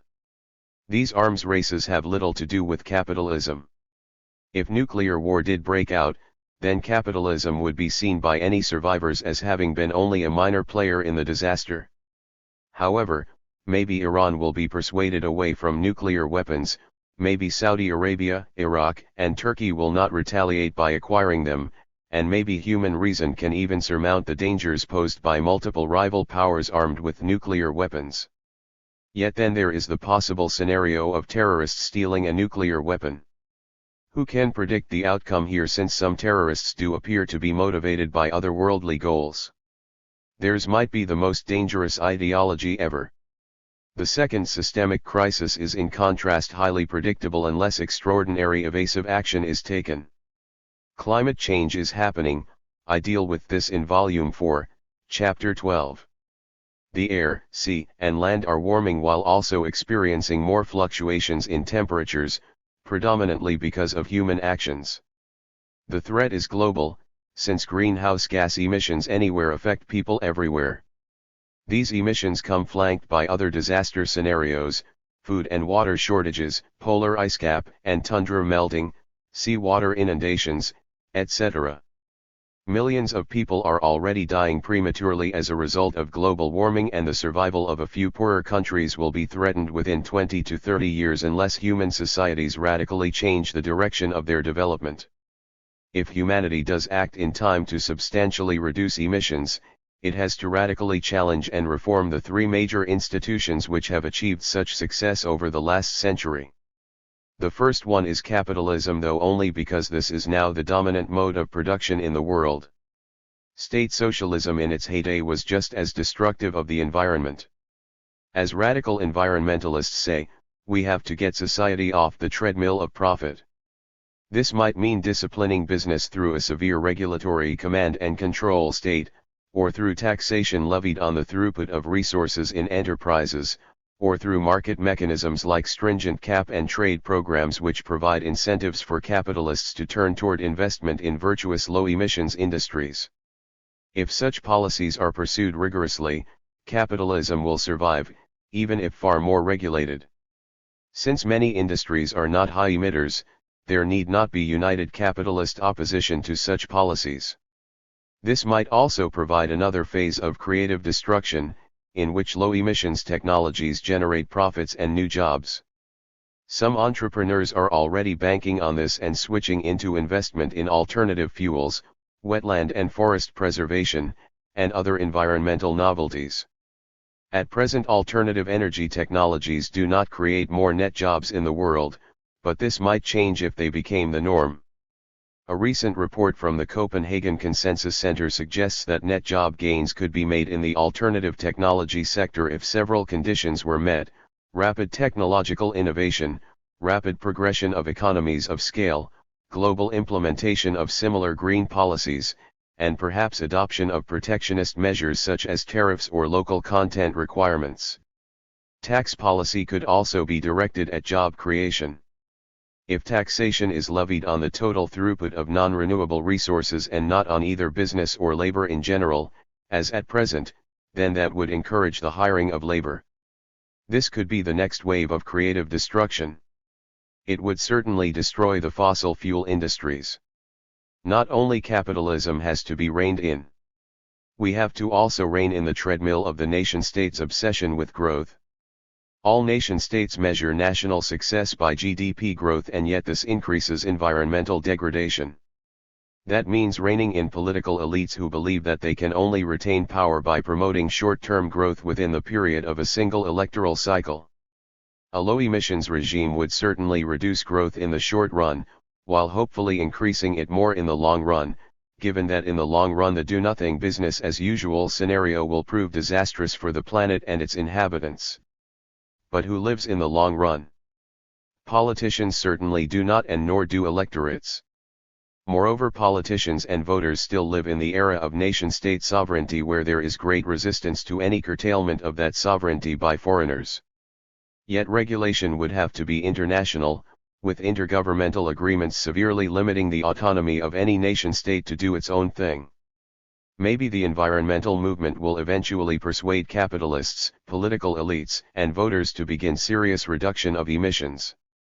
Maybe the European Union can lead the way over the sovereignty barrier, since it has already done so in other spheres.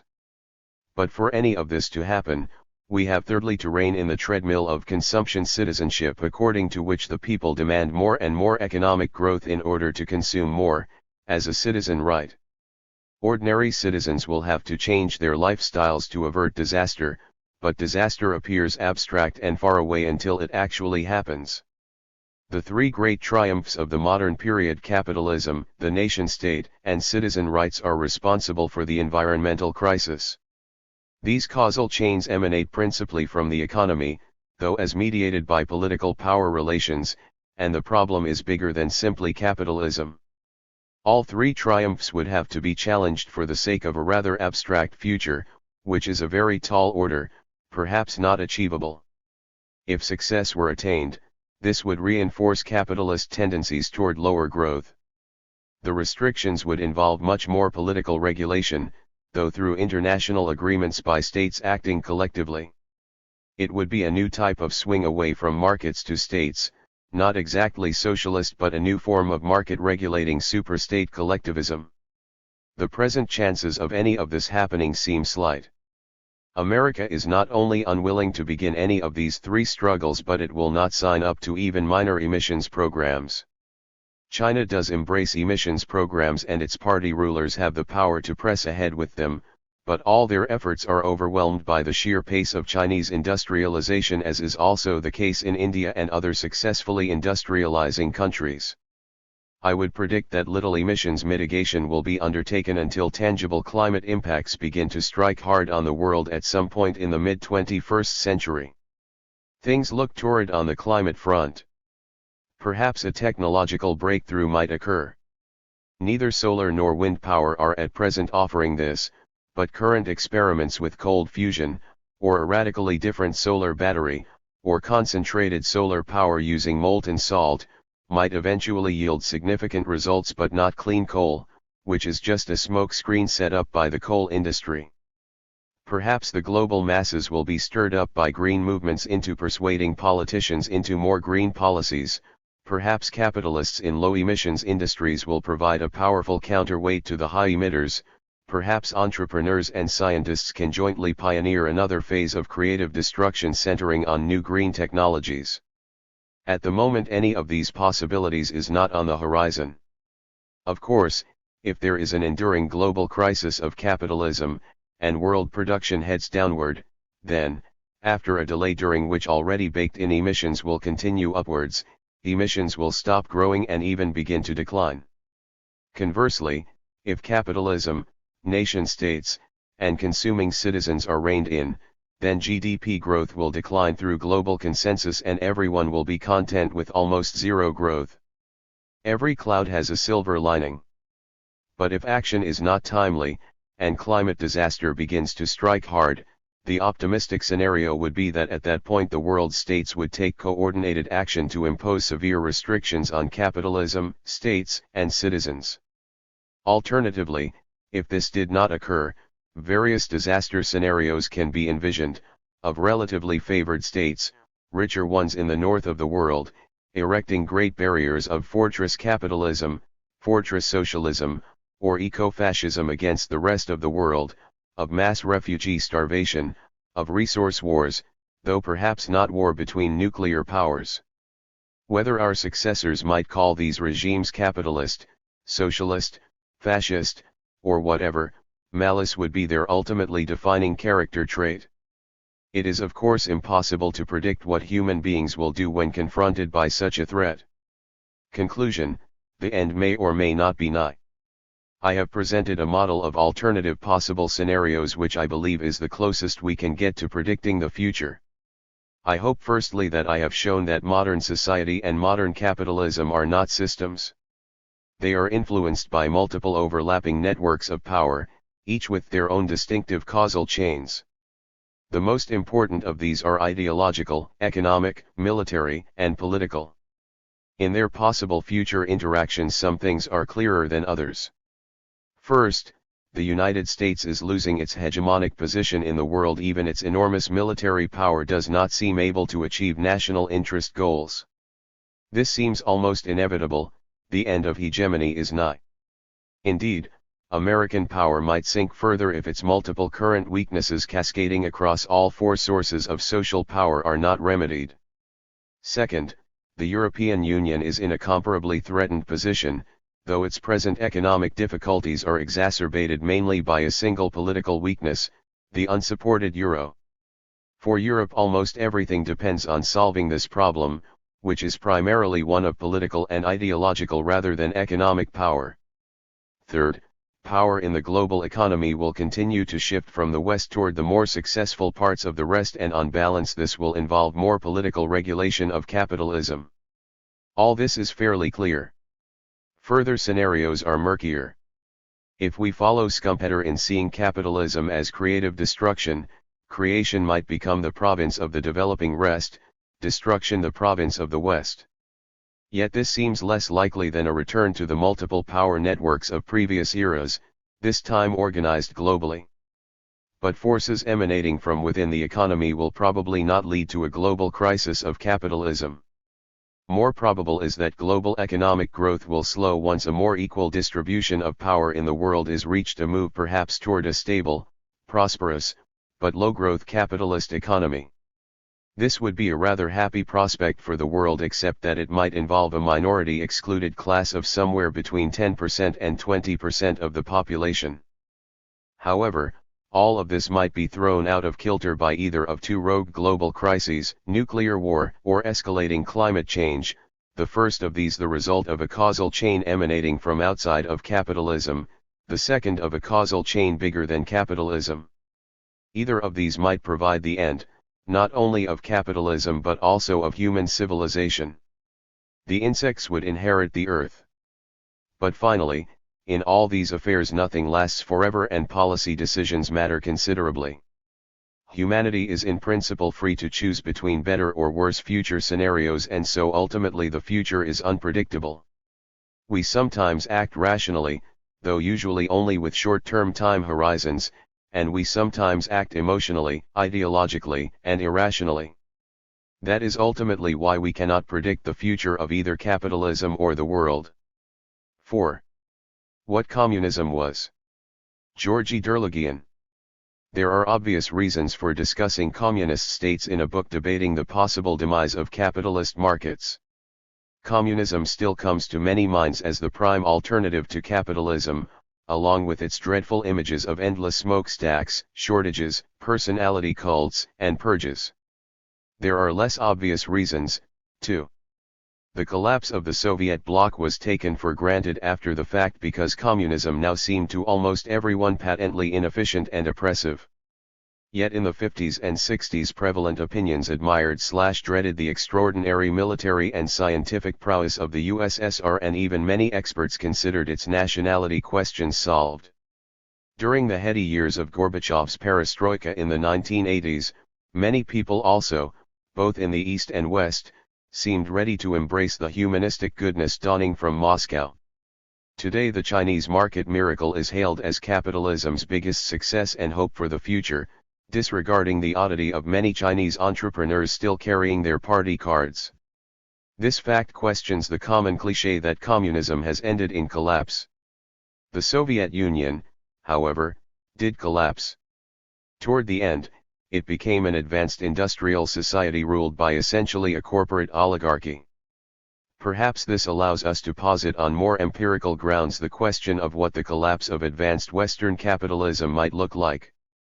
Specifically, could a hypothetical anti-capitalist revolution follow the classic pattern of 1917, or might it rather resemble the civic mobilizations of 1989? Which brings us to the special reason for considering the Soviet Union in this book. Two of its authors, the same Immanuel Wallerstein and Randall Collins, who now predict the end of capitalism, are on record as having predicted, still back in the 1970s and from different theories, the passing of communism in Russia.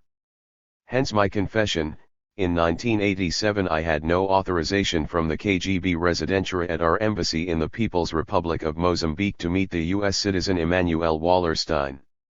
Waiting under the old jacaranda outside Maputo's Hotel Palana felt like stepping into a Graham Greene spy novel, a young Soviet officer secretly meeting with a famous Western academic in an African country torn by Cold War proxy conflict. The intellectual curiosity driving me into this mad risk could be fully appreciated perhaps only by those who knew the excitement of touching a banned book. The Soviet censors regarded Wallerstein's neo-Marxian theory as, of course, heresy. Sensing my unease, Wallerstein graciously predicted, "Relax, your generation of Soviets will be soon freely traveling around the world, though I am less sure this will make you much happier."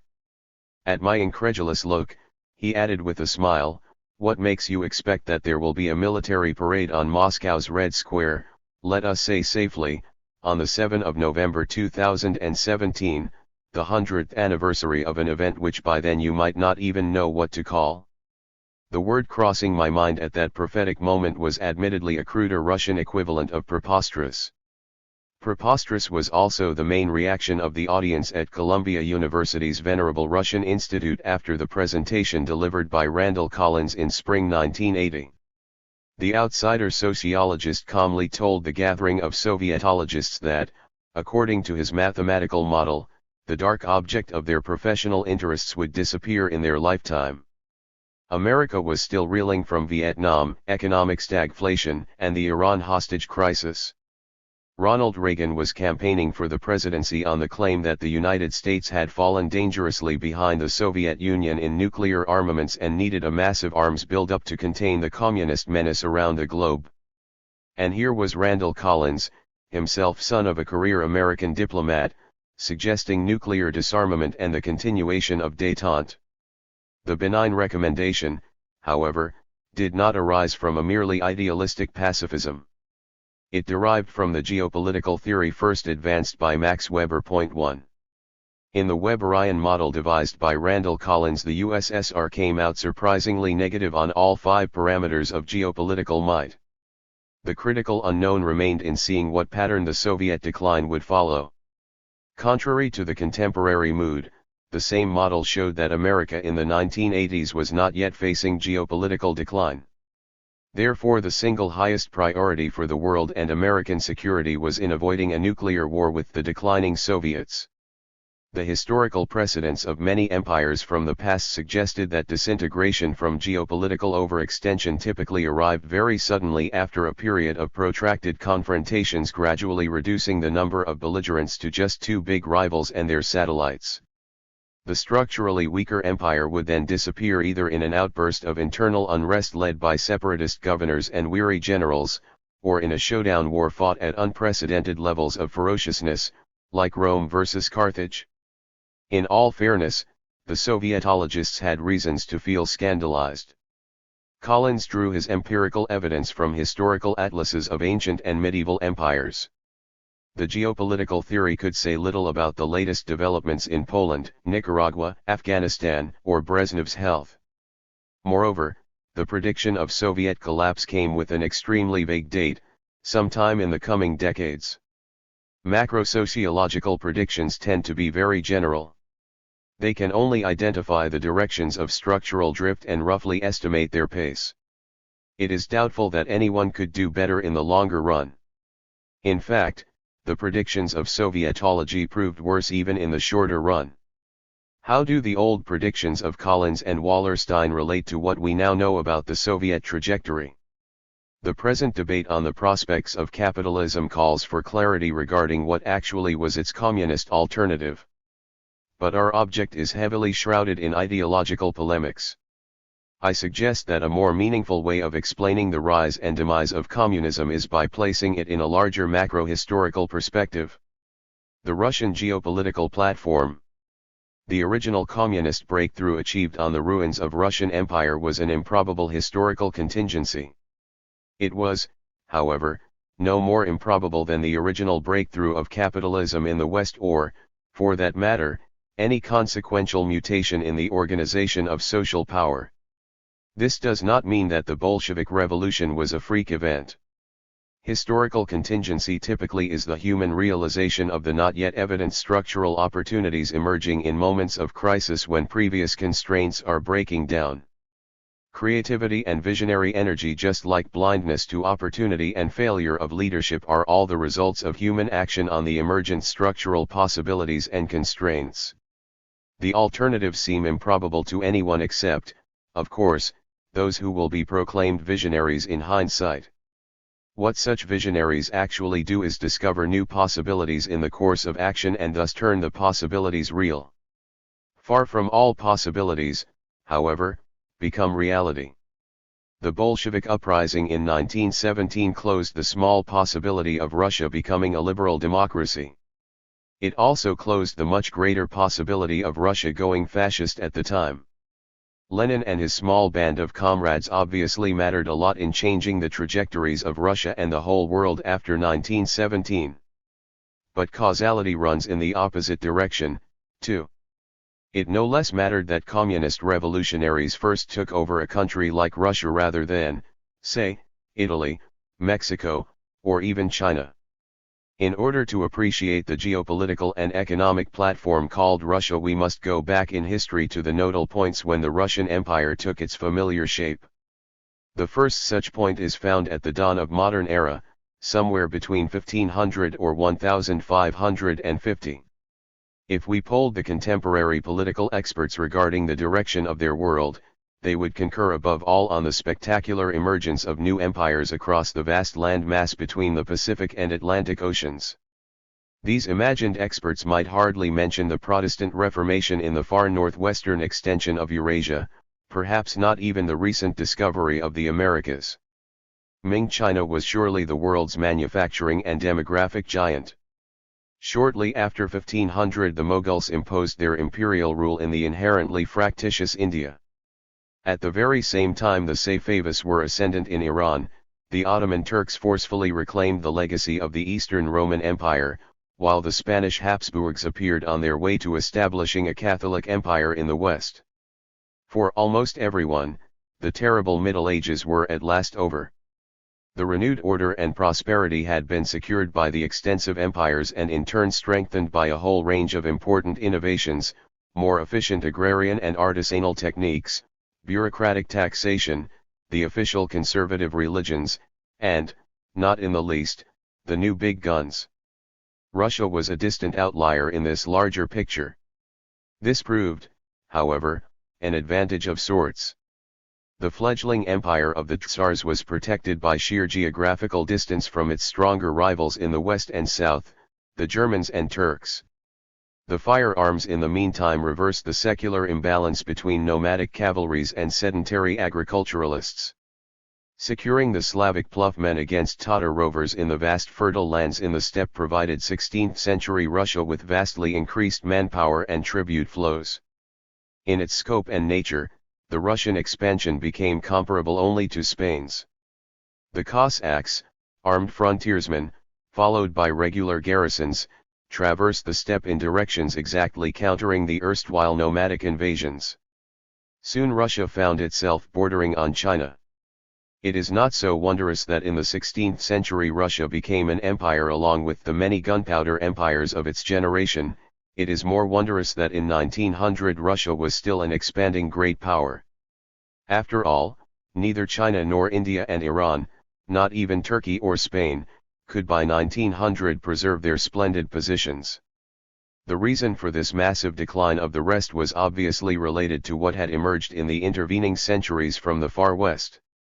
Spain's impressive bid for the Catholic restoration of Western Roman Empire ran headlong into the collective resistance of lesser kingdoms, principalities, independent cantons, and city leagues of northwestern Europe. Had the Habsburg monarchy crushed this resistance, the Protestant Reformation would have remained in the historical record as yet another heresy, while the anti-Habsburg princes and merchants would be considered seditious feudal warlords and sea-born pirates. Of course, the actual course of events awarded a perfectly livable stalemate to the capitalist alliance of Protestant states interlaced by the cosmopolitan merchant networks. It was this military and ideological stalemate rather than the Protestantism in itself that secured the survival of the first capitalist states like the Netherlands and England. Peter the Great launched his absolutist reformation of Russia only a couple generations after capitalism's breakthrough in the West. The incredible Tsar Peter, who worked in disguise as apprentice carpenter at the Amsterdam shipyards and probably met Isaac Newton in London, was determined to learn from the best. Holland remained Peter's first and most ardent love. To appreciate the power of this hegemonic example one might notice that the flag of Russia is a slightly modified Dutch flag, and the canals of St. Petersburg, the original Dutch spelling, have no other reason than Peter's ferocious belief that a modern capital must have canals like Amsterdam. Similar reforms by emulation were attempted by many contemporary statesmen, Portugal's Marquis de Pombal, Austria's Emperor Joseph, and, for that matter, Alexander Hamilton in the United States. The rate of success seems to rapidly recede as we move outside the Western core. Even Spain eventually lost its imperial possessions and fell into isolation behind the Pyrenees. India, China, and Iran failed outright and slid into foreign dependency. The proudly libertarian and aristocratic Poland-Lithuania, once the biggest European country, disappeared in partitions. The glorious cavalry of Polish feudal Zlachta was doomed in the new epoch when wars were won by qualitatively more expensive navies, standing armies, and artilleries. The Ottoman Turks gathered force for their Tanzimat reforms a whole century after Petrine Russia, by which time it was too late to shed Turkey's reputation as the sick man of Europe. The impressive Albanian Muhammad Ali, the rogue warlord of Egypt, who in 1810 to 1840 began building his own navy, gun foundries, and modern bureaucracy, comes close to the example of Peter the Great. But the absolutist modernizer of Egypt was soon checked by the British, decidedly unwilling to see a regional power rise in the Middle East astride the projected Suez route to India. Among the non-Western states only Japan in the course of its Meiji restoration after 1868 managed to become a serious force in the military-industrial geopolitics of the age. This odd pairing, Petrine Russia in one century and Meiji Japan in another, possibly suggests a clue. These two very different outliers shared in common an ideological duality of intense national pride with deep-seated insecurity, caused by humiliating confrontations with superior Western forces. Such dualistic perception of their place in the world could be an enabling but not sufficient condition because it was scarcely unique to Japan and Russia. The embattled empires had to gather institutional capacity and finances to act on their anxious sense of backwardness and vulnerability. The relative isolation of Russia and Japan from foreign trade penetration and military pressures afforded both states the breathing space to build up their capabilities and engage in contemporary arms races. The tremendous costs of imperial modernizing burdened mainly the peasants. They had to supply their states with increased taxes, many more laborers on state projects, and army recruits. Coercing the peasants, however, was still not enough. The absolutist reformers had to discipline, re-educate, reward and inspire their own elites by essentially conscripting them wholesale into the state service as military officers and bureaucrats. This developmentalist pattern was based on the intensive centralization of coercion and territorial expansion, bringing in new resources, subject populations, and imperial glories. The standard theory of neoclassical economics extols Anglo-Saxon constitutionalism and private enterprise with secure property rights as the road to modernity. But there obviously was a different way of staying in the running among the contemporary leading states. The alternative coercive strategy compensated for the relative dearth of capitalist resources by turning the state itself into major entrepreneur and fostering modern industries and institutions by decree. Little wonder then that both Japanese and Russian modernizers seeking to emulate the Western advantages typically preferred Germanic examples. The Russian Empire since the times of Peter and Catherine the Great had actually imported scores of underemployed German aristocrats and artisans as a developmental boost. This was the peculiar kind of geopolitical platform that the Bolsheviks had seized in 1917. Fortress socialism. Nobody in 1917 considered the revolution in Russia unexpected. The Russian nobility had long been haunted by the specter of serf peasants revolting to avenge their near-slave condition. A modern proletarian revolution had been awaited ever since the European upheavals of 1848. This fear/hope was fed by strikes of industrial workers met with Cossack cavalry charges. No less significant was the growth of the famous modernist intelligentsia, the middle strata of educated specialists who felt stymied by the old aristocratic bureaucracy and the generalized backwardness of their country. The intelligentsia saw itself as the guiding force of epochal renovation. This sense of lofty mission translated into a spate of subversive strategies, from creating a world-class literature to volunteer charitable activism and throwing bombs at the oppressors. Nevertheless, the empire kept on muddling through and even registered impressive industrial growth, mainly because for almost half a century it had luckily avoided losing wars, a typical trigger of revolutions. The tipping points, as observed in many other revolutions, arrived with the costly and morally embarrassing military defeats in 1905 and again in 1917. The soldiers rebelled against their commanders while the police disintegrated. The collapse of state coercion released all the long-repressed specters of rebellion, furious peasant revolts in the countryside, the now armed worker militancy in big cities, the intelligentsia enthusiastically organizing a panoply of political parties and nationalist movements that soon became independent governments in the ethnically non-Russian provinces. It is not too surprising that the Bolsheviks seized power amidst this breakdown of state order. It is truly surprising that they were still in power a few years later. How did they do it? The Bolsheviks before 1917 were a small insurrectionist current of intelligentsia. The conditions of illegality and persecution engendered among them strict internal discipline, conspiratorial secrecy, and vigilance against the ever-present police spies. Unlike their Chinese counterparts, the Bolsheviks were not guerrillas and had virtually no presence outside the big towns. This supported their prejudiced view of peasants as an uneducated mass to be marched into a better future. And, of course, the almost religious devotion of the Bolsheviks to the cause followed the eschatological vision of Karl Marx. But Marxism also carried a powerful scientific side. This made the Bolsheviks a peculiarly rationalist kind of ideological visionaries enamored with modern science and industry. From the outset, these anti-capitalist and anti-imperialist Marxist revolutionaries were prepared to take up the weapons of their enemies, German military organization, state industrial planning, and the production lines of Henry Ford. The Bolshevik Party in power first grew its own secret police, the infamous Cheka, which absorbed scores of revolutionary terrorists. This ensured the internal political monopoly of the fledgling state. Next, the party created its own Red Army. Forging an army amidst civil war and foreign military interventions more than safeguarded the Bolshevik state, it essentially became the Bolshevik state. The spirited and disciplined party in arms also proved eminently adapted for organizing all sorts of rear support and moral boosters, making the collapsing industries run, requisitioning food from peasants, but also, in the Enlightenment era of intelligentsia, opening museums, theaters, literacy courses, and universities. One key aspect of Bolshevik state building, however, was unprecedented for a polyglot empire, national republics constituting the Soviet Union. The multi-sided civil war was won by forging political and military alliances across the dividing lines of nationality, race, and religion.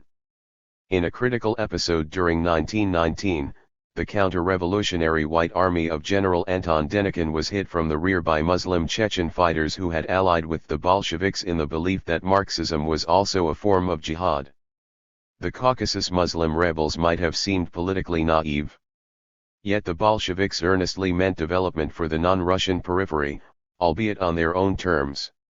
The Leninist nationality policy institutionalized the national republics where native cadres could enjoy promotion preferences and considerable resources to build the institutions of modern ethnic cultures, the same schools and universities, museums, film studios, opera, and ballet, but specifically destined for the non-Russian nationalities. The Bolshevik victory in the Russian Civil War cannot be reduced to creating state order out of chaos, although in itself this was an inordinate achievement. The lesson was rather in forging the extensive structures that harnessed and directed the emotional energies of the millions touched by revolution. These masses of young men and women suddenly saw their life chances dramatically expanded by the technical education and promotions available within the new Soviet institutions. The opportunities for social mobility grew exponentially once the furiously massive construction of new industries and towns was launched in the early 1930s. For all their brutal daily austerity, political terror, and inhuman workloads, the industrialization and Second World War also produced a mass constituency of patriotic Soviet citizens with new identities and lifestyles generated by a vast modernistic state. The demolition of old communities, churches, and extended patriarchal families released millions of younger men and women into the wider modern society. On a wholly different scale, the effect resembled the 18th century westernization of Peter the Great, who was lionized in Soviet novels and films. The Petrine absolutism succeeded in its own epoch by multiplying the ranks of nobility and endowing the new elite with ample service opportunities, ideological confidence, and westernized lifestyles. In the Soviet era, the children of peasants, both Russian and ethnically non-Russian, could learn to operate modern machinery, move into state-built apartments with running water and electricity, acquire new Soviet-made watches and radios, and lunch in workplace canteens on industrially produced hot dogs, canned peas, mayonnaise salad, and ice cream. These originally American imports soon became regarded as dearly native. State-led industrialization created a perennially overheated economy of pervasive shortages, including the shortage of skilled labor. The Soviet Union in effect became a giant factory, and therefore it had to become a gigantic company town, too, where the state as sole employer provided social welfare from cradle to grave. Directing the transformations were party cadres from the special appointment rosters called nomenklatura. Eventually the name nomenklatura would become a pejorative for stolid bureaucrats. Its first generations, however, were the battle-hardened youthful commissars and emergency managers full of revolutionary charisma and can-do spirit. They believed that incredible historical fortune and Lenin's genius had advanced them into the vanguard of humanity's progress. Losing their political power even temporarily, like in an electoral democracy, was tantamount to betraying the march of history. The Bolshevik revolutionary atrocities and their Enlightenment enthusiasm appeared to many commentators and historians impossible to reconcile on moral grounds. Both aspects of communism are incontrovertible facts. It is the perceived contradiction that is an ideological illusion. The Russian Revolution imposed a comparatively thin layer of radical intelligentsia over a huge predominantly peasant country. These activists of epochal change ardently believed in electricity and universal progress, but they had also learned in the recent civil war to trust the victorious party and rely on the cherished Mauser handguns. In short, Russian revolutionaries won their battles by becoming an unprecedented charismatic bureaucracy. These militant developmentalists fused the ideological, political, military, and economic institutions of the 20th century into a single dictatorial structure. Its summit amounted to a high pedestal. Stalin's personality was perhaps as twisted as his amazing life trajectory of a latter-day catacomb Christian becoming great inquisitor and later a Renaissance pope, too. Yet personality does not explain the leader cults and purges in many situations where Stalin could not be a direct culprit, such as Tito's Yugoslavia, Maoist China, and Cuba.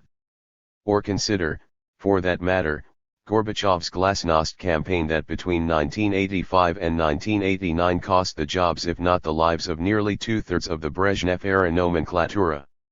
From the perspective of bureaucratic victims, the Moscow-mandated democratization amounted to another calamitous purge. This realization, as we shall see, goes a long way toward explaining the desperately defensive and destructive reactions of Soviet nomenklatura that would ruin the state after 1989. All great communist leaders/villains periodically unleashed campaigns of political denunciation because less blunt mechanisms of control were unavailable to them. The suppression of unofficial organizing and information leaves the supreme leader essentially blind to whatever is happening under his feet and rightly suspicious that his commands are not fully implemented. This ugly feature of Leninist regimes had no direct relation to Russian, Chinese, or any national culture. It would have certainly appalled Karl Marx, maybe even Lenin himself. The problem, however, was rooted right in the geopolitical origins of communist states, and, we may add, their non-Marxist nationalist emulators across the Third World. These revolutionary states were born in deadly confrontations. Great leaders emerged at their summit because the extraordinary national mobilizations called for supreme military, political, and economic commanders. Their genius then appeared validated by their great improbable victories. Napoleon Bonaparte truly served as the historical prototype for all revolutionary emperors of the 20th century. The revolutions capturing single states, even as big as Russia, would immediately run into interstate rivalries. Hence the typical modern sequence of successful revolutions followed by external war. Revolutionary transformations provoked military confrontations with other states that were either seeking to preserve the conservative status quo or, as in the case of the Third Reich, intending to remake the world through a war of conquest and extermination. The emergence of communist states in the 20th century was a major achievement of leftist forces. But, given the terrible wars amidst which the communist and national liberation insurgents could take power, from the inception their regimes grew oppressive and institutionally flawed. The 20th century revolutionaries had no other course of action if they intended to defend and consolidate their anti-systemic conquests. If one needs a big rationalist argument for curbing militarism, then there it is. Was the Soviet Union genuinely socialist, or was it rather totalitarian? Such exceedingly ideological abstractions are not useful in explaining reality. It was what it was, a huge centralized state with an unusual ideology and a formidable military geopolitical position achieved as the result of extraordinary industrialization. The geopolitical inheritance of Russian Empire, uniquely strong in the world's semi-peripheral zone, made possible the survival of such a state in the first place. The same structural inheritance also suggested the state-driven coercive strategy of industrialization predicated on dispossessing the peasantry and putting every effort into building an up-to-date military force. The USSR was quintessentially modern and self-consciously modernist. It successfully adopted the advanced power techniques of its age, mechanized military, assembly line industry, planned big towns, mass education and social welfare, and standardized mass consumption including sports and entertainment. After the futuristic decade of the 1920s, the Bolsheviks would also recycle as new mass culture the classical music, ballet, and literature inherited from the imperial intelligentsia. The Stalinist state had indeed ended up looking imperial in many respects. Yet the ability of the USSR to integrate its numerous nationalities for almost 3 generations was arguably progressive and modernistic. The Soviets pioneered affirmative action and then proved by development and broad inclusion that they really meant it. At the time, many observers, friend and foe alike, tended to agree that these achievements based on economic planning and the abolition of private property in sum amounted to socialism. The key Soviet features were emulated or reinvented by a broad variety of developmentalist and nationalist regimes because such a concentration of state powers appeared extraordinarily successful for the duration of 20th century.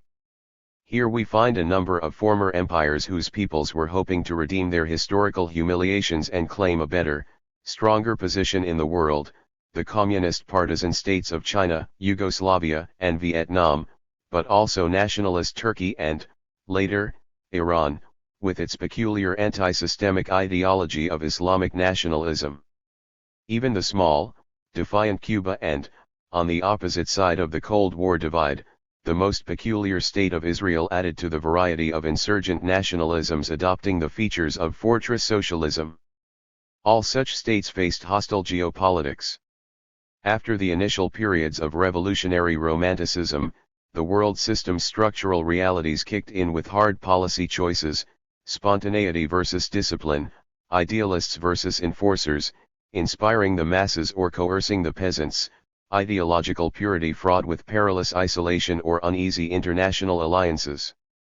If communists wanted to be serious players on the world stage, their effective response had to be opportunistic realpolitik. Despite ideological proclamations, communist states could never totally quit the capitalist world system. Conflict is in fact one of the strongest kinds of ties in social networks, be it at the level of small groups or among the states. The core capitalist states continue to be the main preoccupation and reference point for Moscow. Germany before 1945 and America ever after posed the main military menace dictating the priorities of Soviet industry and science. But the West also remained the vital source for buying advanced machinery and prestigious goods with the earnings obtained mainly from the export of raw materials.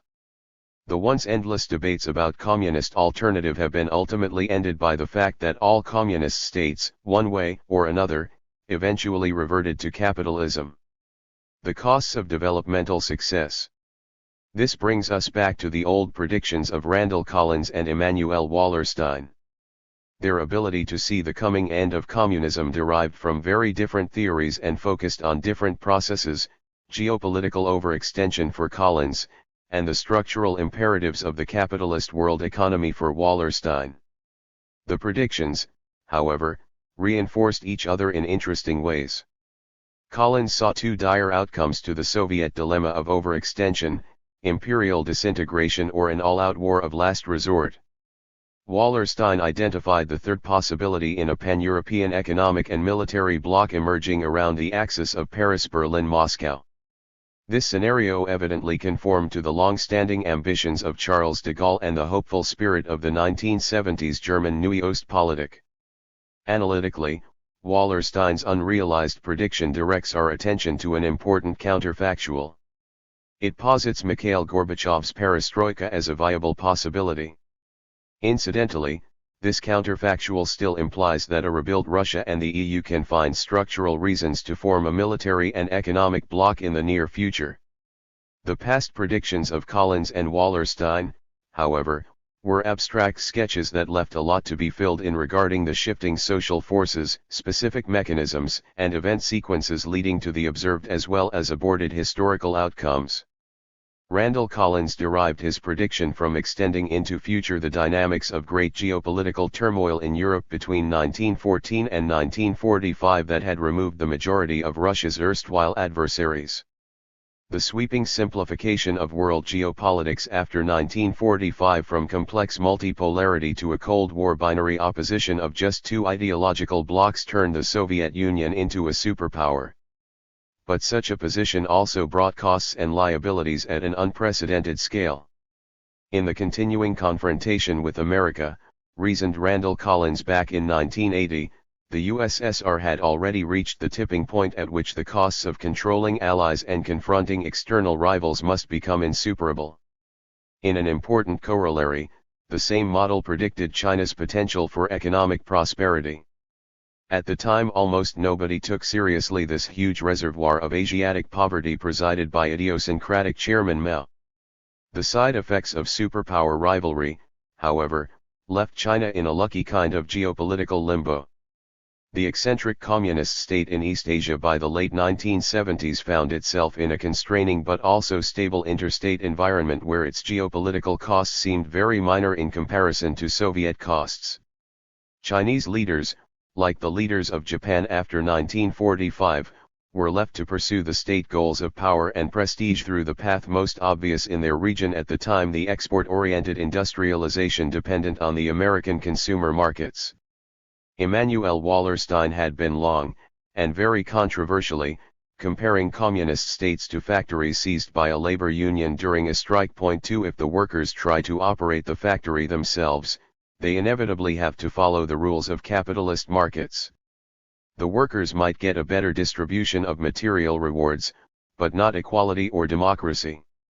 The more realist among labor organizers would reimpose production discipline, compellingly citing external market pressures. The iron law of oligarchy in complex organizations predicted that the narrow circle of those making managerial decisions would cut themselves off from the larger group and evolve into a new ruling elite. It might take time before ideological vapor entirely escaped from the cauldrons. Nevertheless, the moment would come when the erstwhile organizers turned managers would no longer feel compelled to disguise the reality.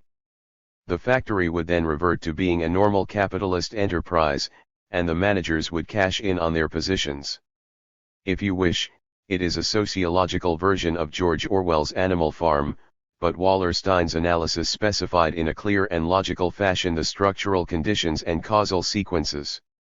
He also added an important political caveat: socialism in one country or one factory may not last unless the whole capitalist world system is replaced by a different historical system where capital accumulation is no longer the paramount priority.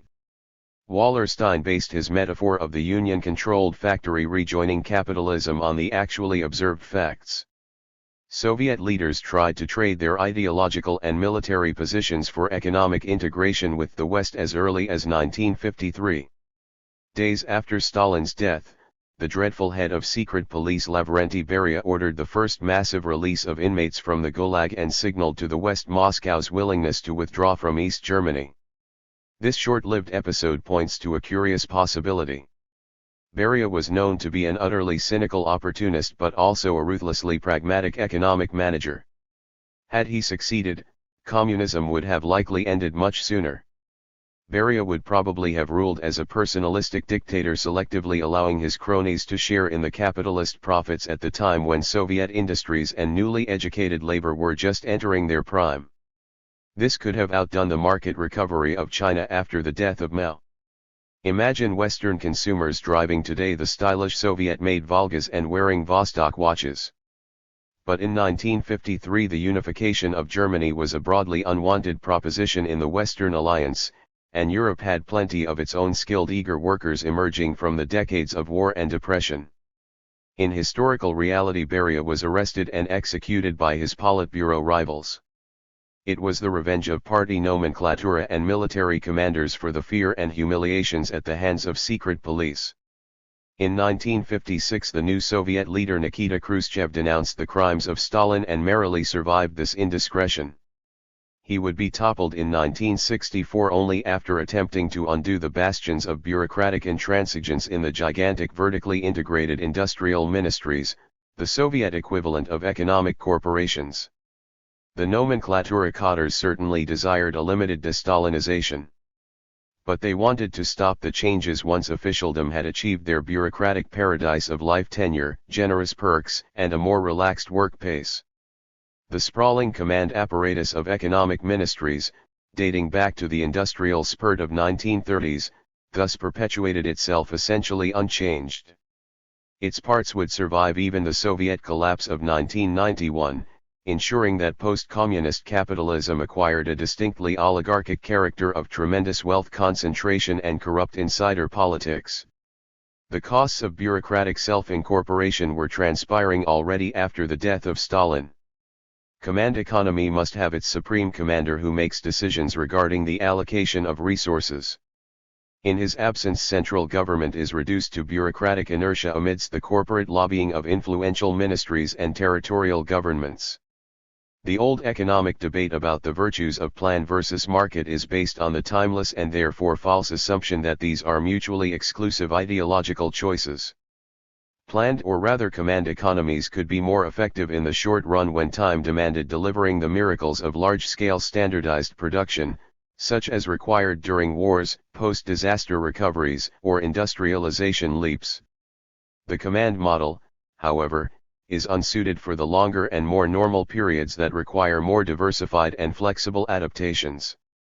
But how could anyone dare suggest scrapping the giant obsolescent enterprise that was the pride of the first 5-year plans and whose top managers, incidentally, were voting members in the Central Committee?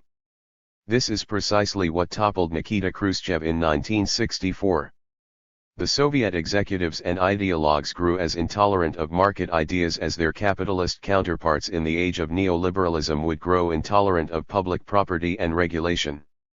The intransigence of industrial and political bosses, however, had deeper reasons than orthodoxy alone. In the main, it was the fear that their better educated and energetic younger subalterns were bound to unseat the seniors if open discussion and competition were allowed. The main tension of Soviet communism in its late period pitted the now stolidly bureaucratized nomenclatura against the rising middle strata of educated specialists and creative intellectuals. The new youthful groups of the Romantic 60s emerged from the lower and middle ranks of the state institutions of economic planning, higher education, and culture. In a quite literal sense, these were the children of Soviet modernization. The original ideology of young specialists was a version of the new left movements emerging all over the world between 1956 and 1968. Only much later, during the crisis of Gorbachev's perestroika, would the anti-bureaucratic frustrations of junior echelons find a radically different expression in the individualistic philosophy of neoliberalism or in the affirmation of their ethnic nationalisms. The official anti-systemic ideology of the Soviet bloc thus suggested to youthful rebels the adoption of Western systemic ideologies, and then, by logic of polarization, in their most extreme versions. In no social arena did this process emerge as vigorously as in culture. The official orthodoxy prescribes socialist realism. Give them absurdist comedies and spiritualist mysticism. The nomenclatura extol friendship among the peoples. Then play on the local ethnic sentiments. The Ministry of Culture enforces the classicist canon in music and arts. Bring forth abstractionism, jazz, and rock. The irony is, of course, that the aging dictatorial regime that stopped acting as a dictatorship became a perfect target for youthful pranks and provocations. The now sclerotic generation of obedient Soviet bureaucrats formed in the end of Stalinist purges could never incorporate this iconoclastic enthusiasm, as the Bolsheviks could in earlier generations. Just as it could not reign in the intelligentsia, the Soviet regime in its later stage failed to make the workers work. The immediate reason was political. Having reigned in the secret police for the sake of their own safety, the nomenklatura were least of all willing to unleash again any kind of mass repression. In the meantime, the expansive industrial economy precluded the disciplining whip of unemployment. The Soviet managers needed labor to accomplish the plan assignments, and workers could in effect bargain for better conditions or seek them elsewhere in the specially supplied Moscow or in the generously paying industries of Siberia. Yet by far the biggest structural reason giving more power to Soviet workers was demographic transition. The villages of central Russia now stood drained of manpower. By default, this situation significantly increased the social power of women. In the meantime, towns, industrial employment, and education irreversibly changed their lifestyles, and birth rates plummeted in merely a generation. The shortage of labor was historically unprecedented in Russia. The Tsars and even Stalin could always rely on a seemingly endless supply of peasant labor and army recruits. In the 1960s, the demographic pool had suddenly dried up. Recasting peasants into workers was in fact the triumph of Soviet civilization. It also meant the undoing of the centuries-old Russian tradition of supporting the elites and competing militarily with the West at the expense of the peasantry. Relative demographic scarcity left no grounds for traditional despotism. The formation of Soviet industrial society and its new demographic dynamic fostered two structural preconditions for changing the now hopelessly obsolete structures of Soviet militarized industrialism. The emergent democratization, however, still needed the third and explicitly political condition if it were to overpower the despotic nomenklatura. It was an alliance between the liberal intelligentsia and professionals with the newly empowered labor. In fact, this kind of broad democratic alliance had already proven its force in the explosive popular mobilizations of Czechoslovakia in 1968 and Poland in 1980. The post-Stalinist regime seemed and indeed felt extremely vulnerable to the leftist popular uprisings because they have lost or willingly retired their ideological and coercive resources to confront the challenge of social movements with massive violence. Yet class conflict in a mature industrial society, contrary to the classical Marxist imagery, was not two-sided. It was rather played out in the triangle of Soviet corporate executives, liberal intelligentsia, and workers. Therefore the nomenclatura's best option was to buy off the workers at the expense of the intelligentsia. The political taming of Soviet workers in the Brezhnev period was secured with two costly tactics: increased popular consumption and the tacit toleration of inefficiencies. The nomenclatura essentially invited the workers to share in their own complacency and perks while at the same time denigrating the engineers and intellectuals and occasionally bashing dissident intelligentsia for their rootless cosmopolitanism. The windfall of petrodollars in the 1970s comfortably subsidized this conservative welfare compact for more than 2 decades. Its true costs defy material estimation. The notorious rises in alcoholism, male mortality, and petty theft from the workplace, along with the shoddy quality of Soviet goods, all must be regarded as the pathological consequences of lost dynamism and pervasive cynicism. It was this avoidance of consequences and a social immobilism stifling the young that came to be despised in the Brezhnev decades of stagnation. How inevitable the collapse! The long-awaited energetic younger leader Mikhail Gorbachev belonged to the generation of Sputnik and de-Stalinization. These achievements of the early 60s had experientially validated the belief of his peers in the Soviet system. Gorbachev might be even considered a part of the new left resurgence from the 60s.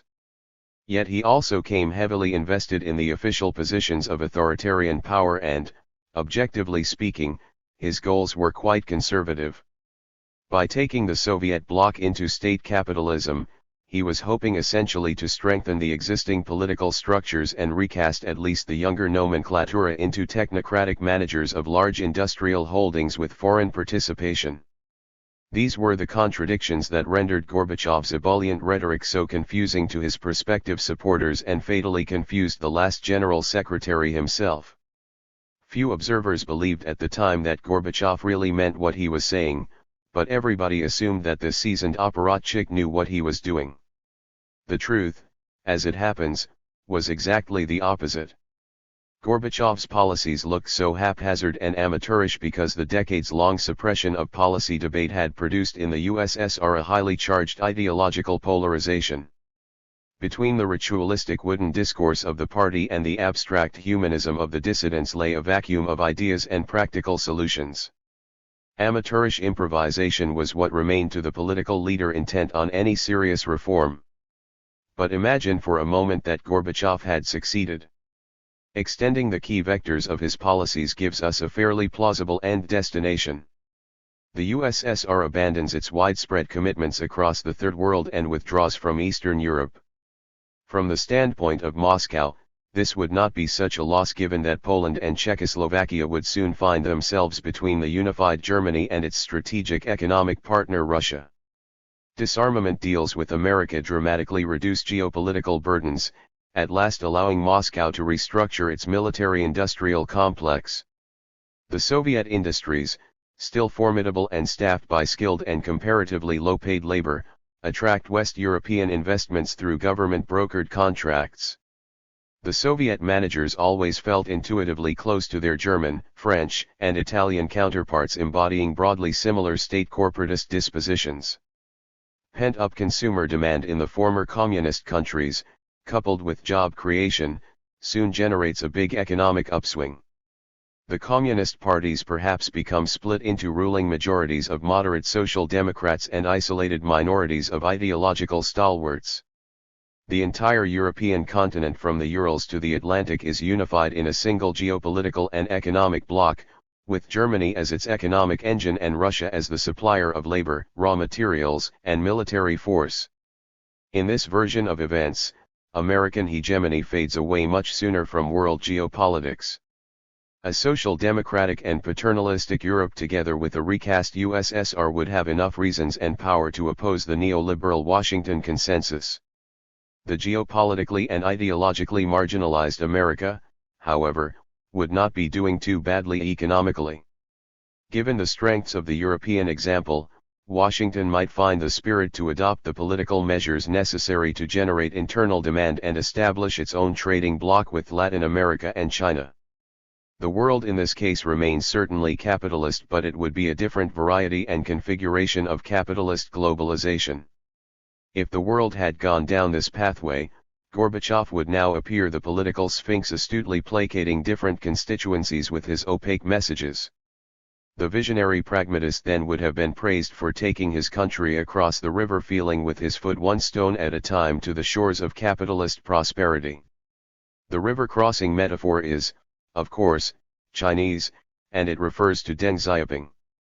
It is perhaps worth remembering that until the end of 1989, or even later, Gorbachev was universally praised as democracy promoter and the bold unifier of Europe, while Deng was vilified as the butcher of Tiananmen Square.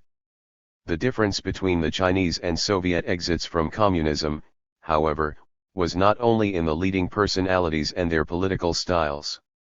There existed plenty of structural differences, the majority of them historically inherited, contingent, and generally unrelated to communism.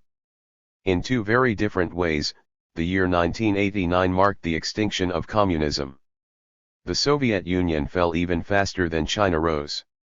The People's Republic of China also had experienced its close call in the spring of 1989 when an emergent factional split at the top of communist hierarchy had provoked the student movement symbolically associated with Beijing's Tiananmen Square. The student movement displayed the same strengths and weaknesses as the contemporary anti-authoritarian movements in the Soviet Union or, for that matter, the Western New Left in 1968 and the Arab Spring of 2011. The spontaneous protest delivered a huge charge of youthful emotional energy directed primarily at the hypocritical and self-serving elders. But the movement lacked an extensive autonomous organization, short-term political goals, and robust connection to provincial towns, let alone the countryside. In 1989 the Chinese party cadres closed their ranks against the movement because the previous episode of upper echelon factionalism provoking student militancy, the ultra-Maoist cultural revolution of the late 1960s, was very much in their memory. Perhaps more importantly, senior Chinese cadres remain the veterans of armed struggle, unlike Gorbachev and his comrades who were career apparatchiks 2 generations removed from revolution and civil war. For people like Deng Xiaoping, the notion of power growing from a gun barrel was not merely a metaphor. The suppression of the Tiananmen protests, however, came at a steep ideological cost. The activist students laid claim on the same ideals that legitimate the Communist Party itself. The leftist attack on a leftist regime produced a turn to the right even if nobody from the top ever dared to officially acknowledge it. In effect, 1989 marked the end of Chinese communism, too.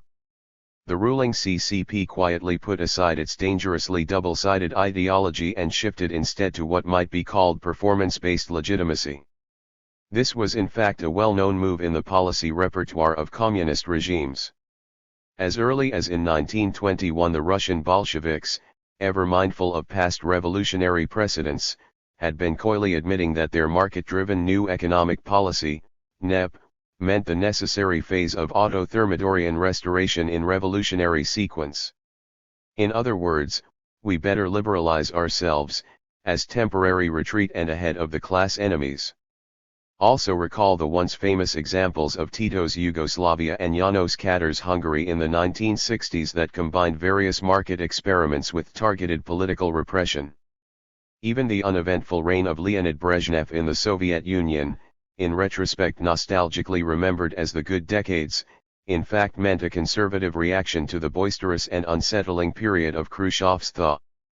In the 1970s Soviet leaders, however, ended any talk of market socialism because the export earnings from oil and natural gas afforded them the transient luxury of a risk-free bureaucratic inertia.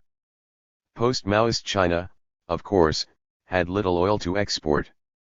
Instead, the CCP could draw for its latter-day NEP from the human ocean of industrious peasants and provincial artisans as well as the market knowledge of the Chinese diaspora. The immediately political rationale for admitting market forces into the Chinese countryside and export zones was clear and simple: to let the peasants feed themselves and the cities in order to defuse tensions. By making this first defensive step, the Chinese communists stumbled on the long road that led them to bypass the political crisis of 1989. Still nominally communist, China essentially reproduced at a greater scale the earlier pattern of anti-communist developmental states in East Asia, such as South Korea and Taiwan, which had grown under the Cold War patronage of American hegemony. The inadvertently lucky escape of Chinese communism helps us to pinpoint the causes of the Soviet inadvertent disaster. It was, overall, a colossal failure of collective action on the part of nomenklatura. The avalanche of political events in 1989 caused panic and numerous defections from the ranks of Soviet officialdom. It was they who actually undid their own state, not the romantic nationalists in the non-Russian republics, nor the democratic intelligentsia in Moscow and Leningrad. The anti-nomenklatura insurgents, for all their emotional appeal, had not yet gathered force to overthrow communism on their own. In 1989 and still in 1991 they were lacking serious organizational bases to rapidly mobilize and intercept the falling political power. Surprisingly enough, neither could the Soviet nomenklatura rely on any legitimate overarching networks to coordinate their self-defenses at a critical moment.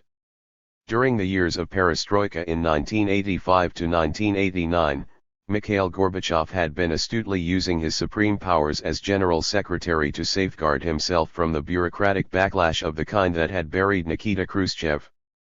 Gorbachev's maneuvering, conducted both in public, i.e., glasnost, and in the insider apparat intrigues, in which he was reputedly so adept, confused and immobilized all three institutional pillars of Soviet regime, the Communist Party, central ministries, and secret police. But in 1989 Gorbachev's inevitable sacrifice of the satellite communist regimes in Eastern Europe suddenly revealed to the embattled nomenclatura their true stakes in this big and uncertain game. Following 1989, the Soviet oligarchic elite fragmented exactly along the lines of bureaucratic turf in the industrial sectors and national republics. For the first time since the legendary 1920s, various political factions appeared within and around the Communist Party. But these factions, progressive and reactionary alike, proved short-lived because in the rapidly unwinding chaos they had very little time to pull themselves together. By default, the nomenclatura were left with what they actually knew very well, the elementary personalistic networks of corruption and collusion.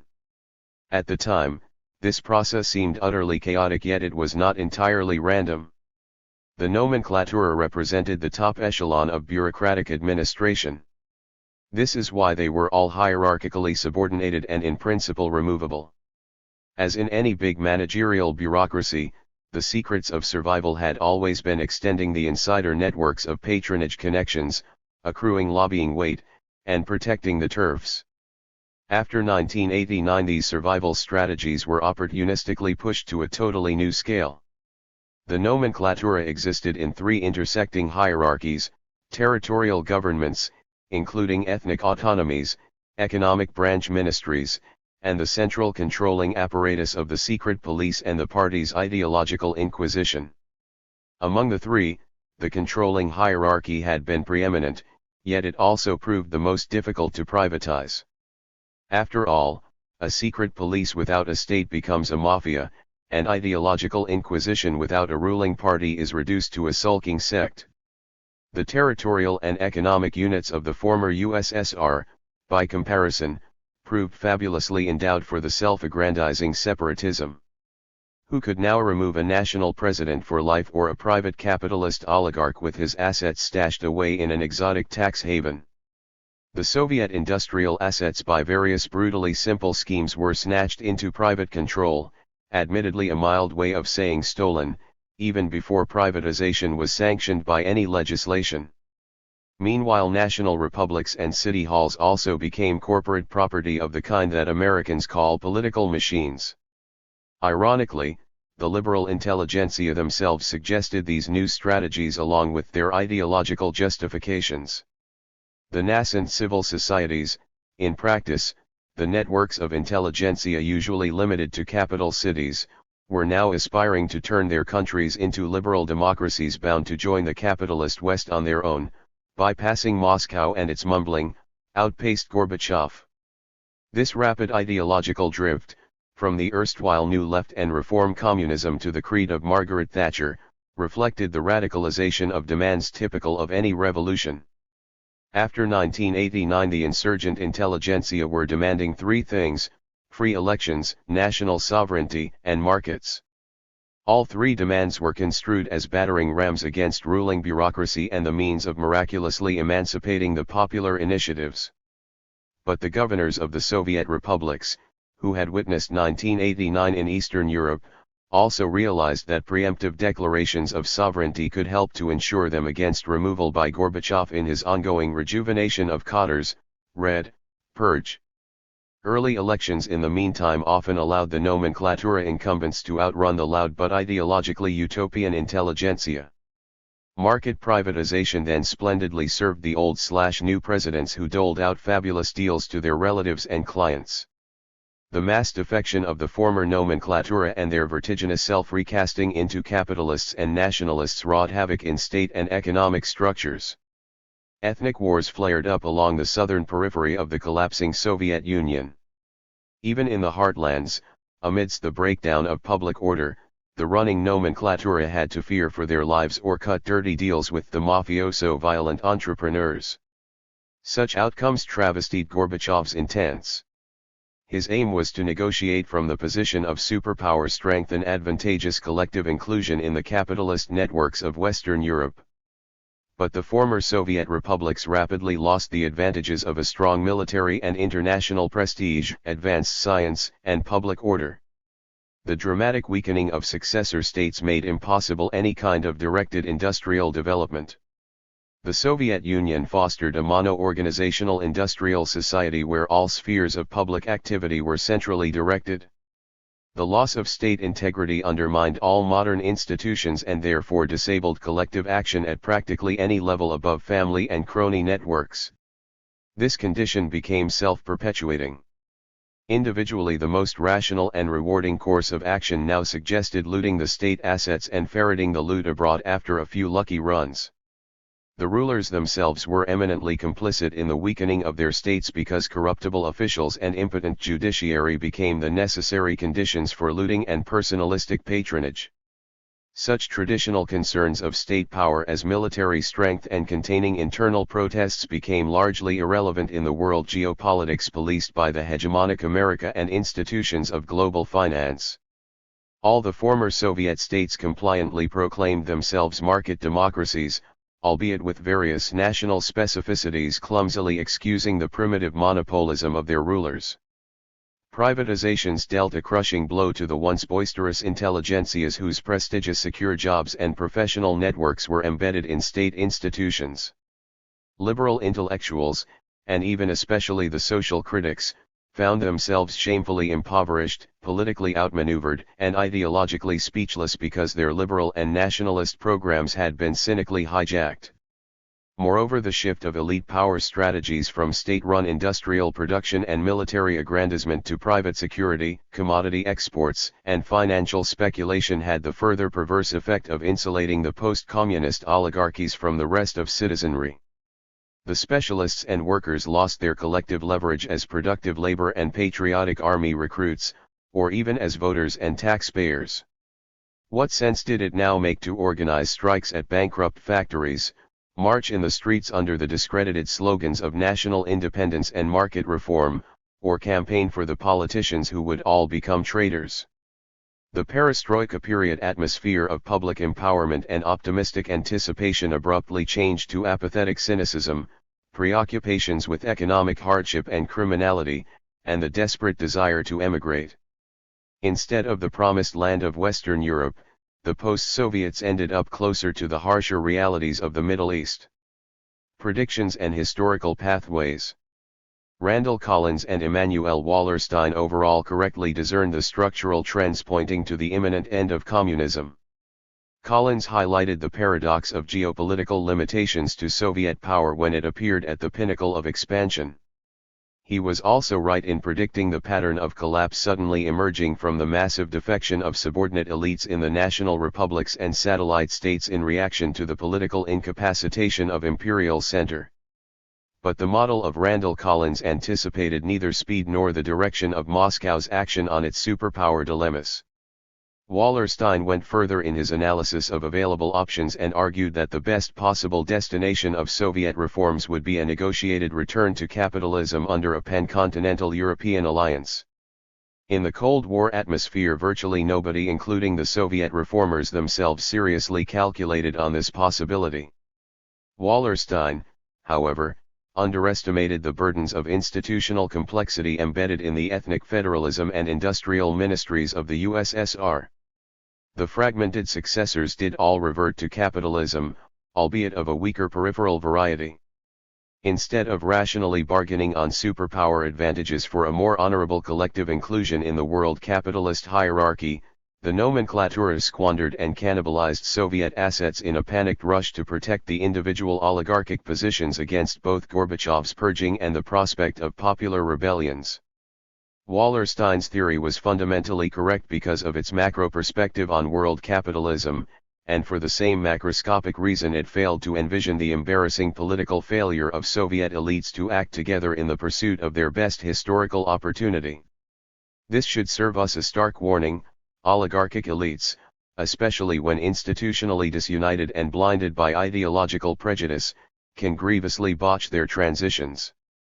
Contrary to the dominant left/right beliefs of the time, measuring the Soviets against ideological yardsticks, the analyses of Collins and Wallerstein proved overall to be correct because they were systemic and relational. In other words, they considered the Soviet bloc as part of a larger world. Collins based his predictions on the long-term regularities of military geopolitics. Wallerstein focused on the dimensions of capitalist world economy and political options accessible to the elites across its various zones. These are different but analytically meshing dimensions. In fact, the combination of two approaches best explains the structural factors of China's lucky exit from communism. History surely made a big difference in shaping the character and divergent outcomes of Russian and Chinese communisms. Economic historians have now amply documented the pioneering role of medieval China in fostering the nearly modern levels of manufacturing and trade. Imperial China, however, did not become the first capitalist power in history for mainly geopolitical reasons. It was primarily the impressive permanence of an empire concerned with maintaining internal harmony and preventing nomadic attacks. In the West, after the fall of Rome, such an empire failed to materialize, which forced Western capitalists to protect and consolidate themselves first as a system of city-states and later as modern national states. The Chinese empire fell late in the 19th century, but this series of catastrophic events only harmed indigenous capitalism. The Chinese entrepreneurs now faced both internal disorders and foreign domination by Western powers and Japan. It took another century full of grievous turmoil before the communist rebels prevailed in China and essentially got stuck there. The Maoist attempt to launch a Soviet-type industrialization at the expense of the peasantry backfired in a huge famine followed by the decade of political bashing within party ranks. The human catastrophe surpassed even that of the Soviets in the 1930s without, however, generating a large modern industry and urbanization. China remained incapable of reaching even its immediate objectives in the regional neighborhood, let alone the ideological goals of promoting a world anti-capitalist revolution. Here the geopolitical theory of Randall Collins identified a blessing in disguise. China was firmly contained in the world and regional power balances. Yet the same fact also removed China from the battle lines of the Cold War, thus enabling ideological decompression and economic engagement with the West. The Chinese cadres regarded radical Maoism as no less threatening to themselves than the Soviet nomenclatura regarded Stalinism after 1953. The long historical tradition of China suggested then the restoration of internal harmony by permitting grassroots and mainly rural economic entrepreneurship. Luckily, it was still surviving in the wake of abortive Stalinist industrialization. China's market turn evidently also helped to keep in line the local party cadres through patronage that delivered opportunities for personal enrichment while exempting the loyal and properly performing clients from the public prosecution for corruption. Communism did not collapse in China. Even the official communist ideology still survives in a light version.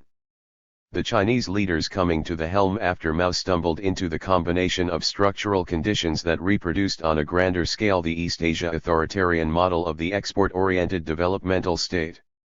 This realized the long-standing prediction of Immanuel Wallerstein, the communists rejoining world capitalism as pragmatic facilitators between foreign capital and their national labor. Capitalism and its 20th century challengers. Military geopolitics recurrently emerges in our analysis of communism because this appears the single most important factor determining the 20th century revolutions. To stress again, communism emerged not from the ideas of Karl Marx nor from the native traditions of Russia or China. It was the result of a particular leftist current, the Russian Bolsheviks, first finding its opportunity in the wake of a disastrous war to seize and technologically upgrade an eminently defensible platform in world geopolitics. The Bolsheviks, themselves consciously following the French Jacobin precedent, showed how radical intelligentsia could inspire and mobilize the popular masses for overthrowing old regimes, defeating foreign invasions, and building the stronger new states on much broader social bases. The Soviet example, through direct aid or mainly by its very presence in the 20th century world scene, enabled the success of a whole variety of patriotic insurrections led by the radicalized native intelligentsias. Far from all became communist, but surely all adopted some of the strategies pioneered by the Bolsheviks. The difference was mostly in the degree of economic expropriation by the newly reasserted states. Wherever states moved to control everything down to peasant households, the state was declared socialist. In states that seized only the properties of foreigners and some particularly obscurantist or unpatriotic owners, like the landlords and large comprador traders, the process and its result was called nationalism. The aftershocks of Bolshevik revolution emerged most strongly in the other erstwhile agrarian empires humiliated by Western capitalism and reduced to dependency status. This is what became known as the Third World national liberation movements, from the early example of Kemalist Turkey after 1918 and the Indian epic struggle for independence to the Iranian Revolution of 1979. In the latter case, a postmodern student movement of the 1968 type ignited a typically pre-modern rebellion of the urban poor and merchants against the impious despotism of the Shah. The result, however, was a quintessentially modern revolutionary state more closely resembling the Soviet-type regimes than the medieval caliphate. Just as the two world wars in crucial ways defined the Soviet Union, the eccentric regime of the Islamic Republic was consolidated in the tremendous patriotic resistance of Iranians to the attack by Saddam's Iraq, which was surely acting as proxy of a broad counter-revolutionary coalition of foreign interests. Despite the farrago surrounding the Sunni jihadi militancy after 2001, in the big picture of anti-systemic challenges it was only a minor aftershock overdramatized by the American blunder of invading Afghanistan and Iraq. Al-Qaeda sought a global geopolitical confrontation by the terrorist provocation of morally cleansing revolts and anti-foreign resistance. Their strategy harkens back not to the Bolsheviks but perhaps rather to the 19th century Russian Narodniki who had, after all, pioneered suicide bombings. And even more than the erstwhile Russian terrorists, the jihadists have failed politically to ignite popular rebellions. In the core capitalist states, however, communist parties ran into the formidable wealth of Western societies and established parliamentarism which favored the moderate tactics of social democracy. In the interwar Italy, Spain, and above all Germany, communists were brutally checked by the fascists, a new kind of counter-revolutionary force mobilizing both the embattled state elites and chauvinism of the common angry men. The fascist variety of anti-systemic movements must be addressed seriously because it might yet re-emerge in the wake of large crisis. After 1945, the Western Cold War ideology equated fascism with communism as the totalitarian twin evils. The convergence in the techniques of mass propaganda, industrial warfare, economic planning, and state control was real enough, but these techniques became more widespread during the 20th century than many people dared to recognize. In the words of historian Eric Hobsbawm, the age of mass war and economic depression forced all governments to govern. This trend encompassed the more benign social democratic regimes of Scandinavia and the liberal democracies of Anglo-America that have shared to certain degrees in the new techniques of economic planning and mass consumption as well as police surveillance. Or just pay attention to public architecture and the typically muscular iconography of the 30s. The scale of actual and symbolic state violence, significant as it was at the human level, depended mainly to the differential in geopolitical position and the strength of internal revolutionary challenges flowing from it. The dominant classes of Anglo-American democracies felt less threatened than their counterparts in continental Europe and therefore less compelled to let the violent and despicable racists fight in the streets against leftist revolutionaries or attempt to capture living spaces in foreign conquests. When it came to confronting Hitler's ultramilitarism that threatened to finish capitalism not in a revolution but rather in a very bloody mess, the Anglo-American liberals readily allied with the communist counterforce. In a great but perfectly explicable irony of the 20th century, the capitalist world system was saved by the Soviet military industrialization resulting from a communist revolution. Fascism and communism meant radical escalations unleashed by the cataclysmic experiences of the First World War in the two rival political currents of the 19th century, nationalism and socialism. Both ferociously fought each other for the overlapping mass constituencies in the rising lower classes of society, clerks, junior officers, intellectuals, workers, peasants. Both movements offered to their followers vastly enhanced self-prestige, empowerment, and the prospect of unprecedented promotions through the ranks of party, state bureaucracy, and the military. The two movements were breaking the taboos of old aristocratic regimes and advancing whomever they defined as their common men. It is an uncomfortable realization that the modern ideal of justice and political rights for the common people, in theory and in practice, could have not one but two antagonistic expressions. Justice as social equality and unity of humanity was usually called socialism. It is, of course, the original Enlightenment ideal that enjoys a great intellectual tradition and enduring attraction. But at the level of politics, this program was never easily sustained because it cuts across the social cleavages of group status, locality, religion, race, and gender. Justice in less universal terms, as privileging only a particular group against other groups, typically translates into the politics of nationalism, sexism, racism, religious fundamentalism, or whatever their contingent mixture. The intellectual tradition of such ideas is much cruder. But they often proved more effective in the age of mass politics. Nationalism over the last 2 centuries has animated a great many passionate or downright virulent political mobilizations. In fact, it is still the most effective of all political programs today.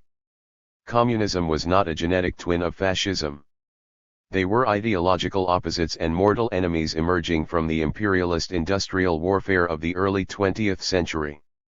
Neither communism nor fascism can re-emerge in their familiar forms because, fortunately, their geopolitical and ideological preconditions have been eliminated. It does not mean that another major crisis in the future will not provoke strong reactions from the opposite sides of political spectrum. In fact, such antagonistic reactions will become likely as the conventional political mainstream loses coherence. But if my co-authors in this volume are right in their future predictions, as they proved in the past, then we might also make several further predictions. The crisis of capitalism in the 21st century will be unfolding primarily in the world economy rather than in geopolitics. Its consequences will look more like class struggle, broadly construed to include the educated specialists, than world wars among coalitions of states. Moreover, the struggles will involve primarily the core capitalist areas where democratic politics have strong institutions and the enduring traditions of social movements. At stake will be public control over the private economic corporations rather than state armies or ideological paramilitaries. The nasty xenophobic reactions will be still prominent on one side because class struggles in a global world full of migrants inescapably will acquire the aspects of race, religion, and ethnicity. Extreme nationalisms will likely attempt to direct the powers of modern states into extreme coercion and policing resembling the erstwhile totalitarian practices, perhaps taken to a new technological level. Here is a big danger. But on the other side we will see political coalitions mobilizing around a liberal leftist program of universal justice that has been ascendant in the modern world since at least the epoch of Enlightenment. Both capitalist classes and social movements, learning their lessons after 1945, cumulatively did a lot to make far less likely the wars between states and the internal civil wars. If warfare could be avoided, then violent revolution and dictatorships of both far left and the far right might be also avoided in the 21st century. If this analysis is correct, then the Bolshevik 1917, fortunately, is not very relevant in predicting what the end of capitalism will look like. It could be rather the mass civic mobilizations like the 1968 Prague Spring and the Soviet perestroika at its height in 1989. In both instances the ruling elites reacted with more panic than outright violence. But the insurgent movements even more shamefully failed to exploit the momentous disorganization in the ranks of dominant classes. The outcomes were unhappy. Therefore, thinking boldly and responsibly about the future should imply considering the political and economic programs as well as the possible coalitions and trade-offs in order to minimize the uncertainties of transitions in the face of major crisis. Ultimately, this could be the most useful lesson of communism. 5. What threatens capitalism now? Craig Calhoun. Capitalism appears to be surviving the worst financial and economic crisis since the Great Depression. Though its lows were not as low, in the world's rich countries this has brought a longer period of depressed or absent growth than the Depression itself. Moreover, the current crisis comes on the heels of a damaging era of lopsided financialization, neoliberal weakening of social institutions, and intensified inequality. This exacerbates problems, undercuts capacity to deal with them, and reduces the buffers that protect ordinary people from the effects of economics upheaval. Investors are still making money, no states have completely collapsed. Yet the future looks precarious. However, this and most talk of collapse reflects views from the old core countries of the capitalist world system as they lose their privileged and profitable position. The views are different from many places in Asia, Africa, and Latin America. The current crisis both reveals and accelerates a shift of economic momentum away from long-standing core economies in Europe and North America toward newly developing regions. A key question for the future of capitalism is whether this momentum can be sustained.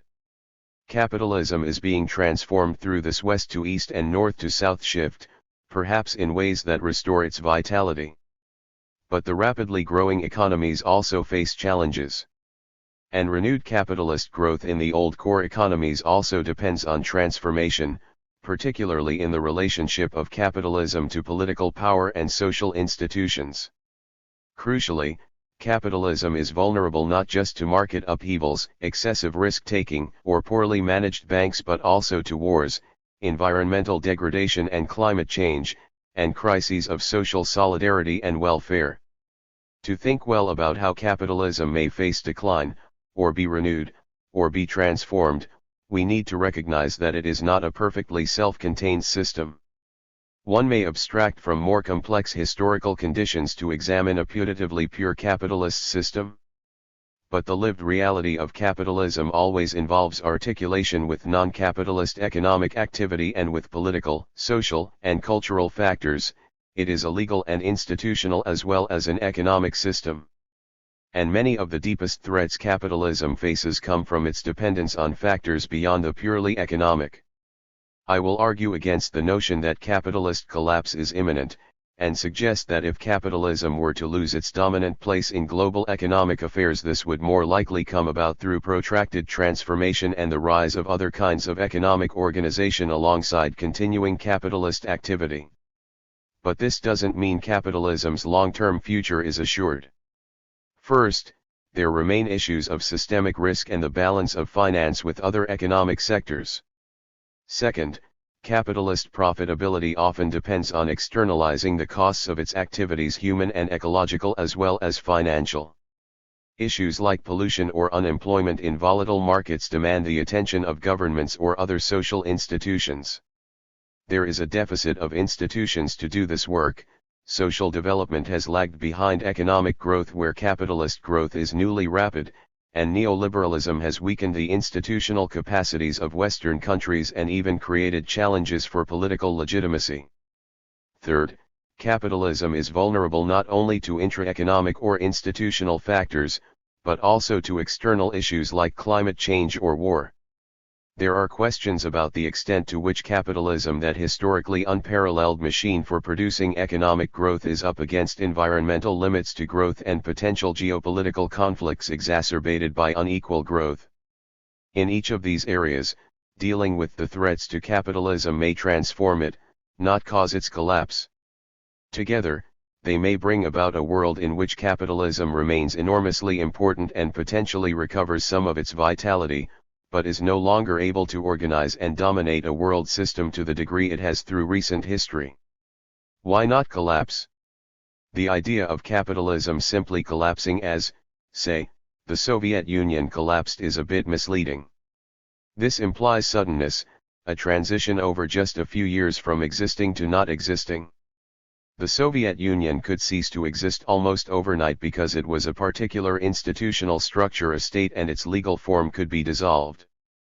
But capitalism is not strictly analogous. As a state, the USSR was a kind of corporation, and it was in the first instance this corporation that dissolved. But of course the dissolution of this legal political structure also brought wide-reaching changes in other relations of power and practical activity. Still, many institutions that had been knit together through the Soviet state continued to exist with varying degrees of change in its absence. The city of Moscow had a legal and institutional status in the Soviet Union and a not completely dissimilar one in the successor Russian Federation and Republic.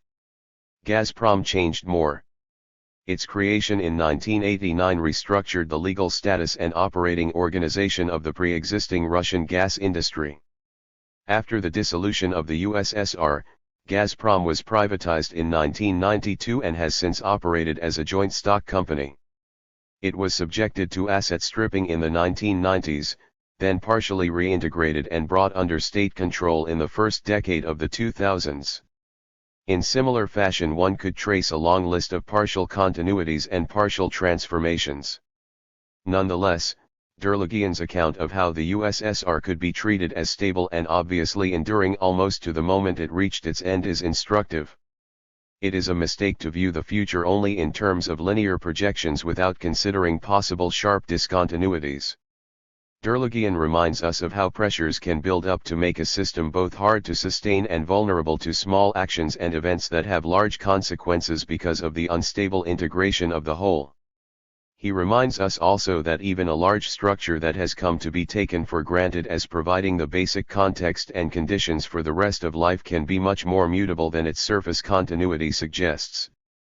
But we should recognize that the Soviet Union was not equivalent to socialism and thereby somehow directly analogous to capitalism.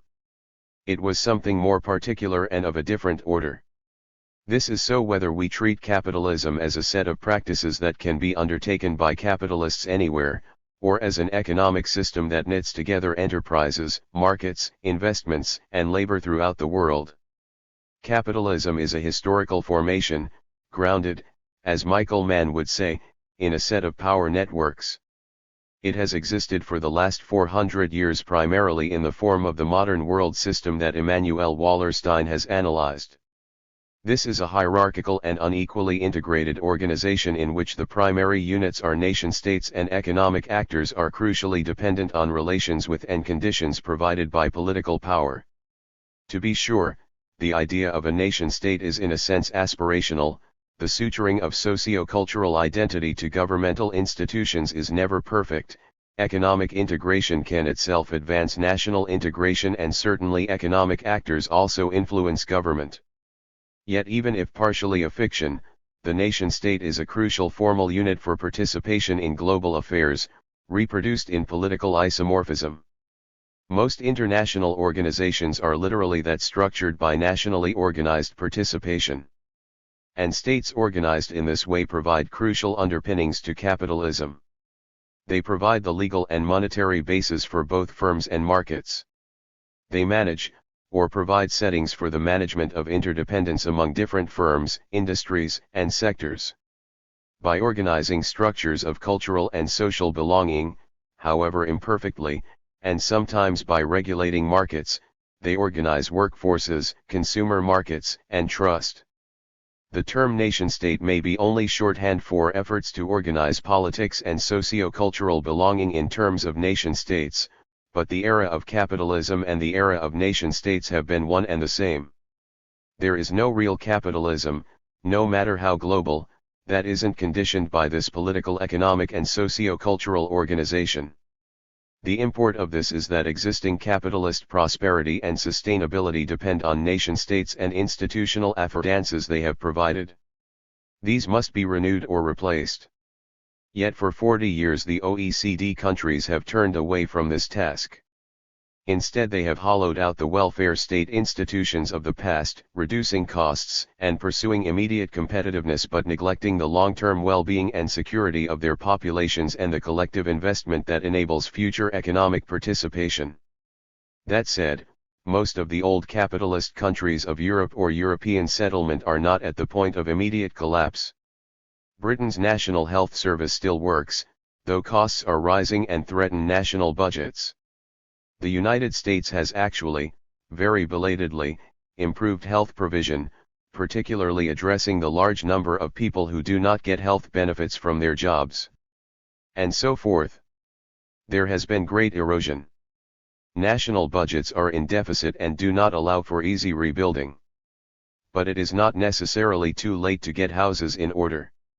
A wake-up call comes from those European economies that face such dire fiscal crises that they can only cut support for their citizens precisely at a moment when they need it urgently. Spain, Portugal, Ireland, Italy, Greece, and Cyprus have teetered on the brink, and others may. But this threatens the European Union more than capitalism as such. Capitalism could swing further and further out of equilibrium. This might represent the irreversible bifurcation of a quasi-natural system, as Wallerstein has it, following Prigozhin, or the failures of regulation, corporate strategy, and investor prudence in chaotic capital markets, or indeed simply weak institutional coordination among dispersed and differently interested actors. It could represent a failure to distribute wealth widely enough to create demand for enhanced productivity, one possible consequence of the decline in job creation Collins envisages, though the political consequences of unemployment may be more immediate. Whatever the underlying dynamics, loss of a stable equilibrium increases the costs of trying to hold capitalism together, heightens political strains, and produces social tensions. This kind of disequilibrium is one way of interpreting what crises mean, and the greater the disequilibrium, the more difficult and expensive the action required to restore equilibrium. Nonetheless, I think capitalism is not likely to collapse. It may lose some of its grip on the course of social change. It may organize less of social, economic, and political life. But the image of collapse is misleading. To say the Roman Empire collapsed is meaningful, but it is worth noting that it took over 200 years, not just a single crisis. To say feudalism collapsed and in the process gave birth to modern capitalism, the schema offered in the Communist Manifesto, is less realistic. First, feudalism was not systemic in quite the sense modern capitalism is. But second, there was no moment of the collapse of feudal relations or related institutions. The long decline in feudal relations came in an era of state building and war, of agricultural innovation and growing global commerce, of religious revitalization and reformation, and it lasted at least 300 years. It was not simply a collapse. The Catholic Church was deeply transformed during the era when feudalism declined, and never played the same role afterward, but it survived. Many monarchies disappeared, though not all. Some managed transformations enough to remain, and sometimes remain significant in an era that could hardly be called feudal. The end of the capitalist era, if and when it comes, is likely to be comparably rough, uneven, and hard to discern in mid-process. There will be institutions that survive it, including quite possibly many business corporations, which needn't stop trading, manufacturing, or speculating just because capitalism stops being the driving force of the age. The effort to buy cheap and sell dear long predated capitalism and likely will last long after. Capitalism in general and finance-dominated capitalism in particular. Capitalism creates a variety of problems for itself, for human society, and for nature. But for the most part these problems don't drive capitalism into potentially fatal tailspins. Extreme financialization does produce such vulnerability.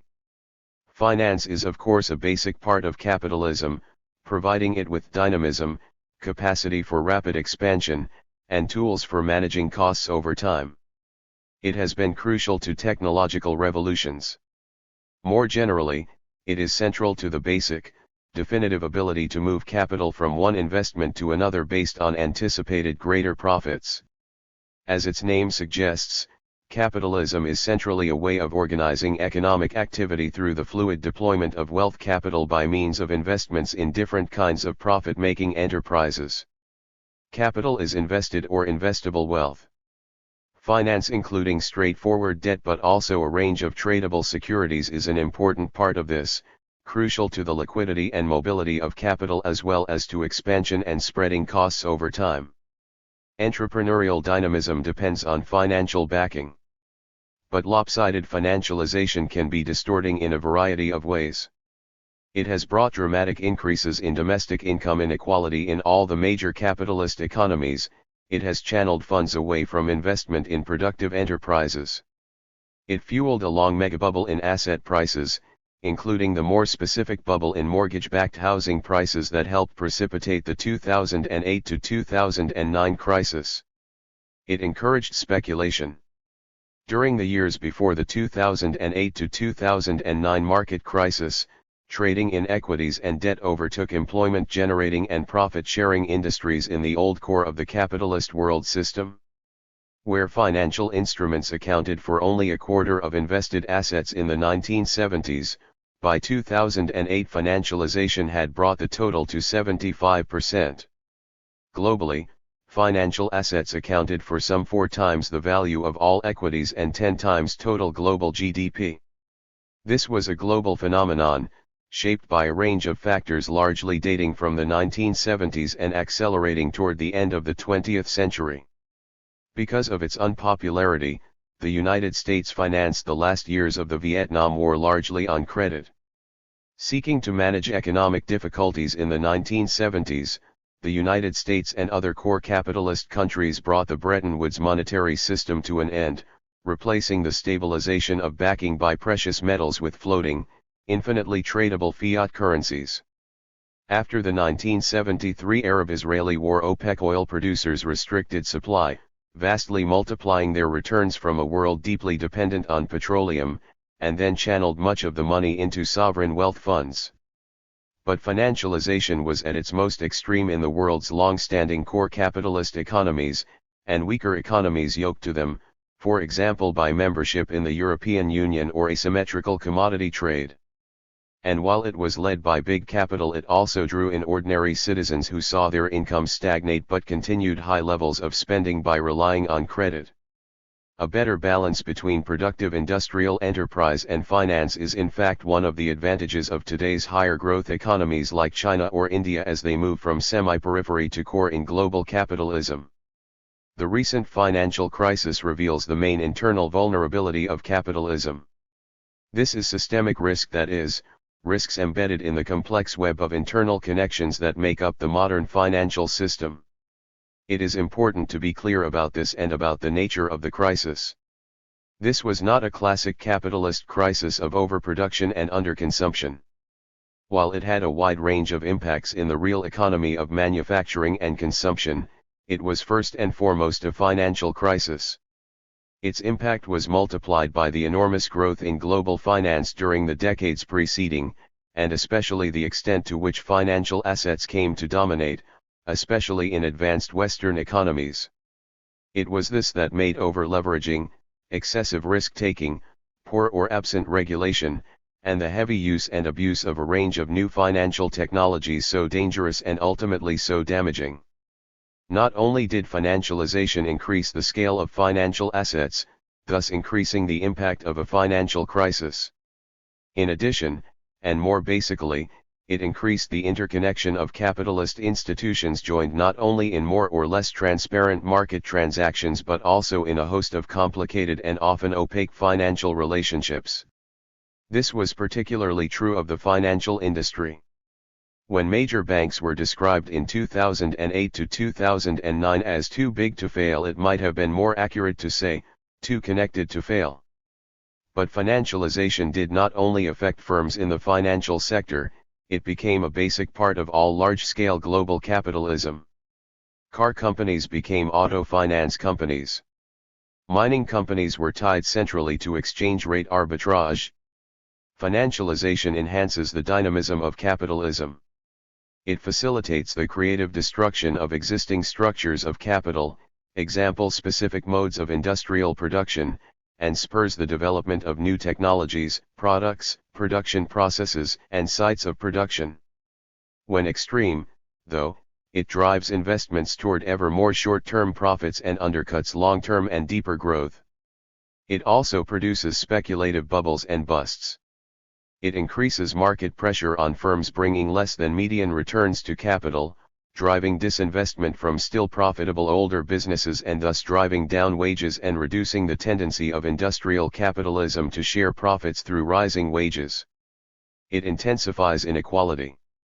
Financialization leads to returns on invested wealth that far outstrip returns on employment.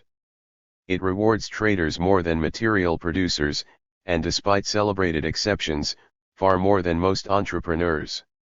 It makes all other sorts of businesses pay more for financial services. The 2010 bonus pool for securities industry employees in New York City alone was $20.8 billion, The top 25 hedge fund managers earned $22.7 billion. And this was after the market meltdown revealed the damage financialization was doing to the larger economy. While technological obsolescence and spatial reorganization are both general features of capitalist growth, they are accelerated by financialization. Financialization increases the rate at which investments move from old to new industries and old to new locations. The result of this is not only technological and economic change, but also human displacement. Rapid urbanization in developing countries and decaying industrial cities in older core countries are two sides of the same process. With declining profits in manufacturing, European and American companies in a range of industries responded by demanding that workers take cuts in compensation, introducing new technologies, insisting that governments provide tax breaks or outright subsidies, and slash or relocating manufacturing to other countries. Sometimes relocation came even after corporations benefited from subsidies and wage cuts, in defiance of commitments to stay put. Neoliberal governments aided corporations in breaking the power of unions to resist these changes. This helped bring about the loss of good jobs that Collins sees as a long-term threat, but it is important to see that the reasons were not all technological. Financial capital enabled the rapid relocation of industrial production. Fluid financial resources also fuel asset price bubbles. The long, international real estate boom of the late 20th century is an example. This brought dramatic housing price increases, especially in cities and tourist areas. This often added to economic imbalance and produced other distortions, but crucially it knit real estate and construction, the personal savings of homeowners and the once prudent operations of local banks into a gigantic international system. It was this linkage that generated the systemic risk that led to crisis in 2008 to 2009. This systemic risk was enhanced by new techniques in financial engineering and investment. Hedge funds and derivatives took on central economic roles, aided by failures of regulation. Basically, this meant developing a host of new financial instruments, many of them knitting different economic actors together in a web of mutual obligations like debt and insurance, and attracting unprecedented amounts of money to those new sorts of investments while deploying this money in trades largely hidden from public view. A host of seemingly stable local assets like home mortgages were bundled into securities traded globally by investors unable to assess their underlying quality. Even though many of the new instruments were designed to reduce risk and make capitalism more predictable, they became objects of largely speculative trading. Risk became more concentrated and dangerous. It became harder for specific firms to know how much they were exposed and to whom. Derivatives, essentially securities based on bets about the eventual price of an underlying asset, were used as insurance to offset other risky investments. They also became high-risk but potentially high-payoff investments, not least by hedge funds. By the 1990s, capital in such alternative investments had passed $50 trillion and it reached about $600 trillion by the 2008 crisis. This may have encouraged fund managers and other investors to believe risk had been tamed, but recurrent failures of hedging suggest otherwise. Sudden liquidity shortages and political actions could trigger massive failures. As Raghuram Rajan, former IMF chief economist, remarked in light of the Russian government debt default in 1998, a hedged position can become unhedged at the worst time, inflicting substantial losses on those who mistakenly believe they are protected. Completely eliminating these problems would end capitalism as we know it. We would no longer have capitalism if capital could not be moved among investments seeking greater return, and absent the demand for reinvestment in pursuit of greater productivity that drives innovation and accumulation. Regulation that attempted this would undercut dynamism and wealth creation.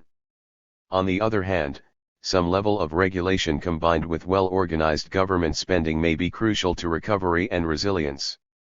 And economies with more widespread entrepreneurship may fare better than those that remain dominated by finance capital. In any case, it is sobering to consider that regulatory improvements since the financial crisis began have been minimal. Almost nothing has been done to reduce the potential for systemic risk. Thinking from the crisis. In March 2008, stock markets plummeted, retirement savings were wiped out. Major banks failed, especially in Britain and the United States. Other banks were judged too big to fail, in a process we now know to be partly a matter of insider dealing between corporate executives and government officials. They were bailed out on a massive scale, turning public revenues not only into a compensation for excessive private risk-taking but also a direct source of private wealth. Some industrial companies were also kept alive by bailouts, but by far the largest subsidies went to the finance industry, where they were turned directly into capital without passing through the circuits of job creation or relief for homeowners struggling against foreclosure. Had governments not provided this support, it is possible capitalist financial markets would have spiraled much further down, still more deeply damaging global capitalism. The United States made enormous counter-cyclical investments both in infrastructure and in direct subsidies to the financial industry, yet possibly not as large as were required. Britain chose a program of fiscal austerity by imposing even more cutbacks on itself than credit markets demanded. And Europe's north, especially Germany, imposed austerity on its south, bringing the European Union near to a breaking point. Continental Europeans thought their institutions had weathered the crisis better than those of Anglophones until the public finances of several EU member states began to collapse under strain. Banking bailouts, especially in southern Europe, turned the crisis of the private for-profit financial industry into a fiscal crisis of states. Greece, Ireland, Portugal, and Spain all teetered on the brink of bankruptcy even after severe austerity programs had been imposed. Financial crisis exposed weaknesses in the very constitution of the EU and the Eurozone, which were, in large part, products of the era of financialization. Intensified global competition seemed to call for a larger Europe to compete effectively with China and the United States, a logic not dissimilar to that which led Citigroup and the Royal Bank of Scotland in their rushes to expansion. The desire for a common currency attractive to financial and business leaders in Europe had led to its introduction without mechanisms for effective common financial governance or in general the political institutions to back it up. The European Central Bank was governed by a board representing different national governments with competing interests. Different countries pursued different fiscal policies and practices. And as the EU expanded beyond its original core states, European integration linked very disparate economies. Commitments to redistribution that were tacitly tolerated in years of growth became points of contention in the midst of crisis. The futures of the euro and the eurozone remain uncertain. Spain and Portugal have gained minimal stability, only for Italy to wobble and Cyprus enter a tailspin. No one knows how far the European crisis will spread, perhaps to old member Belgium or new member Slovenia, perhaps to the EU itself, endangering the very common currency agreement. Meanwhile, austerity programs seek macroeconomic rectitude by rolling back state provision of services and security. In varying combinations, cutbacks were nationally self-imposed responses to market pressures, and the result of external imposition, not unlike the structural adjustment policies the IMF demanded of debt-ridden third-world countries in the 1980s. States were harnessed to save investors from losses and global markets from deep depression. Though it was investors and the transnational financial industry that reaped the huge profits of the bubble era and most directly benefited from bailouts and government-provided liquidity, the crisis and remedial actions are discussed in terms of nation-states. Of course, trying to grasp all this as a matter of profligate Greeks and prudent Germans obscures the central role of financialization itself, and of course the construction of the financial crisis narrative in overwhelmingly national terms reinforces other aspects of nationalist ideology, including increasingly widespread xenophobia and especially Islamophobia. Profits made by financial institutions encouraged the European Union to expand and to turn a blind eye to fiscal problems in member states.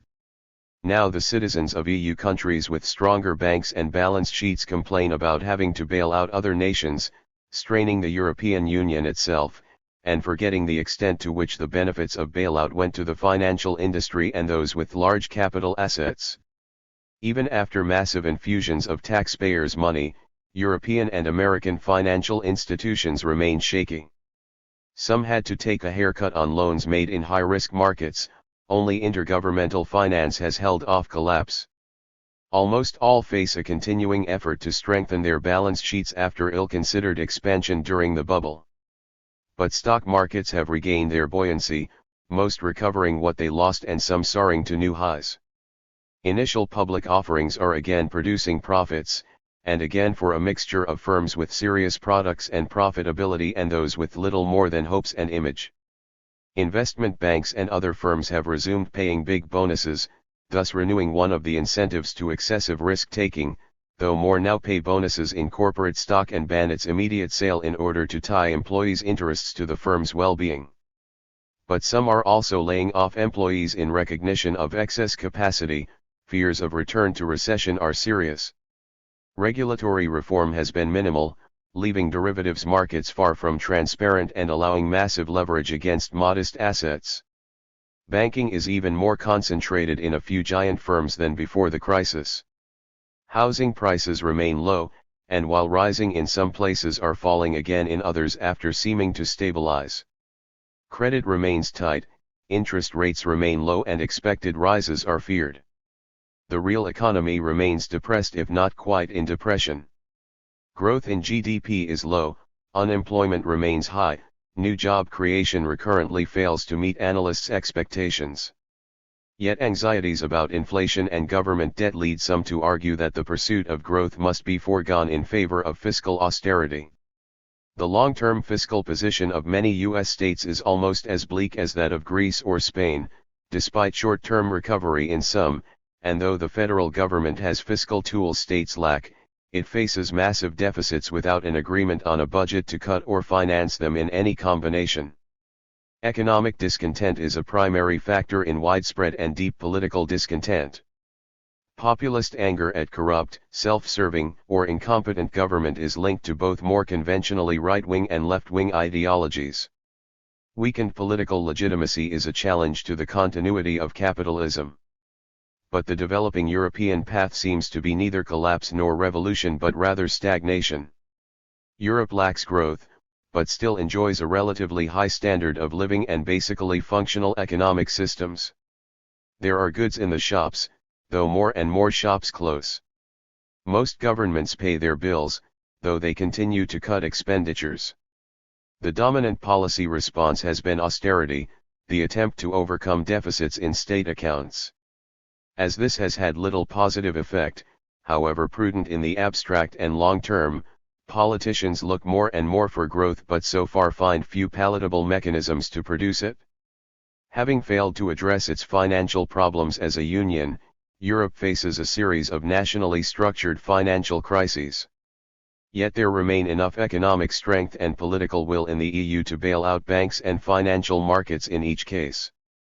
There is widespread popular discontent but so far no large-scale social movements challenging existing political parties or processes. Huge rallies and sometimes occupations in public squares signal the unhappiness but so far haven't found a way to turn this to new political programs rather than only objections to old. Right-wing populists have seized the moment with anti-immigrant and other reactionary programs, but even though they have seen ominous growth so far they remain fringe movements, their biggest effect being to pull mainstream conservative parties to the right. Europe's left is barely visible unless one counts basically self-interested strikes and statist manifestos in France. What has instead emerged is rather a series of essentially anti-political movements, exemplified by Italy's five-star movement under Beppe Grillo but echoed in other countries where citizens vote not for more effective government but against government and especially politicians.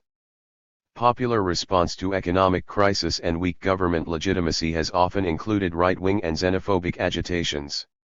The United States tried more pro-growth stimulus and is being rewarded with modest economic improvement, perhaps 2% growth, vastly better than Europe's 0% to 1% but nothing to cheer about. United States prospects are improved at least temporarily by new energy resources and longer term by a more entrepreneurial economy. But the country's dynamism is undercut by a deadlocked political process.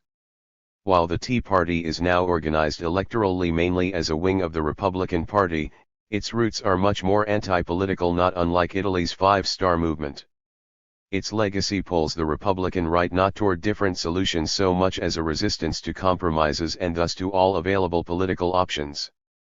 The Obama administration is mainly technocratic centrist, though making its major policy innovations on a handful of liberal issues. But it has been unable to bring about a major reorientation in the wake of the crisis. In finance, the same organizations remain dominant and pursue agendas largely similar to before the crisis. Some of the biggest threats to the U.S. economy lie in deficit-ridden state and municipal governments. Cost-cutting at these levels reduces the impact of federal stimulus spending, but more basically state and local governments face long-term obligations that could spell fiscal collapse unless a combination of growth and inflation reduces the burden. Though the roots of the 2008 crisis were centered in the United States and the European Union, its effects have been worldwide.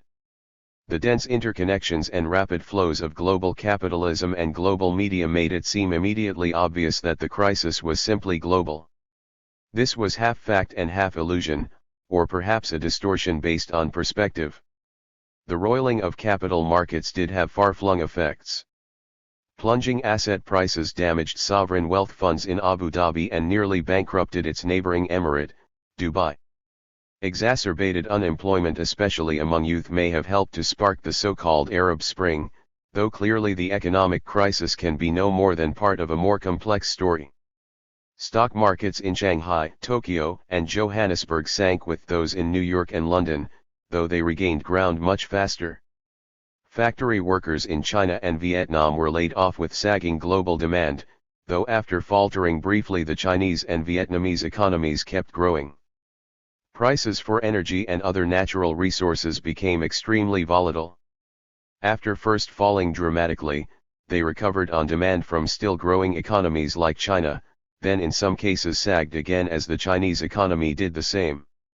For a time, even as the United States struggled to escape a double-dip recession and Europe struggled with the sovereign debt of several member states, China, India, and several other developing countries maintained rapid growth. Indeed, Chinese policymakers' biggest concern through 2011 was not an economic downturn per se but rather overheating, in which economic growth outstripped supplies of raw materials, labor, and other inputs and brought hard-to-harness inflation. Since China had become one of the biggest creditors of the United States, it, like other foreign investors, had to worry about the value of its dollar-denominated assets as well as about markets for its export goods. At writing, Chinese growth continues at a rate that would thrill Europeans, but growth has slowed rapidly, proving China is not immune from the global downturn. The overheated financial markets pose one challenge. Thousands of apartments sit empty in Beijing and Shanghai, bought by speculators hoping to sell them again quickly. If growth doesn't pick up soon, or worse, falls much below 5%, this real estate bubble could burst, bringing a downward spiral as over-leveraged owners unload their holdings. This is a relatively local and contained example of systemic risk, but there are others on a much larger scale where highly leveraged financial markets are highly interconnected with each other. This is also one factor making China's leaders fear domestic discord. In India, capitalism is comparably vital, more entrepreneurial, and less tied to central government. The last is a blessing, because central government is considerably less effective. India has more endemic poverty and a less developed infrastructure.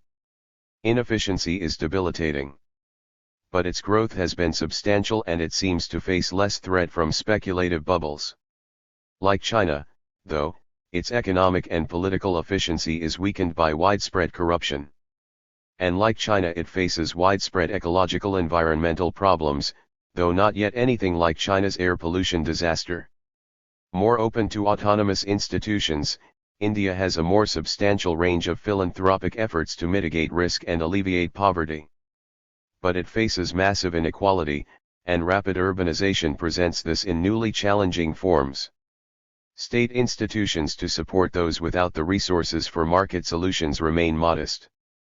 Happily, growth has also continued in much of Africa and in some of the emerging markets of Asia and Latin America.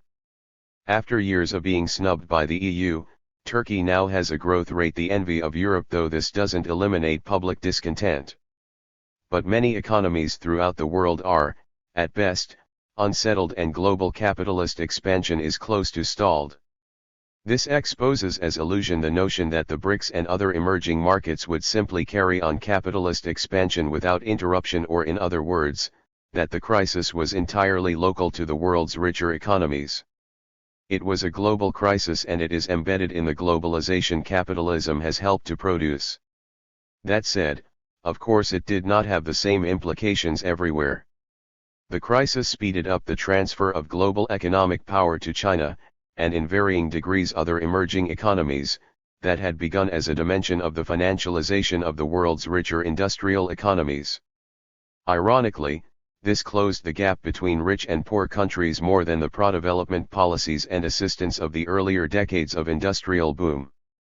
Long-term growth has not made China immune to the global downturn, and other BRICS have seen much greater volatility, like Russia, or sharper slowdowns, like Brazil. Still, the bottom line is that capitalism is not likely to end as a result of any economic crisis alone. It is the intersection of economic with political crises that threatens it most, or the erosion of the implicit bargain in which people accept damages to society or environment in the pursuit of growth. Europe raises the specter of no-growth capitalism, almost a contradiction in terms, and it's not clear how it will cope. Asia seems still to offer growth, but in combination with volatile and vulnerable politics. And political unrest is recurrent, both where faltering growth brings disappointment to those with rising expectations and where elected leaders seek to diminish public freedoms and quash dissent. Though the capitalist era has been shaped by the notion that an imagined pure economy could be sharply differentiated from state and civil society, capitalism itself has always been and must be produced in practices and organizations that cross those boundaries. The relationship between states and economic activity is constitutive, not incidental. Capitalism depends not only on the organization of markets as objective systemic phenomena but also on social and cultural constructions like the corporation, not just as a legal entity but as an organization of work. The expansion of capitalism has not only depended on states and societies, but on the exploitation of nature. In each of these three cases, capitalism is destructive of conditions on which capitalism depends, and extreme financialization and neoliberalism exacerbate this tendency. The future survival of capitalism depends on whether ways can be found to limit or reverse this destruction without eliminating capitalism. Institutional deficits. One can feel transformation and renewal underway in much of Asia and parts of Africa and Latin America.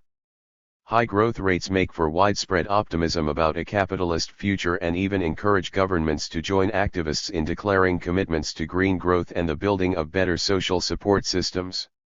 The contrast with austerity-plagued Europe and the politically deadlocked and only slightly faster growing United States is palpable.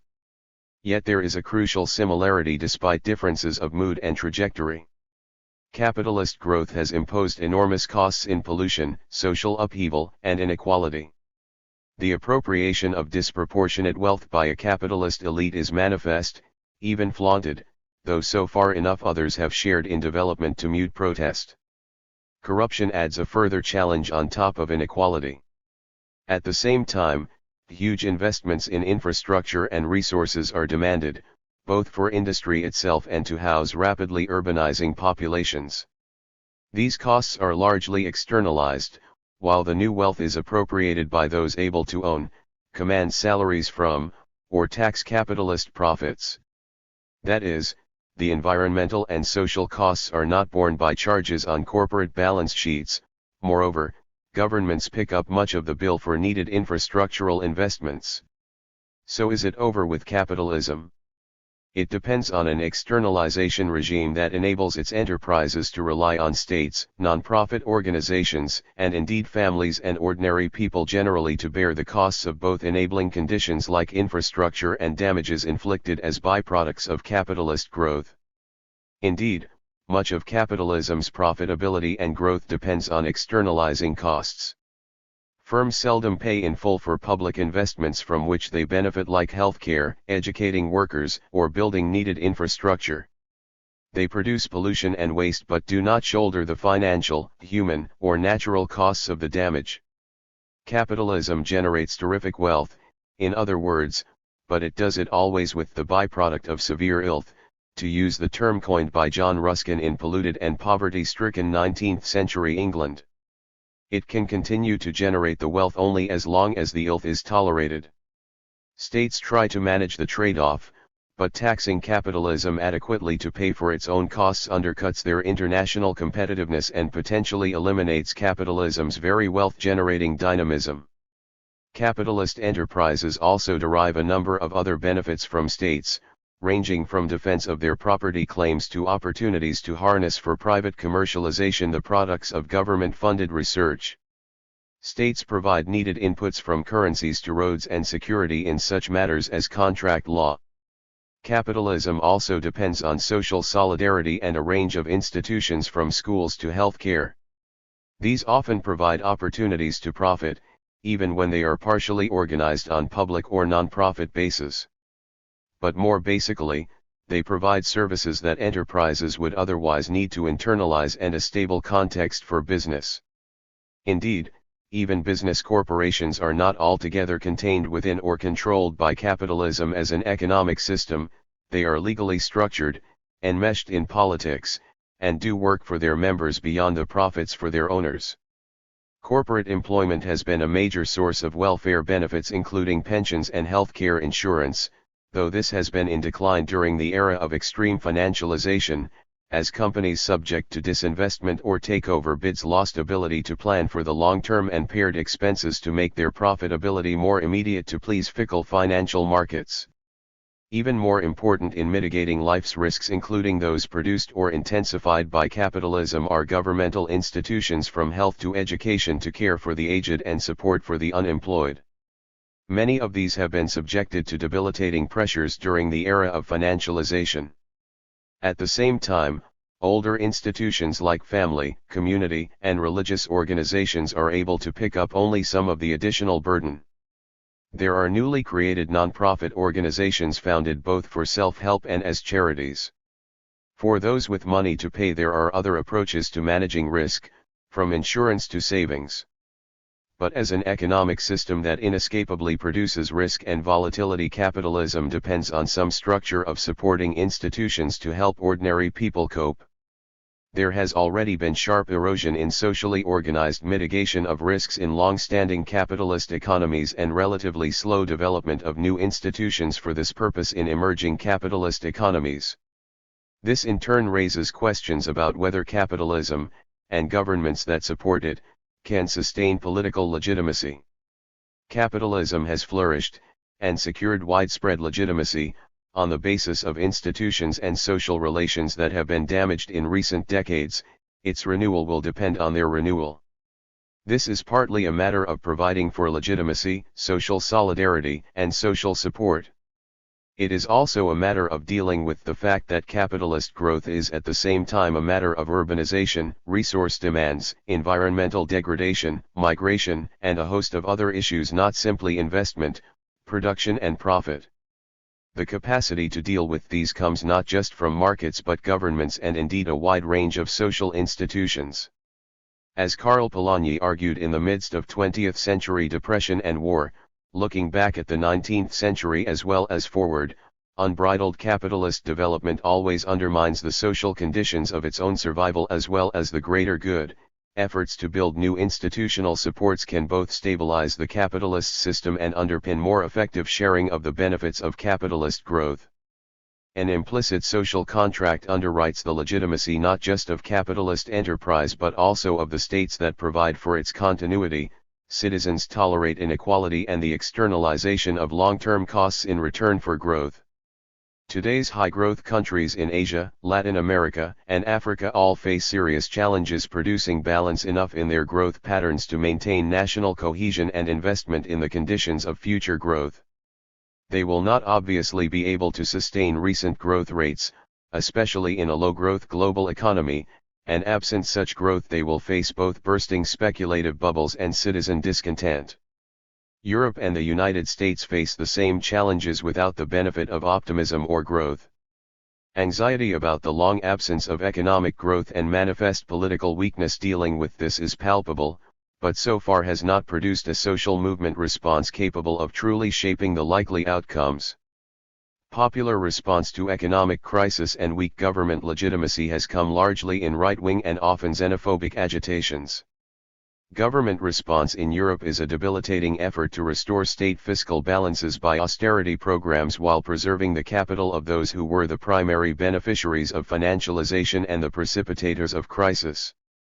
The United States has done more to stimulate renewed growth, but suffers from political deadlocks as well as the same determination that costs should be borne by taxpayers at large more than by financial institutions or their investors. During eras of sustained and substantial growth, especially following the Second World War, capitalism generated employment and improving pay. At the same time, economic growth underwrote expansions in healthcare, education, transportation, and other benefits in which citizens widely shared on the basis of progressive taxation and government investments. Now citizens doubt their children will enjoy greater prosperity or opportunity than they do. The desire of citizens in rich countries to get richer is confronted by their country's need to remain internationally competitive, not just for trade, but to command the allegiance of elites and corporations that may flee high tax regimes. There are good reasons to expect growth rates in the old rich capitalist core countries to lag global growth so that even if they remain rich, improvements will be reduced absent major structural reform. At the same time, institutional structures that long ensured the overall legitimacy of capitalism have been eroded since the 1970s and more sharply in the context of financial and fiscal crisis. The term neoliberalism is used to refer to a package of policies that sought simultaneously to reduce government costs and active participation in economic activity and to reduce government regulation of capitalist markets. This post-1970s liberalism owed much to 19th-century liberalism. A central difference is that the later version sought to unravel a host of social protections and economic arrangements put in place as part of mature capitalism. Its major targets were institutional arrangements put in place in response to the Great Depression and in the long post-war boom.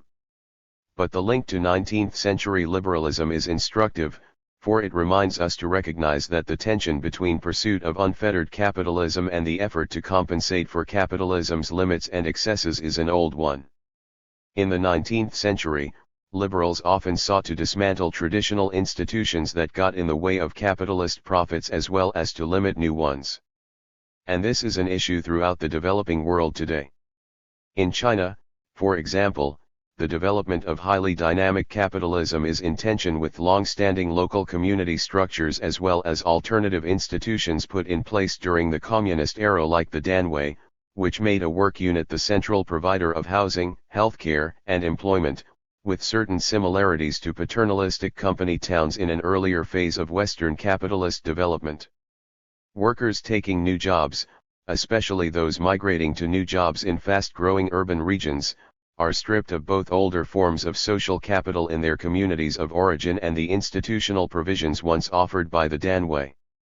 They make new ways of life in cities, doing well to the extent that they have money to purchase market substitutes for the older forms of provision and struggling more when they don't.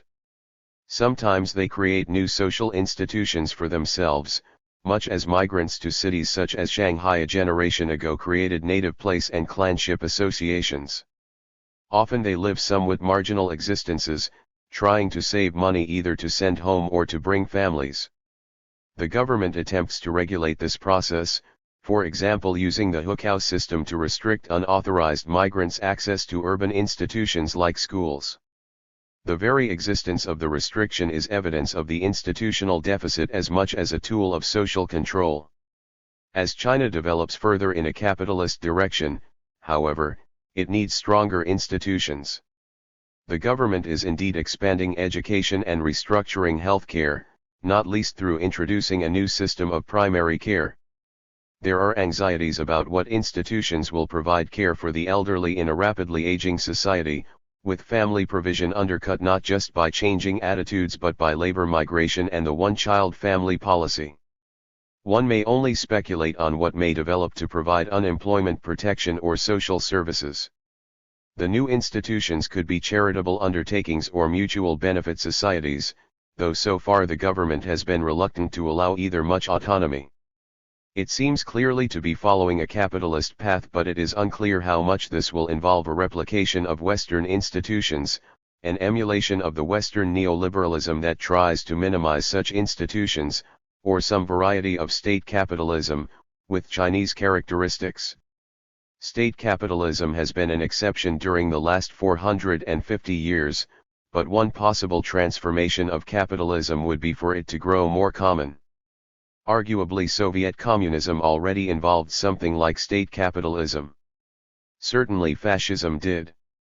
Where governments today use reactionary nationalism to shore up their legitimacy, state capitalism seems more likely. The key point is that future capitalism need not be an extension of the liberal capitalism dominant in the last 2 centuries of Western history. The widely remarked link between capitalism and liberal democracy may turn out to have been only one way of relating capitalism to politics, shaped by particular historical conditions and struggles. Of course, domestic neoliberalism was closely related to the international promotion of free trade. Reduction of tariffs and other trade regulation is in a sense similar to reducing restrictions on internal mobility and government efforts to shape markets.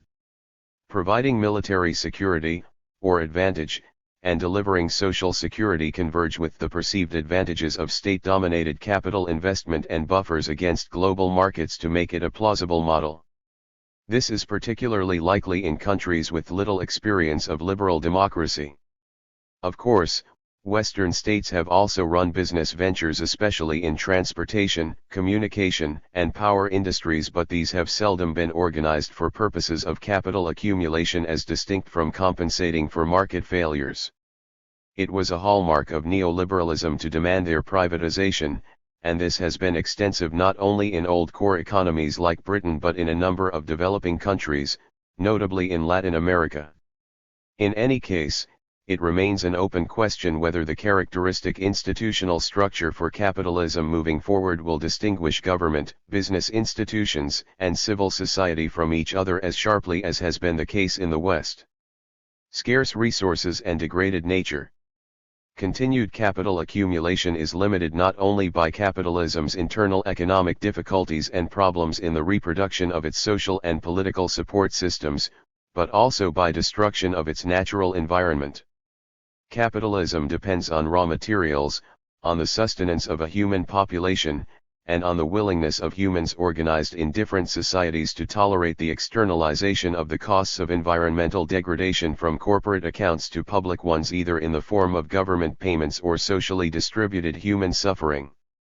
Addressing ecological and climate challenges is made harder by the ways in which nature has come to be understood.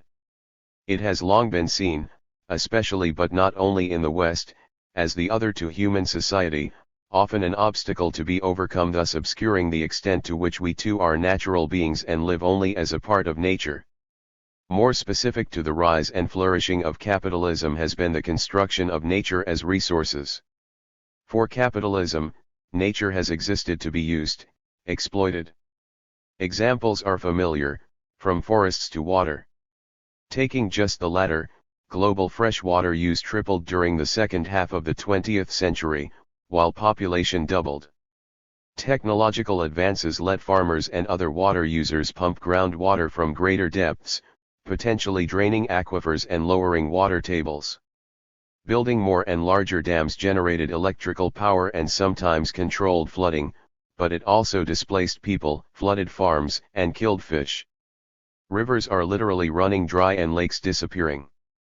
Attempting to manage by price calculations almost always radically underestimates the costs contemporary use imposes on future generations. Because nature as resources always appears limited and capitalism is organized as a system of perpetual expansion, capitalism also nurtures efforts to transcend the limits of nature. The combination of modern science with business and government backing has been remarkably productive of new technologies. These include engineered resources to augment natural ones, such as improvements in agriculture, new materials, and new ways of extracting energy. Capitalism thus has been basic to increased capacity to support human life, complementing natural potential with intensified agriculture based on fertilizers, mechanization, drainage and irrigation, and new crops produced on the basis of research. It has also brought science-based medicine with its own range of new technologies from pharmaceuticals to equipment-intensive hospitals. These have extended natural human life and also enabled more people to live full lifespans. New technologies also include production processes and equipment that vastly alter and largely reduce the role of living labor in creating new commodities. They include transportation and communication technologies that overcome obstacles of distance and geography, and other infrastructural technologies that make possible urban life on an unprecedented scale. Along with enormous infrastructural investments, these have allowed for dramatic expansion in human population, massive urbanization, and a huge increase in geographic mobility. But the new organization of social life has also multiplied demands for energy, met especially by carbon sources from coal to petroleum but also by nuclear and other forms of power. New technologies have increased demand for a range of minerals. And not only does the great expansion in the scale of human life depend on scarce inputs, it comes with the cost of large-scale environmental damage, including potentially catastrophic climate change. The very intensification of agriculture that boosts food production commonly leads to soil erosion and other damage. Newly engineered materials are often less biodegradable. Carbon-based energy sources pollute. And a wide range of activities that expand with capitalist growth bring global warming. This is, indeed, one of the central reasons why from Rio to Kyoto to Doha it has proved so hard to find an international consensus supporting serious action on climate change. More generally, in an era of financialization, efforts to tackle environmental degradation themselves become objects of trading. Proposals to manage polluting carbon emissions by carbon trading offer a prime example. Such cap-and-trade schemes mean setting a limit on emissions but letting those who don't pollute as much as that notional limit sell their alleged savings to polluters to allow them to pollute more. That such schemes gain traction owed more to the fact that rights to pollute could be profitably bundled into securities and traded by investment bankers than to their actual efficacy in reducing emissions. The extent to which nature is used up or irretrievably damaged is a problem for the future of capitalism, as well as life generally. It is a problem that exceeds the categories of economic analysis. This is partly because natural resources are extremely hard to price appropriately, especially with attention to long-term sustainability. It is also because thinking of nature only as resources severely limits understanding of the true character of human participation in nature and dependence on the rest of nature. Understood as essentially limited resources, nature is also an object of competitive appropriation among capitalist organizations and the states on which they depend. The politics and economics of petroleum have been the standout example of this for 100 years, and especially since the 1970s. But a host of new competitions for scarce resources will shape the near future and pose challenges to capital as well as to states and human societies. Energy is basic. Minerals are needed for modern technologies. Water is in short and unpredictable supply and often polluted. Even agricultural farmland is an object of competition as arid Arabia and crowded China fight to acquire rights to fertile Africa. Struggles over resources are also important among the potential provocations to geopolitical conflict. They are already basic to a range of mostly small-scale armed conflicts that straddle the boundaries of civil wars, interstate wars, and criminal activity. Meanwhile, securing natural resources, both oil and a range of minerals, is centrally important to China as it grows. And securing these resources entangles China in relations with a far-flung range of countries, including volatile but significant ones like the newly partitioned two Sudans, which sell most of their oil to China. Selling natural resources is crucial to Russia and some other parts of the former Soviet Union. Europe is a major importer from Russia, and has already been involved in conflicts over supplies on which it depends. Iran is an unpredictable power in the Middle East and in its wider influence on Muslim populations. The Gulf states are major international investors as significant players in the security of the region. If they become increasingly unstable, the repercussions will be major. Nigeria, long a prime example of the resource curse, appears to have begun a more successful but still fraught path to development. Several Latin American countries are significant oil exporters and some, like Brazil, are also emerging powers. The United States has reduced its dependence on international energy sources partly by investments during the financial crisis, including new hydraulic fracturing technologies. New capacity to extract oil and gas from shale is perhaps the clearest example of a possible technological fix to one of the major threats to the future of capital accumulation, more so than greener technologies that so far have proved harder to scale up proportionately to energy demand. But the technological fix brings new environmental concerns. And capitalism remains deeply entangled in global energy and resource politics. The list of powerful countries so entangled could be extended. Energy joins with ideological commitments to sovereignty in disputes over islands in East Asia as in the politics of Central Asia and even Britain's post-colonial feud with Argentina.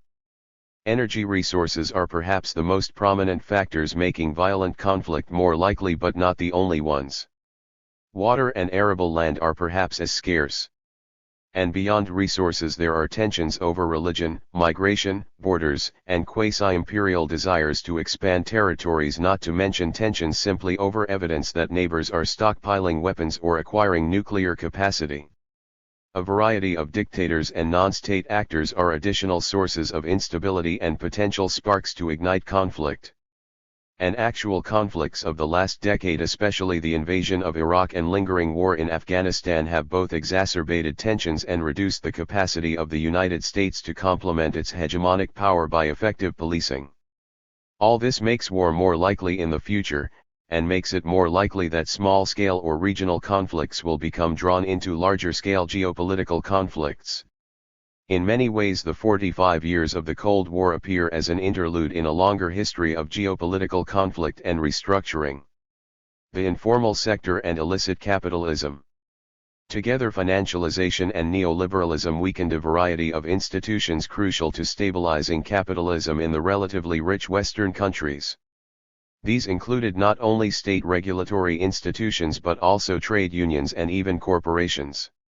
Business corporations that had seemed to be stable frameworks for individual careers ceased to provide health care, pensions, and long-term job security.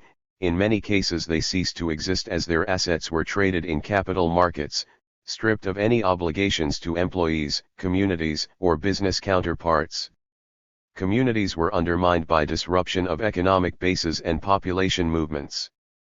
Formal organizations provided less and less of a safety net to ordinary citizens, and indeed fewer opportunities as well.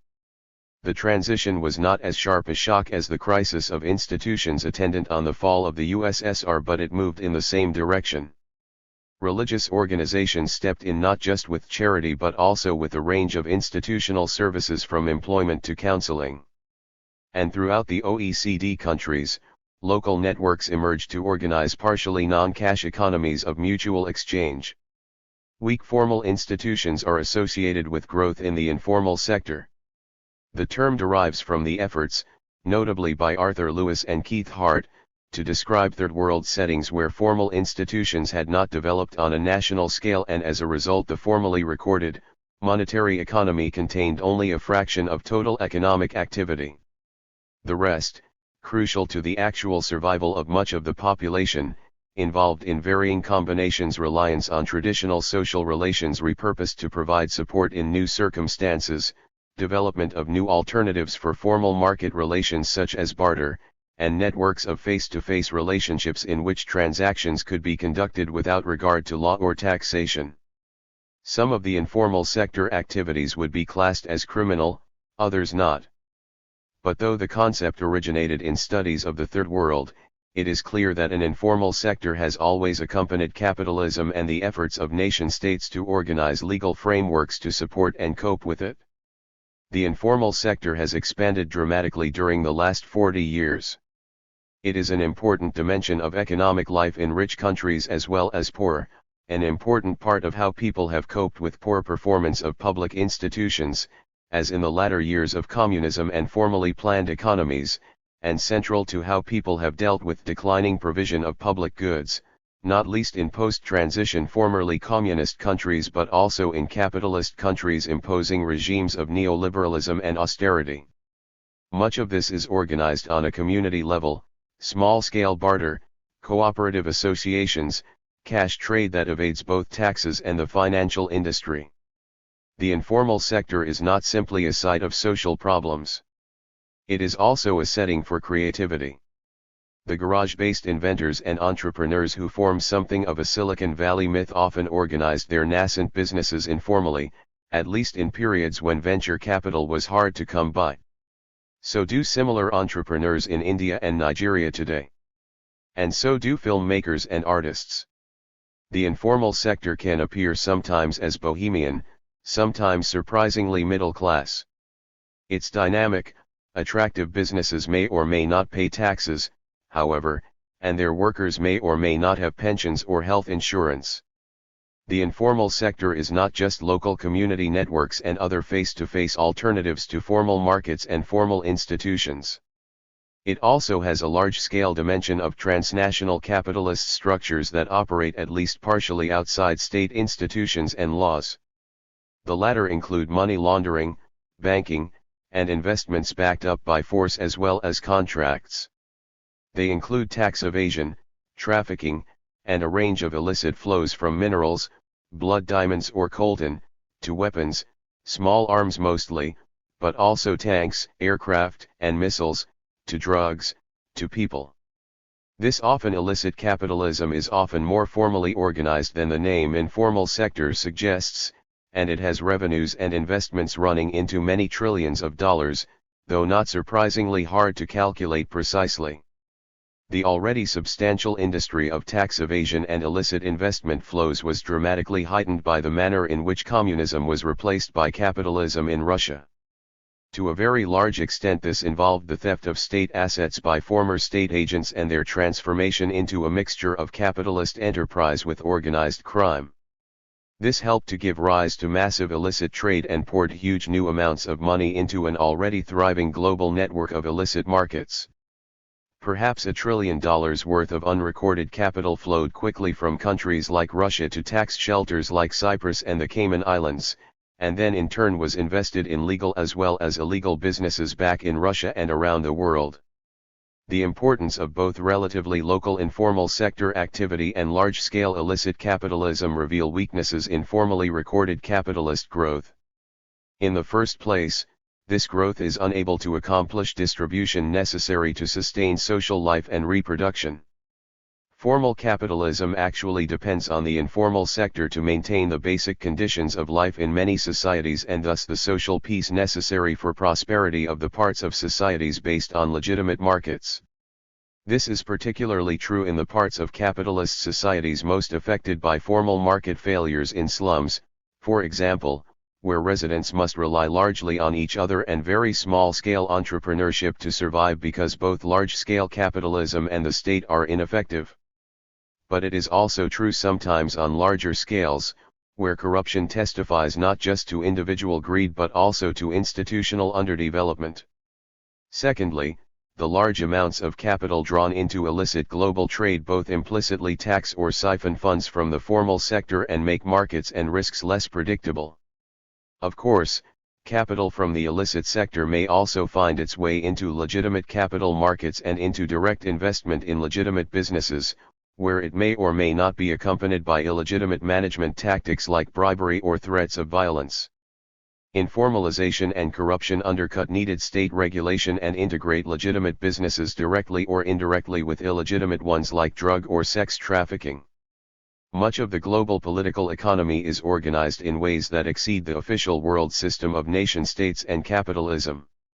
Collusion between states and corporations, organized crime on various scales, the political power of warlords and cartels that hold no political office, and the economic power of semi-autonomous parts of states including militaries all reveal a more complicated world and one threatening to capitalism as we know it.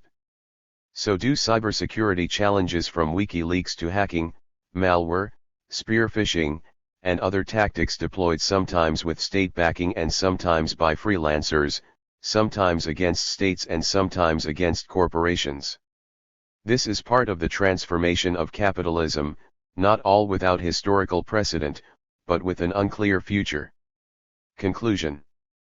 Though capitalism seems unlikely to collapse next week, it is also unlikely to last forever. It remains unwise to imagine the future only in terms of linear projections from the present. Capitalism could be felled by internal contradictions, including its general propensity to crises and the specific intensification of risk that has accompanied lopsided financialization in much of the world. Indeed, surprisingly little has been done after the 2008 to 2009 market meltdown to improve regulation or market structures. The same firms and people remain largely in charge. The same risks are therefore still with us. Equally important, though, are potentials for external disruption, whether from environmental catastrophes, diseases, wars, or rebellions. Infrastructural systems on which capitalism depends, like communications networks or energy supplies, could also be disrupted, possibly by political actors. For all these reasons, what has been a process of ever tighter global integration may be partially reversed. Coping with disruptions may depend on more loosely coupled systems with different bases for resilience. Capitalism could decline without collapsing, simply organizing less of economic activity as alternative systems organize more. Growth could slow. This could happen globally or, more likely, unevenly by country and region. The ever tighter integration of global markets that capitalism has driven might be slowed or reversed, with differently organized systems in different settings. Capitalism might be more central to some of these, more hemmed in or marginal in others. Business firms, operating in close relationship to governments, could manage economic relations more, leaving less to free markets. They could be organized with more attention to goals other than capital accumulation. Social and political institutions might provide stronger or weaker counterbalances to capitalism. Illicit capitalism could loom larger or smaller. Capitalism could thus remain a vital part of global political economy, but be less dominant. Or a radically new economic structure could develop. The current crisis is not the first time that capitalism has survived only because states were willing to intervene and assume enormous costs created by capitalist excesses. Of course, the citizens to whom these externalized costs are distributed are often unhappy. But if states aid capitalism by absorbing costs firms externalize, they also aid citizens by managing risks from unemployment to illness. So far there is little sign of social movements potentially able to topple states that impose austerity in order to defend capitalist financial institutions. This does remind us, though, that at least as important as capitalist vulnerability to crises is the likelihood that capitalism will be undermined by destruction of the political, social, and environmental conditions on which it depends. Meeting institutional deficits is a basic challenge. Of course, the challenge can be met by non-state institutions as well as states, particularly by non-profit organizations, but also sometimes by capitalist firms where they are stable enough to work as social institutions supporting their employees. Contemporary global capitalism is also buffered for many people by an informal sector that sustains populations poorly served by existing institutions, but that also extends into large-scale corruption. A massive illicit sector mingles tax evasion with criminal enterprises. Both informal and illicit sectors are interdependent with more formal and legitimate capitalism. Yet they undermine institutions on which it depends, including states. Whether states are able to continue providing operating conditions for capitalist growth is a serious question, as much in parts of Europe as in less developed countries more commonly associated with the phrase fragile states. Fiscal crises complement security challenges. Infrastructural and other growth-oriented investments have been hard to deliver effectively. Regulating global finance and meeting environmental challenges call for effective large-scale, transnational governance structures, but efforts to create these are relatively weak. Holding together a global world system depends on the hegemony and disproportionate contributions of some members. The United States' willingness to carry these burdens unilaterally is declining, but neither a replacement nor a multilateral alternative has emerged. One possibility is that the world system will lose cohesion in favor of competing regional structures, and capitalism may matter more in some than others. Capitalism itself contributes to some of the external disruptions that may challenge its future growth, notably environmental degradation and climate change. There may be possibilities for green growth that will sustain capitalism and deal with the environmental challenge. Or there may be limits to growth that make capitalism itself problematic and unsustainable, simply because it is in the end a growth machine. With regard to each sort of threat, there are actions to be taken that could counterbalance the damage and mitigate the risks of one-sided capitalist development. These could come from for-profit and non-profit entrepreneurs as well as governments. They could be pursued by social movements, though so far none have risen to the scale of the global challenges. In any case, capitalism cannot thrive if institutions are not reshaped, employment restored, and environmental, public health, and other challenges addressed. The large-scale, more or less simultaneous collapse of capitalist markets would be catastrophic, not only bringing economic upheaval but also upending political and social institutions. It could be precipitated by systemic crises, or more likely brought about by ecological change or violence. The risk is heightened by capitalist externalization of costs and damage both to the environment and to potentially stabilizing social institutions. But discontinuous changes are not always sudden or catastrophic. As I began by suggesting, it is at least as likely that capitalism will be transformed over generations, possibly beyond recognition. Arguably stronger states, better agricultural productivity, and renewal of religious faith were all solutions to problems in feudal Europe. They also transformed it and in the long run brought a new era. The rise of both state risk management and economic facilitation and capitalist corporations offered solutions to problems in mid-20th century capitalism. These were transformative, though contained in a still capitalist order. That capitalist order is a very large-scale, highly complex system. The events of the last 40 years have deeply disrupted the institutions that kept capitalism relatively well organized through the post-war period. Efforts to repair or replace these will change the system, just as new technologies and new business or financial practices may. Even a successful renewal of capitalism will transform it and the modern world system within which it has driven growth for 400 years. If nothing else, capitalism will be transformed by the extent to which growth is led from outside its long-standing Western core regions, and this will integrate it with different histories, cultures, and social institutions. The question is whether change will be adequate to manage systemic risks and fend off external threats. And if not, will there be widespread devastation before a new order emerges? Getting real. The concluding collective chapter. Immanuel Wallerstein, Randall Collins, Michael Mann, Georgi Derligian, and Craig Calhoun. In the end, where do we agree or disagree? We share in common the assessment of our present world situation, including its intellectual and political climate, where we identify the blind spots and therefore the dangers of screwing up in the future. These agreements make up the main body of our concluding statement. But we are not hiding our theoretical differences regarding the ways in which we construe the world and its future prospects. In getting together to write this book, the immediate hope was that our unity as well as our differences would provide for a panoramic vision and a productive debate.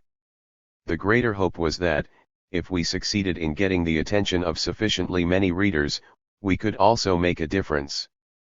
We agree that the world has entered a stormy and murky historical period which will last several decades. Big historical structures take time to shift or unravel. The recent Great Recession forces us all to think deeply about world prospects. The central question is not just the prospects for continued American economic dominance and geopolitical hegemony, nor where on the globe such dominance will pass to next, but whether major structural transformation is likely to happen. Although we disagree on some points of the prognosis, there is considerable commonality in our sociological vision.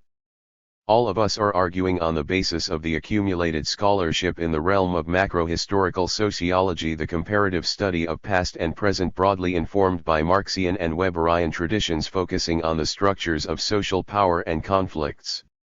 We are sensitive to multiple dimensions of causality, and tend to agree on many features of how capitalism, state politics, military geopolitics, and ideology operate.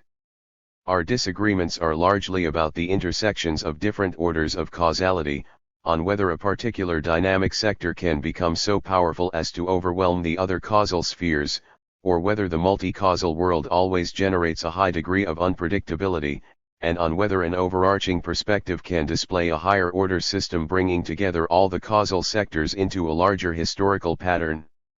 In this concluding chapter we will first outline the macro-sociological way of describing current globalization, its origins, and possible futures. The latter part of our conclusion is about social science in its mostly deadlocked present state and its potential for becoming more useful in the immediate future. In other words, we are going to sketch here what we all consider a more realistic picture of the world and the ways of arguing about it. The making of our present. So far, Western Great Recession marks the end of the medium-run historical phase that began some 40 years earlier, in the crisis of the 1970s. This recent period was confusing enough, as evidenced by a multiplication of misnomers: neoliberal, post-industrial, post-Fordist, post-Cold War, postmodern, post-consumerist, etc. Since the late 1980s, globalization has become the most fashionable generic description of the current world situation. All these names seem to us problematic. Globalization is presented as the grand historical cause of what really were the geo-economic consequences of the 1970s crisis and subsequent shifts in the world allocation of production processes, or simply what came to be called outsourcing. These labeling dilemmas, however, relate to the fact that the current phase in the long historical trajectory of capitalism has lacked coherence or true novelty. Even the arrival of the Internet, as Randall argues, has revived the old dilemmas of machines displacing human labor and livelihoods. The major condition of the period from the 1970s to the 2000s period was not the emergence of any new structuring forces but rather the undoing of former ones. We mean primarily the exhaustion or extinction of all three old left currents, the social democrat and liberal reformism in the first world of core Western states, the communist revolutionary dictatorships of rapid industrial development in the second world, and the national populist movements in the third world. The past triumphs of the old left had flowed directly from the geopolitical upheavals of the 20th century, not from the abstract march of progress or even the growth of class consciousness per se, but directly from the dire experiences of world wars and mobilizations on the home front that gave opportunity to the peoples, both white and non-white, men and women. In this book Immanuel Wallerstein and Michael Mann, in their own ways, sketch the general lines of this transformation within capitalism, while Georgi Derligian shows in greater detail what enabled the rise of the communist states and what processes and forces produced their divergent outcomes. The two world wars enormously boosted the long-running trend toward more extensive and invasive modern states. After 1917, in many countries leftist forces suddenly found themselves in a position to capture the wartime state machinery and redeploy its capacities for industrial growth and social redistribution. The intervening Great Depression in the 1930s opened to leftists but also to fascists windows of political opportunity by severely discrediting and bankrupting the residual aristocratic monarchies, the oligarchic liberal regimes and their colonial empires of 19th century vintage.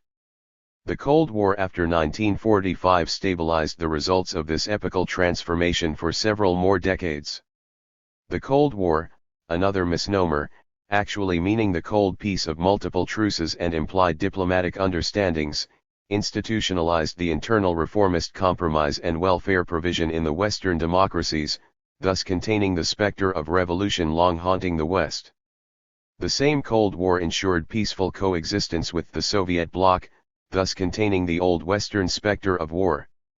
And by extending international political patronage and economic aid to the former colonies, the Cold War world order channeled the specter of anti-white revolt of colonial peoples into the optimistic and cooperative expectations of universal modernization. Those were the good times of generous payoffs for the trials and sacrifices of wartime decades. The good times suddenly crashed in the 1970s. Craig Calhoun reminds us that the sequence of another political transition did not start from the resurgent right. Rather, it was the youthful New Left that first challenged Cold War compromises by demanding still better times minus the official hypocrisies and sclerotic bureaucratism. True, contemporary establishments everywhere west, east, and south were showing many signs of bureaucratic pathology and despotism disguised with hypocrisy. Importantly, however, those detested establishments by the 1970s represented later stages of the various political regimes originating in the modernizing, socially reformist, anti-colonial, or revolutionary takeovers of the earlier heroic epoch. For all the loudly proclaimed ideological differences, the wartime generation of states held in common their reliance on what the Americans called the triad of big government, big unions, and big business, or their functional equivalents in the Soviet industrial ministries and national republics. All these political and economic structures drew their power and legitimacy from the mass provision of modern education, housing, health, and welfare services, typically lifelong industrial employment, and, not least of all, comfortable middle-class careers in the bureaucratic, military, and professional hierarchies. Certainly many powerless social groups and peoples in different countries felt excluded from this bureaucratically organized prosperity. Typically, these were the racial, religious, immigrant, and gender minorities in the developed countries, the non-Russians and sub-proletarians in the Soviet republics, and the masses of recent rural arrivals in the sprawling shanty towns of the Third World. But such marginalized groups could rarely raise a political voice. Things would change, however, in the 1960s with the arrival of energetic student activists and dissidents in the intelligentsia spreading organizational techniques along with the ideologies and singible slogans of rebellion against the system. The anti-systemic movements of the New Left gained traction wherever they could tap, often without fully realizing it, into latent social tensions generated by conjunctures of many factors, industrial recessions, demographic transitions, the changing social geography of urban neighborhoods, repressed ethnic memories, even the sectarian religious fervors or the regional elite factionalisms previously marginalized by modernistic planners of new towns, industries, and states. Profoundly changing the historical pattern of revolutions, these anti-authority rebellions were diffuse, nonviolent in their preferred tactics, and centered on the demands for greater autonomy from bureaucratic regimentation and recognition for the many and greatly varied status groups that were now called identity politics. This meant a departure from the Marxian categories of economic classes as the basis of social struggle. What gave a semblance of common purpose to the disparate protests of the 60s was the universal presence of bureaucratic establishments, oftentimes presided over by the paternalistic and patronizing big bosses. For a short while, such situations were conducive to the sharply polarized confrontations of us against them performed in public spaces and on spectacularly massive scales. Recall the events of 1968 in the West, the tremendous anti-Shah marches in Iran during 1978 to 1979, the 1980 strikes in Poland and the 1989 rallies across the whole Soviet bloc, or, for that matter, the 2011 uprising against the big boss in Egypt. The participants, commentators, and sympathetic researchers of these exuberant events focused overwhelmingly on the contentious side where all the energy and hope could be found. Contemporary analyses from the insurgent side typically ignored or took for granted what the embattled rulers were doing or actually not doing. In the majority of instances, bureaucratic establishments seemed oddly reluctant to unleash an all-out terroristic repression. This should seem quite startling because both capitalist pigs and communist apparatchiks certainly possess the means and personnel for launching massive violence against unruly civilians in the manner of the interwar totalitarian decades. Grim exceptions still abounded in the stormy aftermath of 1968. We must not forget the brief throwbacks to European fascism that continued in Spain, Greece, and Turkey, Latin American dictatorships, the apartheid-era South Africa, coups and emergencies in Arab countries, and internal violence in the East Asian states of both communist and anti-communist persuasion, like Maoist China and South Korea under military rule. The immediate reasons for unleashing state terror in response to student-led activism were local and peculiar to each instance. Yet repression commonly occurred across the outlier world regions and semi-peripheral countries where states were inherently weaker and often newly established. This contrast in the state reactions to protest points toward an important theory. In the West and in the Soviet bloc but not in Latin America, Middle East, or East Asia, the political establishments by the 1970s had indeed become thoroughly bureaucratic.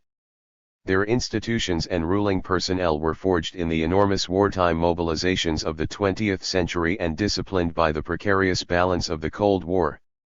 Their senior members still collectively remembered the runaway affair with fascist paramilitaries during the interwar period in Europe, or Stalinist purges, or the racial and labor conflict violence recurrently flaring up in 20th century America.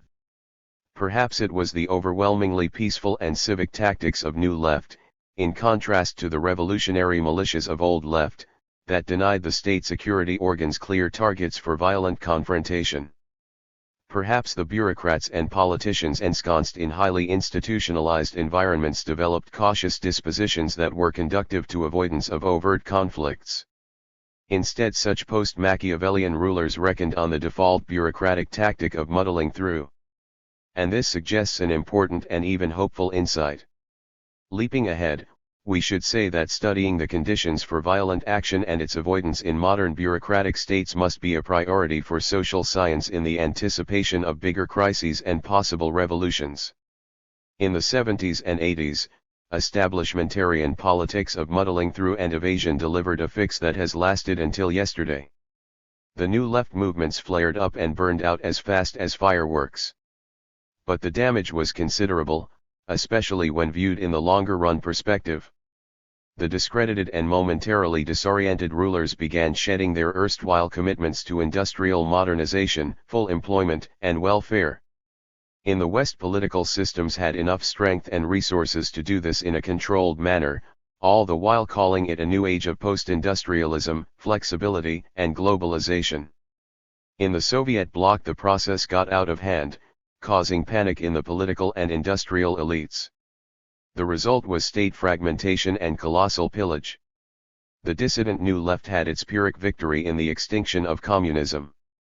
But, unlike the Old Left, which was an organized, more precisely, a bureaucratically organized, force, the insurgent energies of this new generation failed to translate into institutions and policies adequate to the tasks of seizing the power that was dropped on the floor.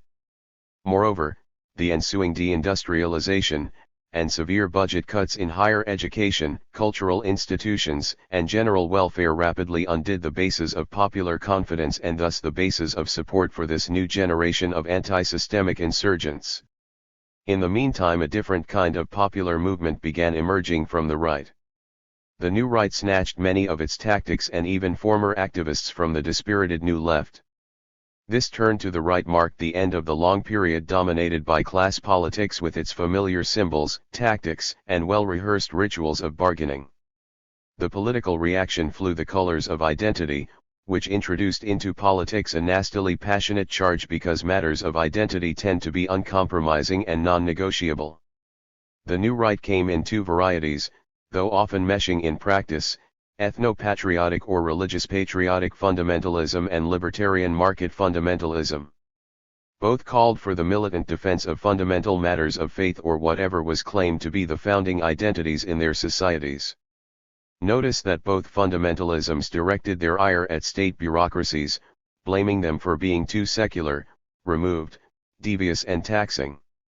It tells us something important about Christian, Muslim, Jewish, Buddhist, Hindu and other contemporary fundamentalisms, that their suspicions and phobias virtually everywhere went hand in hand with extolling the virtues of small business, small town life, and the patriarchal family. The left was precipitously declining across the board, leaving its place in the popular imagination to be filled with either apathy or fundamentalist anger. This reversal in mass politics opened the window of opportunity for conservative factions among the Western capitalist elites. Neoliberalism, yet another misnomer, in fact grows from the old ideological belief of modern capitalists that everyone would eventually benefit from letting them do whatever they deem necessary in the pursuit and disposal of profits. World progress, the purported laws of human nature, and supreme rationality are but the 19th century intellectual supports to this faith. The fundamentalist character of the neoliberal movement is revealed in its adamant refusal to recognize as capitalism anything except the purest unregulated markets, just as religious fundamentalists recognize only their own radical brand of faith as true religion. History, however, shows that the ideal type of free markets cannot be observed in any empirical situation. It is an ideological fantasy. Following in the footsteps of Fernand Braudel and Joseph Schumpeter, we argue that sustained profits always require a degree of state protection and market monopoly. Hegemonic monopoly is what in fact propelled the renewed surge of American power and finance at the turn of the 21st century. At the time, Michael Mann and Immanuel Wallerstein publicly opposed the project for an American world empire, and both presented analytical arguments questioning its viability. 1 There is now enough hard evidence to see how these predictions squared with reality. The 40-year period now ending falls into roughly equal parts. The decades of the 1970s and the 1980s were marked by the crisis and collapse of the 20th century left projects along with the political and economic structures of state-led national developmentalism.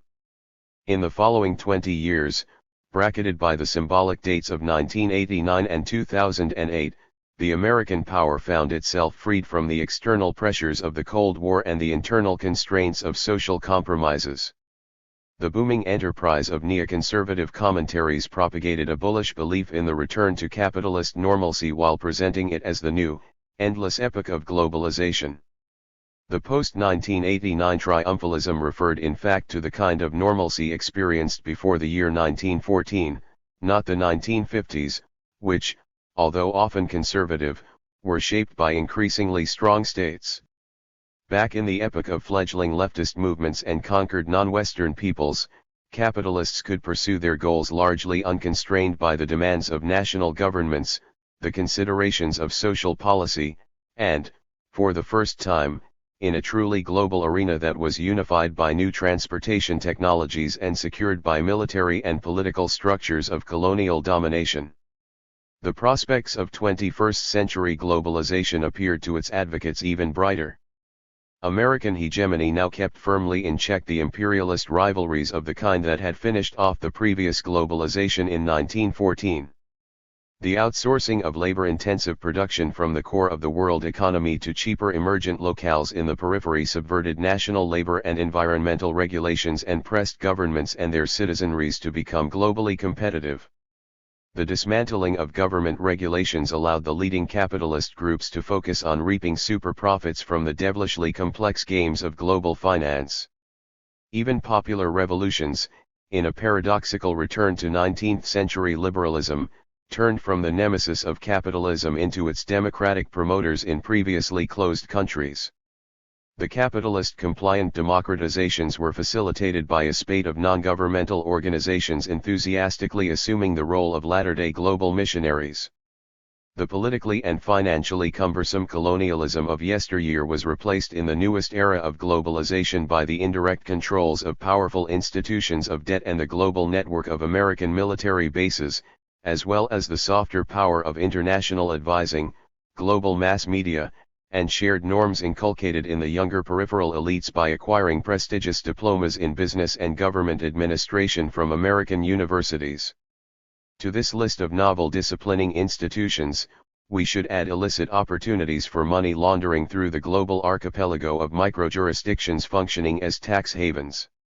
The few remaining non-compliant and intransigent rogue states could be relegated to the axis of evil and serve a useful ideological function as the atrocious other. These splendid designs ran into the structural realities of the world system that had been profoundly transformed during the 20th century. There could be no return to the pre-1914 imperial normalcy. Even the unprecedented concentration of military force in a single superpower in the modern age could not deliver on its geopolitical goals. In our own day, the cruel coercive practices of past empires were bound to backfire. Perhaps the American jailers at the Abu Ghraib prison in Iraq stayed short of the methods of the Gestapo or, for that matter, Saddam's own torturers. Nevertheless, these shameful images when publicized produced a storm of nationalist indignation across the Middle East and revulsion in the West. Such episodes, along with the post-1968 aversion of Western societies to casualties among their own military, put political constraints on the use of violence. Add here the sheer material costs of logistical overstretch that have not declined in the era of military high technology but have even increased. In effect, American campaigns of foreign policing became exceedingly costly and politically impossible to win. Immanuel Wallerstein identified a different kind of constraint to American hegemony and its neoconservative globalization. Despite the persistent rhetoric of tax cuts and downsizing the government, the actual levels of taxation have remained roughly at the same historically high levels virtually everywhere. But wait, what about the stories of budget crises, cuts in public employment, shrinking pensions, and woefully underfunded education and social services? Behind this paradox we discover the reality of the continued redistribution of surpluses through state channels, official or not. Redistribution was now running in the upward direction, to people located in more powerful states and overwhelmingly to elites making political and financial decisions. The result was a huge accumulation of wealth in the hands of those who effectively became the oligarchs of our times. It is fairly simple to see how they did it. The cuts in social redistribution, in a broad sense, including policies of industrial growth and employment, freed the money still flowing through the gigantic state machineries and channeled it to the financial oligarchies. This could take the scandalous form of bailouts extended to corporations ostensibly too big to fail, yet in the main it was the endless generation of credit which in recent decades had been extensively used to cover the budget shortfalls of states and individual families. Here comes the rub. The reason why governments and families had to be provided with ample credits is both nefarious, yes, greed and debt bondage, and clearly vital to capitalism. In the more distant past, capitalism was an elite operation catering to the fabulous consumption of higher classes and the expensive wars waged by states. In 20th century capitalism, for the sake of large-scale market demand as well as political legitimacy, came to rely on popular mass consumption. Moreover, the 20th century experience of popular involvement in politics and reliance on the state set limits to how deep human misery could go without producing a disruptive backlash. This proved to be what is called the ratchet effect in the historical tendencies of the growing state functions in modern society. Democratization has been a real, if not inexorable trend over the past 200 years. This means that a great many people, including those most loyal to the existing order, came to expect three things in the course of their lives. The first is long years of education, the second is stable and reasonably rewarding employment, and, finally, pensions in older age. Housing could be added to this list of expectations, and efforts to provide housing have also been expensive. The widespread privatizations of housing in recent decades shifted financial burdens to the individual homeowners while transforming them into small capitalists who voted accordingly. But this shift inevitably led to ballooning mortgages while denying the prospect of home ownership to younger generations. The 2008 crash in the housing markets of many countries rendered this contradiction untenable. States, on their side, needed skilled and reasonably healthy citizenry as workers, compliant taxpayers, and patriotic military recruits. In time, these historical trends would inescapably put pressure on private profits. Western capitalists responded to pressure with their own rebellion. The renewed market conservatism became its ideological platform and market globalization its main strategy.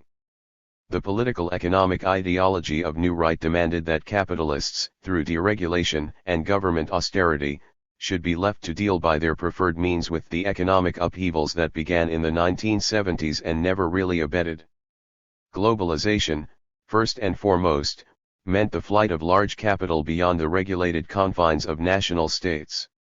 Capital flight and pressures on tax revenues left the majority of governments with three unappetizing choices: printing money, going into debt, or unleashing repression by direct police brutality and slower economic suffocation. Each of the choices was fraught with its own dilemmas. Even repressing the poor, marginal, and rebellious required a lot of money to keep the loyalty of those morally consenting to repression and especially those actually doing it. But where would the governments get the money when so much of their financial flows were already committed to oligarchic interests? Such were the main political and economic parameters of recent decades. If anything, the same dilemmas are bound to get worse in the short to medium run. Wallerstein's theory of self-limiting capitalist aggrandizement thus parallels Mann's argument on the present-day limits to geopolitical aggrandizement. In the absence of organized and effective opposition, the accumulation of financial resources at one pole can reach exorbitant proportions. But just as the military monopoly of the United States could not be exploited anywhere near its full potential in order to reach its imperial objectives, so the financial monopoly inevitably had to falter at some point like a house of cards. The accumulated sums of nominal money could not be used productively and thus were proven fictitious. This big picture relates mostly to the West and former Soviet bloc. Would it change substantially if we bring in the rest? Of course, the miracle of China looms here very large. Some of us, however, are old enough to remember the times when the experts in economic development were generally dismissive of East Asia's prospects. Their rising stars were rather the Philippines, the Shah's Iran or Nigeria and Senegal with their Western-modeled institutions, modern infrastructure, sizable domestic markets, educated technocrats, and middle classes. By contrast, the embattled garrison states of South Korea and Taiwan or the relic Porto Franco colonies of Singapore and Hong Kong were found lacking in almost everything: national sovereignty, middle classes, natural resources, and modern education. The East Asian states seemed to contemporary experts weighed down by overpopulation, destitute refugees, endemic cronyism, and corruption, and other such allegedly immobile Asian traditions. Communist China, with its mad Maoist experiments and fanatical guerrilla cadres, was dismissed outright, virtually like North Korea now. Ironically, the same factors would be later cited as standard explanations for East Asia's success: its abundant cheap labor, the shallow domestic markets suggesting openness to export opportunities, the fortuitous absence of a resource curse like oil, and moreover the same Asian values of discipline, hard work, support networks, and obedience to authority. Even these regimes' authoritarianism somehow turned out to be stabilizing, or adaptable and even visionary, rather than cronyist and corrupt. Randall Collins in his earlier research pointed to the indigenous medieval origins of East Asian capitalism growing from the organizational economies of Buddhist monasticism to it is now firmly established that East Asia for 1,000 years or more has been a world region or world system of its own, boasting some of the most extensive and dynamic markets of the epoch. The inherited skills, assets, and social networks of East Asia re-emerged during the 20th century in a variety of contingent and often violent pathways. It was the expansion of Japanese imperialism prior to 1945, and later the American wars to contain communism, that fostered in their wake a series of developmentalist dictatorships. Georgy Derlegian shows that the ultimate joining of continental China into this export-oriented capitalist dynamic was occasioned essentially by the conjuncture of international and domestic political accidents, albeit the sort of accidents that were structurally waiting to happen. Free market ideologists seek to enlist recent East Asian examples as their major proof of unfettered markets eliciting a wonderful burst of entrepreneurship. Such claims lack historical analysis and empirical evidence. East Asia has long been the prime example of regulated corporatist states.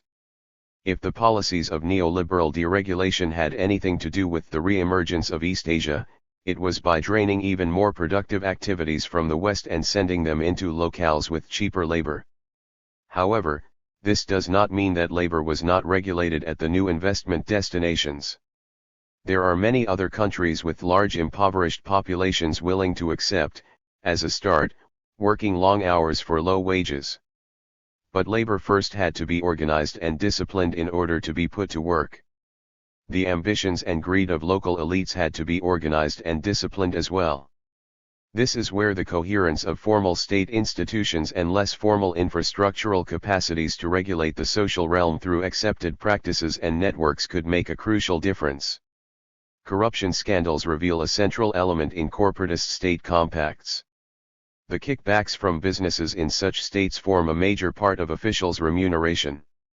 Yet, as the old-time New York politician George Washington Plunkett famously put it, there is honest graft, and there is dishonest graft. State capacity in this case largely turns on its ability to select officials on the merits of performance, including loyalty to the hierarchy and paternalistic sharing via honest graft. This provides a predictable sort of institutional environment that capitalists find attractive. The cultural and economic legacies of East Asian history, however peculiar they might be, are not entirely unique in their kind. As the global flows of capital continue shifting in the search for new production locales, we can expect more miraculous economic renaissances. India and Turkey already remind us that the past economic geography of Asia was never limited to China. A whole different sector of possibilities seems now emerging from the leftist turn in Latin America, where Brazil is laying the tracks. Whatever the ideological rhetoric and tactics of the civic, socialist, nationalist, or indigenous popular movements, in effect they are destabilizing the traditional Latin American politics of oligarchic and military factionalism predicated on foreign dependence.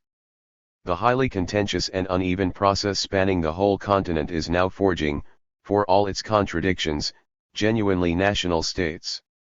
When the leaders of social movements reach state power, they can prevail only by curbing the local powers of provincial notables along with their paramilitary forces, including the drug cartels.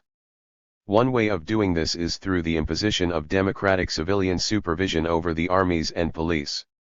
Another and related way for the consolidation of new democracies is through integrating their citizenry in the centrally sponsored institutions providing for the defense of human rights, social welfare, land tenure, and jobs.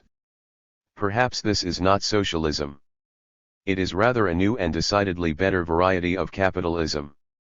In the 21st century, Latin America could at last catch up with social democratic and corporatist state transformations resembling earlier Western patterns, thus also laying foundations for a new wave of industrial development. A lasting recession in the West, Japan, and the former Soviet bloc, unless things get truly disastrous, might yet boost the industrial ascendance of the former Third World Zone. In the past, the peripheral and semi-peripheral countries often benefited from turmoil in the core because such crises helped to lower the costs of importing advanced technologies, loosened political controls over world markets, and opened profitable niches to producers with lower labor costs. It is not incidental that the earlier wave of the import substitution industrializations along the perimeter of the European continent and in Latin America took off in the 1930s to 1940s. The export-oriented industrialization of East Asia after the 1970s was fed by outsourcing from the deindustrializing core, and the export markets and drain of resources from the former Soviet republics ought to play a role in the economic expansion of China and especially Turkey. All five of us consider the narrowing of global inequality gaps a desirable and realistic prospect. In Wallerstein's words, this would minimize pain in the shorter run and maximize the potential for a better world transformation in the medium to longer run. Michael Mann finds here a major source of continued market vitality or even the foundations for a more egalitarian and prosperous world capitalist order modeled on the post-1945 social democratic recovery in Europe. This looks like a good prospect, but can it be compatible with the political economy of capitalism as measured by the rationale of private profit? Neither Wallerstein nor Collins considers the rise of the rest as contradicting their hypotheses regarding the future demise of capitalism. To the contrary, the proliferation of new capitalist players in the world markets or the mobile and globally competing educated middle classes would aggravate the dilemmas of capitalism. So far we remain in the mode of extrapolating the near past into the near future. What about major structural shifts, either within high-tech capitalism, in the global world system, or in the ecology of the planet. Systemic limits versus endless intensification. Michael Mann advances an optimistic view of the survival of capitalism, but a rather pessimistic view of environmental crisis. The rise of the rest opens virtually limitless new frontiers for capitalism, at least in the foreseeable future.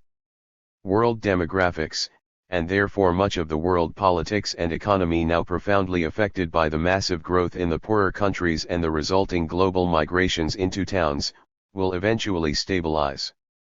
Man is skeptical of the existence of pansystemic structures and cycles. Instead, he suggests a kaleidoscopic recombination of the four non-congruent and distinctly shaped networks of social power: ideological, economic, military, and political.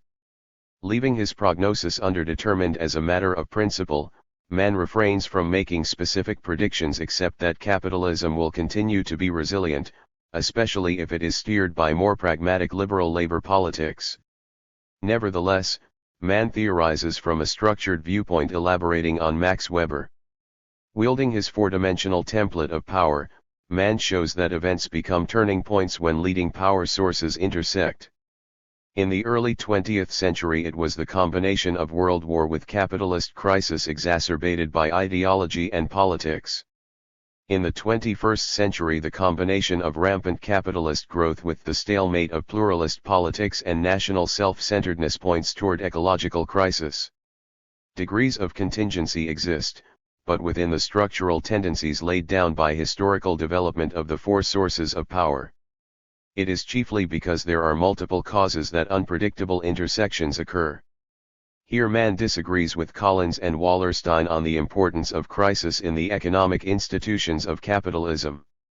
Instead, he emphasizes that environmental strains will rise to catastrophe, unless political mobilization prevails to do something about it. Thus Mann's big contingency is in the intersection of the environmental, economic in the largest sense, and the political spheres. Craig Calhoun agrees with Mann about the centrality of external, especially environmental threats to capitalism. Like all of us, Calhoun argues that the future is not fully determined and therefore it is open to political action. He argues, though, both that internal system risks are more challenging to capitalism than Mann suggests, and that for capitalism to survive there must be a renewal of social institutions that on the one hand enable and facilitate capitalism and on the other hand compensate for the costs and damages it now externalizes as burdens for society at large. The question then is, in the thinking of Wallerstein and Collins, whether such globally escalating costs could be at all sustained by capitalism. The question is not rhetorical. Social scientists should be watching and measuring the dynamic capacities of capitalism to see whether the costs are being met by the generation of new wealth along with the growth or decline in political mechanisms for spreading benefits across the globally connected social structures. Mann and Calhoun both suggest that a deep environmental crisis could come soon and challenge a still economically viable capitalism. Collins and Wallerstein see the environmental risk as longer-term and capitalist crisis more imminent. Collins reads the scientific consensus of environmental projections as pointing to major crisis around the year 2100. Mann argues that severe ecological damage will threaten some countries' survival already by 2030 to 50. Yet Collins and Wallerstein project full-scale capitalist crisis in the decades around 2040. They thus suggest that we will confront capitalist crisis before environmental limits become terminal. If one holds the Collins/Wallerstein view, it is tempting to speculate that a socialist resolution to a capitalist crisis would change political structures to such a degree that the ecological crisis could be reasonably handled, as it might well not be if capitalism continues as usual. Mann has a different take on this. Any major capitalist crisis would considerably lower GDP levels, thus easing the environmental crisis, provided warming had not already gone too far.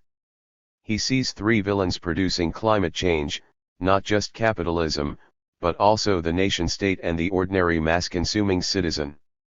A solution to the crisis would involve reining in and reforming all three.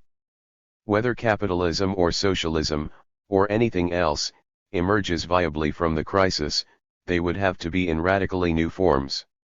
Second, both Mann and Calhoun place more emphasis on capitalist dynamism outside the West. Indeed, for Mann, it is not the end of capitalism, but rather the ecological crisis that is global.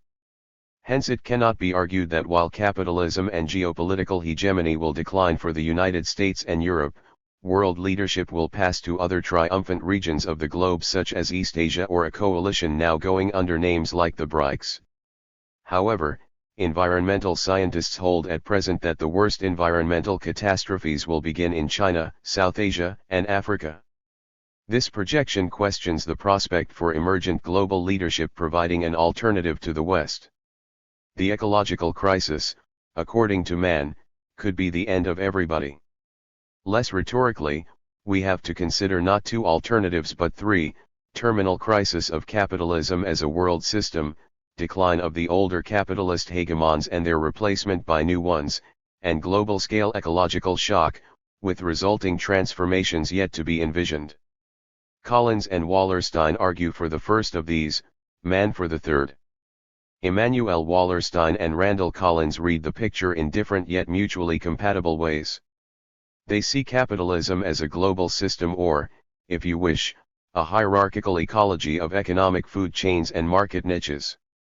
Like any complex system, it has its interrelated structures, dynamic trends, and therefore it must have its ultimate limits. Even if the systemic limits could be expanded thanks to new geographies and technologies of production, they cannot be altogether abolished. Nobody can now specify the institutions and parameters of the world coming after capitalism.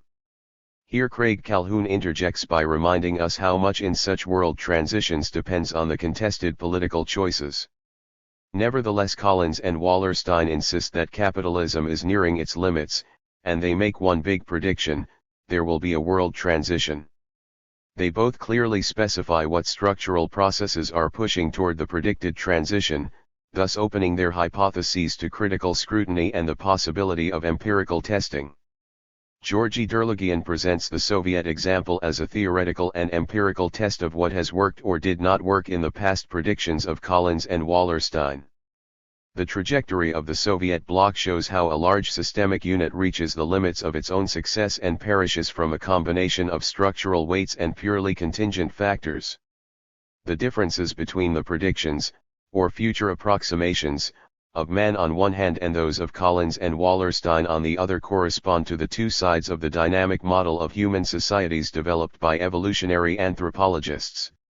In technical terms, it is the bearing capacity of a human ecology versus its productive intensification. According to this model, all hitherto existent human societies tended eventually to fill their environments to saturation, or their bearing capacity. Such limiting crises left three dramatically different possibilities. The first was simply death. A recurrent catastrophe over the entire span of history has been a partial or even total extermination of human groups through famines, epidemics, and genocidal warfare. It is the tragic cycle of Malthusian demographic adjustments in the numbers of humans to be fed. The phases of declining population created conditions for resuming the productive activities on an unchanged basis until the environment was once again filled to bearing capacity, thus provoking another phase of hard times. The second possibility is diversification. It led our ancestors to the discovery and adaptive colonization of new geographic frontiers in the northern tundra and tropical islands, in the steppes, deserts, mountains, and forests until the human race filled up the planet.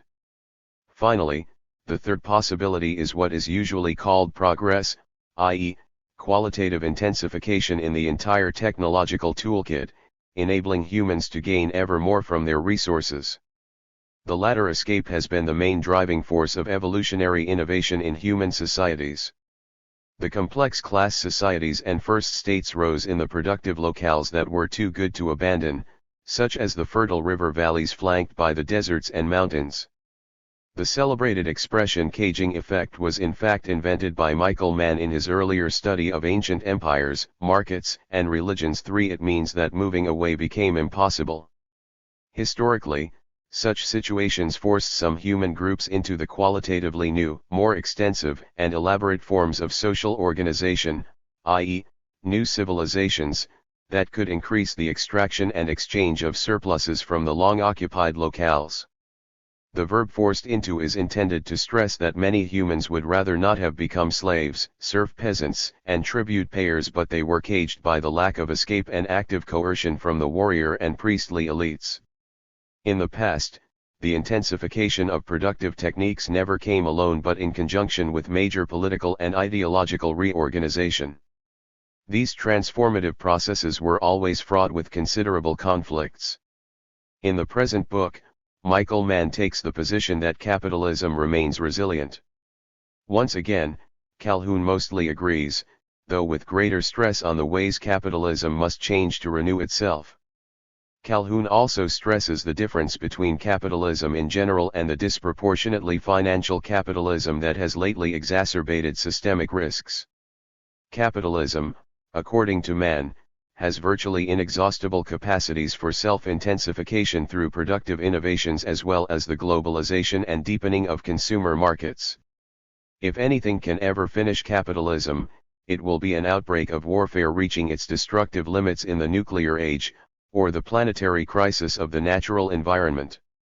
The former operates through causal chains largely independent of the dynamics of capitalism, and thus is contingent, i.e., unpredictable from the standpoint of an internal analysis of capitalism.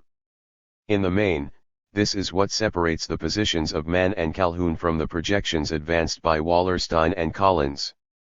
Environmental crisis, however, is one consequence of capitalist development, intersecting with political and cultural factors.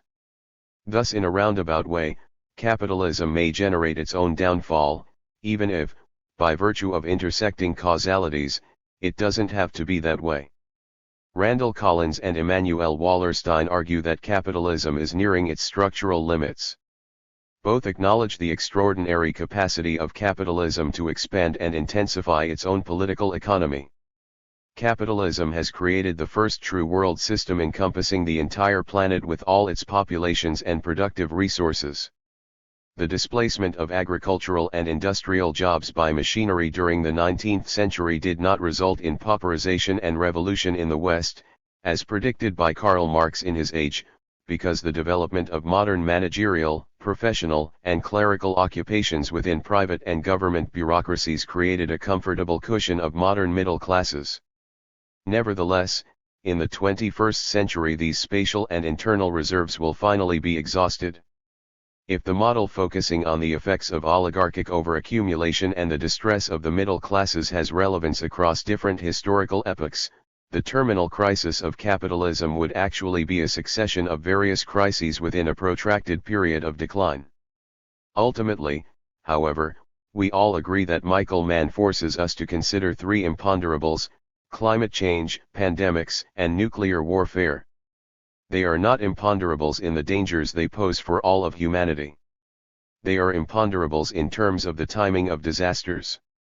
Our knowledge about each of these is extensive, but there are enough uncertainties and differences of views among those who have studied these issues that we cannot be sure what exactly will happen.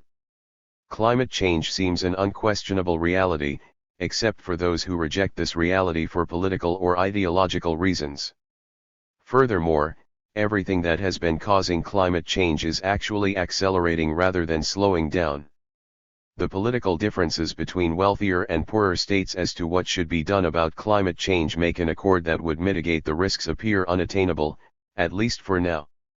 However, the Earth's ecological complexity is so great, and these changes so extensive, that we do not know what kinds of readjustments will occur. It seems clear that water levels will rise and are already rising, and that this threatens the drowning of vast land areas. It also seems clear that the average temperatures in various parts of the world will change and are already changing. But this can result in shifting the location of agricultural production and energy sources to different zones in ways that might compensate for the acute damage to other zones. The same thing seems to be true of pandemics. The enormous advances of world medicine in the last 100 or so years that have seemed to bring so many diseases under control have simultaneously created a situation in which humanity's ancient enemy, the germ, has had to find new ways to be resistant. Once again, our knowledge seemed great, but, When all is said and done, it turns out to be pitifully small. In this race against time, how fast will we learn? And how much must we unlearn in order to survive? There remains the specter of extermination from nuclear weapons. Ever since the end of the Cold War and the hubristic attempt to impose an American unipolarity, nuclear proliferation has become virtually unavoidable. There might not be imminent danger in terms of interstate warfare. Indeed, it is almost the contrary. Nuclear weapons are essentially defensive weapons and therefore reduce, not increase, the likelihood of interstate wars. Nevertheless, there remain several imponderables. The motivations of non-state actors are not necessarily the same as those of responsible officials. No doubt there are some who would like to get their hands on nuclear weapons, as well as on chemical and biological weapons, and use them. The limited ability of many states to protect such weapons from seizure or purchase may facilitate their acquisition by non-state actors. And the possibility of a rogue state agent, the Dr. Strangelove of fiction, is never to be ruled out. It is quite possible that the world will weather the global transition without any of these catastrophes occurring. But it is also possible that it will not. A lot will depend on what will be the new political structures and how soon they can emerge. Conceivably, such new structures will take the kinds of measures that can reduce, even eliminate, the likelihood of global disasters. Let us be clear, these are not just natural disasters. Famine, pestilence, nuclear terrorism are decidedly political challenges to humanity. That is why we call them imponderables. The search for effective countermeasures means making political choices. One major way in which many people react to these dangers is to pull inward in a heavily protectionist and xenophobic way. We see this tendency already almost everywhere. It means that those who seek a system that is relatively democratic and relatively egalitarian have to work harder at developing political strategies that will counter this trend. Transitions. One big thing we all agree on is that in coming decades the familiar configurations of global political economy are bound to change in significant and not immediately evident ways. Politicians, social movements, and media commentators will be at a loss trying to steer through the coming years on the old conventional wisdom. Governments and once dominant business corporations are going to find their levers of power weakened, their well-practiced moves in the political and ideological repertoires useless or presenting ever new problems down the road. The protesters might feel as outraged as ever. But they will be much less sure against whom to protest, what to demand, how to organize, and with whom to ally themselves. Our theoretical knowledge of the past historical transitions will prove only an imperfect advisor. In the years ahead our theories will require considerable corrections and additions. But isn't this the nature of scientific knowledge? In part, this is because many problems and prospects appear unprecedented in human history. In the main, however, we know that major historical transitions occur simultaneously at several different levels. Business as usual becomes impossible in times of transition. American imperial hegemony is visibly faltering, as geopolitical theory has long predicted. Its biggest reserves in the productivity, finances, and political compliance of China and the European Union are running out. A big question is how precipitous or gradual will be the coming decline of the West. Our best hope perhaps is a negotiated, i.e., non-destructive, equalization in the shares of power and wealth between the historical West and the rising rest of the world. The key point of agreement, to stress it again, is that the future is not preordained in any great detail. Open-ended political struggles will play a crucial role in selecting the routes and collective destinations. Moreover, social science can make a difference in the coming years. Macro-historical theories warn against disastrous future possibilities. A middle ground possibility is fragmentation and involution, i.e., continuing along essentially the same lines only in a lessened, crippled, and worse off shape. Here the recent fate of the Soviet Union serves as the nearest example. Still another nasty possibility is a fascist-like dictatorship supported by social movements of aggrieved nationals and reliant on a militaristic and highly invasive police state. Unfortunately, The record of 20th century fascism shows that it could produce, at least for a few decades, viable political economies where large groups of people benefit from oppressing other large groups of people. The exceptionally vicious and megalomaniac Nazi regime in Germany perished from the external war, not from internal political transformation or revolution. Yet the same theories point to a strong possibility of more hopeful pathways through the chaotic years ahead of us. Our hopes derive from the theoretically grounded observation that human responses to the big structural crises in the past tended to build up qualitatively new and more extensive collective powers. This trend developed through periodic collapses and bursts of human inventiveness, though far from always peaceful, that would eventually pave the way for new periods of stabilization and prosperity. The human race is now facing another such sequence, and this time it is the entire humanity populating the planet. Our late friend and colleague Giovanni Arrighi used to say that systemic problems call for systemic solutions. In his analytical model, the trajectory of historical capitalism went through several cresting waves of spatial expansions and restructurings. 4 European capitalists had originally secured themselves and their enterprise by acquiring their own national states with the armies, navies, and the taxation machinery that support them amid the formative chaos of the 16th century. In more analytical terms, capitalism obtained its historical breakthrough in the internalization of protection costs.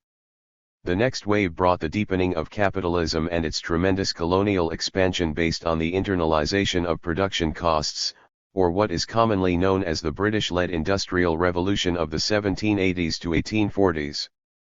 But that epoch also ushered in multiple crises flowing from the effects of the business cycle, the institutionalization of revolutionary and reform movements, and the competitive geopolitics of industrial imperialism that in 1914 nearly killed capitalism. The American hegemony of the 20th century helped to tame these crises by adding another layer of complexity, the internalization of transaction costs. The acute need to stabilize the capitalist system against multiple dangers is what after 1945 determined the elaborate and imposing architecture of modern governments, economic corporations, and international organizations. Logically then, the epical accomplishment remaining for the 21st century is the internalization of the costs of social and environmental reproduction to be achieved at a truly planetary level. Consider a fact that seems too big to enter the usual policy debates. During the last 10,000 years or so, the majority of humankind lived in villages. The invention, rather, the repeated inventions, of village community marked a major reorganization in collective human capabilities. It made possible what archaeologists call the Neolithic Revolution, and thus agrarian societies. The pattern of village life permitted mid-sized groups of non-relatives to organize their common affairs in a robust and comprehensive manner.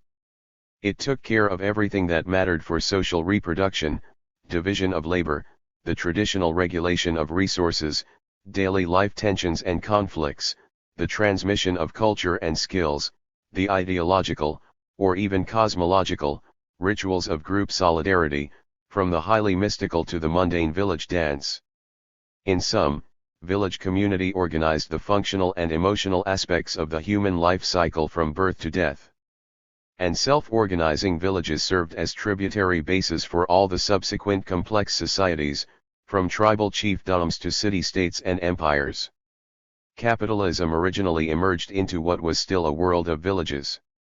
The market and geopolitical dynamism of capitalism soon began undermining village communities because the villagers were needed elsewhere as labor, colonists, and soldiers. On their side, the villagers themselves often found it impossible to stay in their poor and constraining rural locales. The causes of village extinction go by many different names such as modernization, urbanization, industrialization, agrarian overpopulation, the spread of literacy or imperialism, and military revolution.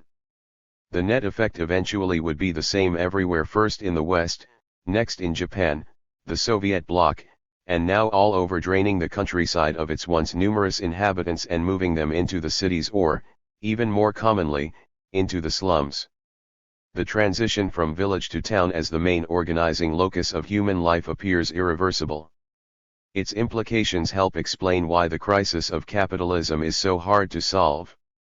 Something must step in to resume the comprehensive provision of normative order, social regulation, daily security, and welfare in the new agglomerations of humanity. Moreover, these tasks must be now performed not only on a vastly larger scale but also better than the villages used to do. Lest we forget, villages provided intimate coziness and shelter that meant, by extension, intrusive supervision and the social caging of individuals.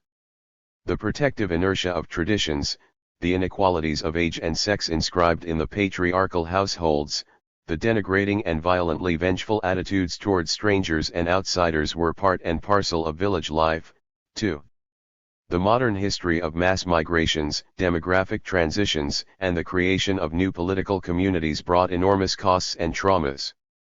The overseas emigration of European settlers helped to improve the ratio of demographics to resources at the cost of the displacement, enslavement, and downright extermination of the indigenous peoples in the colonies who lacked guns and immunity to the germs brought by the invaders.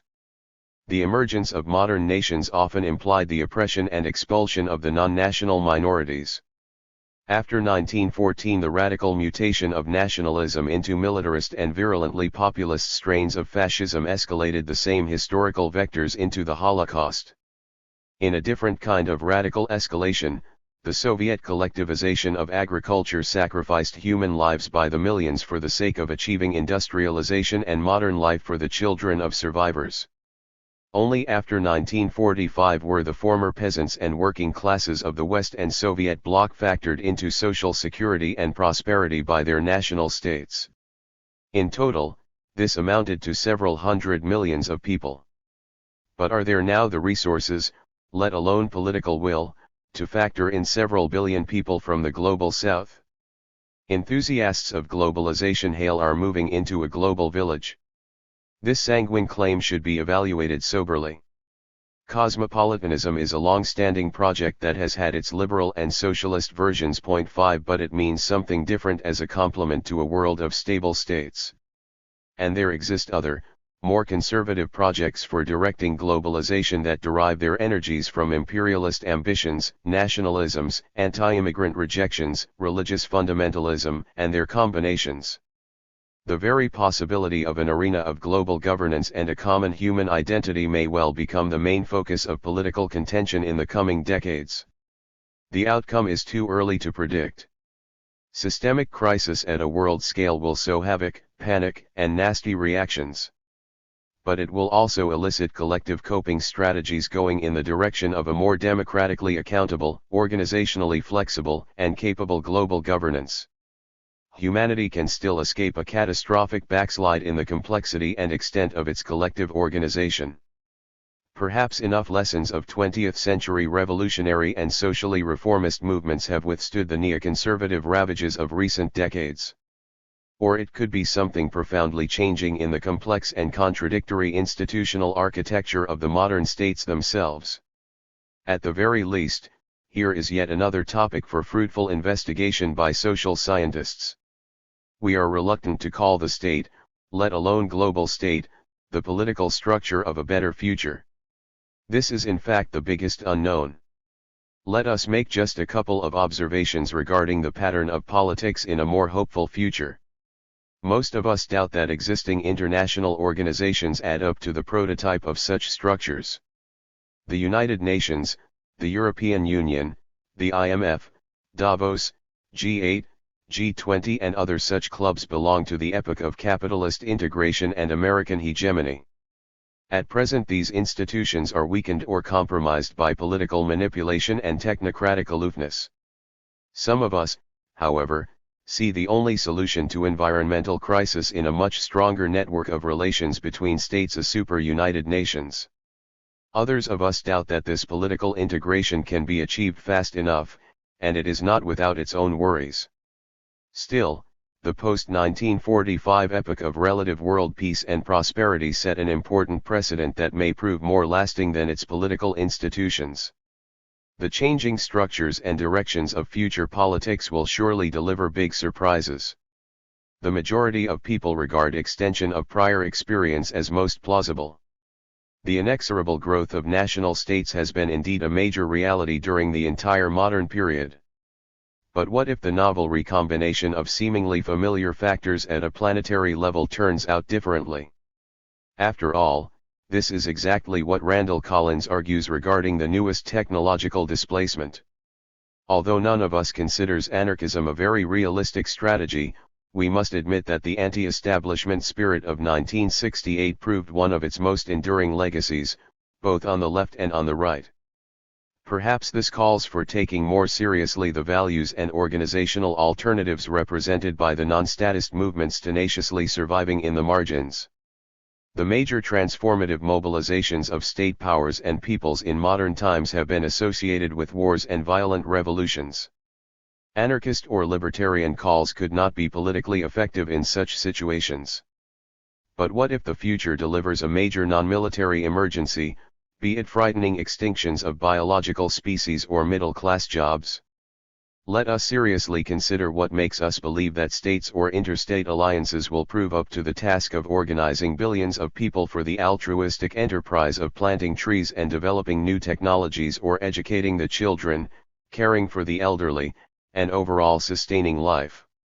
A self-organizing dynamic might become rather the order of the day. Who knows?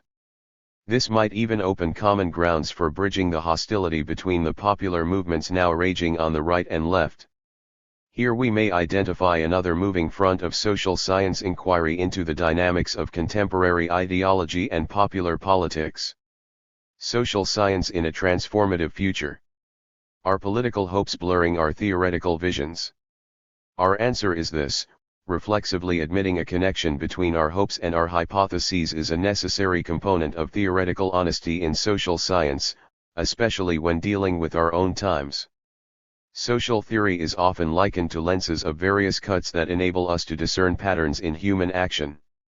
When the lenses are cut solely to confirm one's faith and denounce whatever opposes it, the resulting vision is strictly ideological. Such lenses, commonly worn in politics and public debating, function more like blinders. Theory is different because it has to be testable. What constitutes tests in social science has been a matter of controversy. We are methodological pluralists insofar as we doubt attempts to legislate the one right way of doing social science. Yet we are not complete relativists. Different kinds of problems and scales of analysis leave researchers the choice of investigative techniques. Experiments and statistical correlations have an important place in the toolkit of social science, but their role cannot be universal. Disciplined ethnographic observation is often more revealing in studying localized social environments. At the macro-historical level, which is where we work, the main method might be likened to connecting the dots in a big puzzle. Another test for macro-historical theory are counterfactuals, the alternative roads that seemed possible at one historical juncture but were not taken. In other words, we must show both how we get from one historical situation to another and what are the actual range of structural possibilities and the factors on which events turn.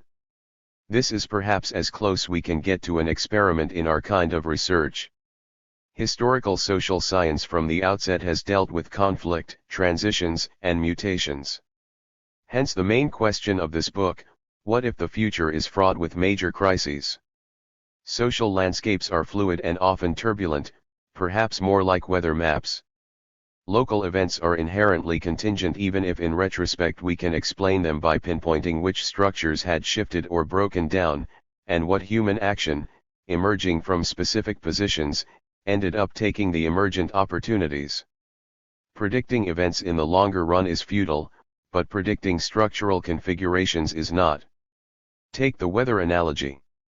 It would be irresponsible to predict that next year, say, on the 13th of January it will snow in Chicago. This is the short time of contingent events. But it would seem trivial to predict that it will snow in Chicago next January. This statement belongs to the longer run time of structures. However, what about several decades into the future when Chicago climate might come to resemble hurricane-prone Florida or, alternatively, frozen Siberian tundra? Readers seeking exact future scenarios in this book may feel frustrated. Their frustration is unwarranted. Lack of precision in social forecasting means that collectively we face a certain freedom of action on a spate of structurally available options. The options are rather limited in normal times, although even then there exists political choice between somewhat better and somewhat worse outcomes. But the options become vastly magnified in periods of crisis when the usual mechanisms of status quo are breaking down. Such times call for a conscious strategy of systemic transformation. Humans do make their futures in conflict and association with other humans, even if not in the circumstances of their own choosing. Social science should clarify what are the circumstances and emerging possibilities, especially when the possibilities may be opening and closing rapidly. On this score we are critical of contemporary social science for its willful abstraction from structural possibilities of historical change. Our charges equally apply to two very different mainstream currents: postmodernism and neoclassical economics, that have come to dominate academic social sciences since the 1980s. Both, in their own ways, reflect the nameless period following the crisis decade of the 1970s, the decline of leftist movements, and the relaunching of American hegemonic ambitions in the project of neoconservative globalization.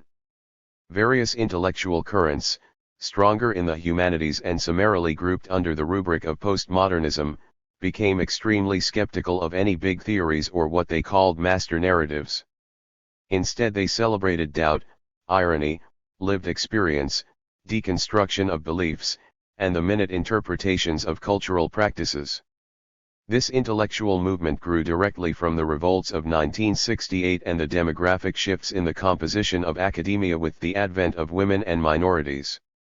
The shift of attention to the ways in which humans imagine themselves and envision their social universes helped to instill a new critical awareness of the matters of faith that had hitherto remained unspoken and unexamined. The postmodernist movement stirred many stagnant waters, but it left them muddied. On the opposite side, the field of social science fell under the domination of neoclassical economics and its formalistic emulators in other disciplines. The structures underpinning this situation are not too different from the erstwhile influence of astrology.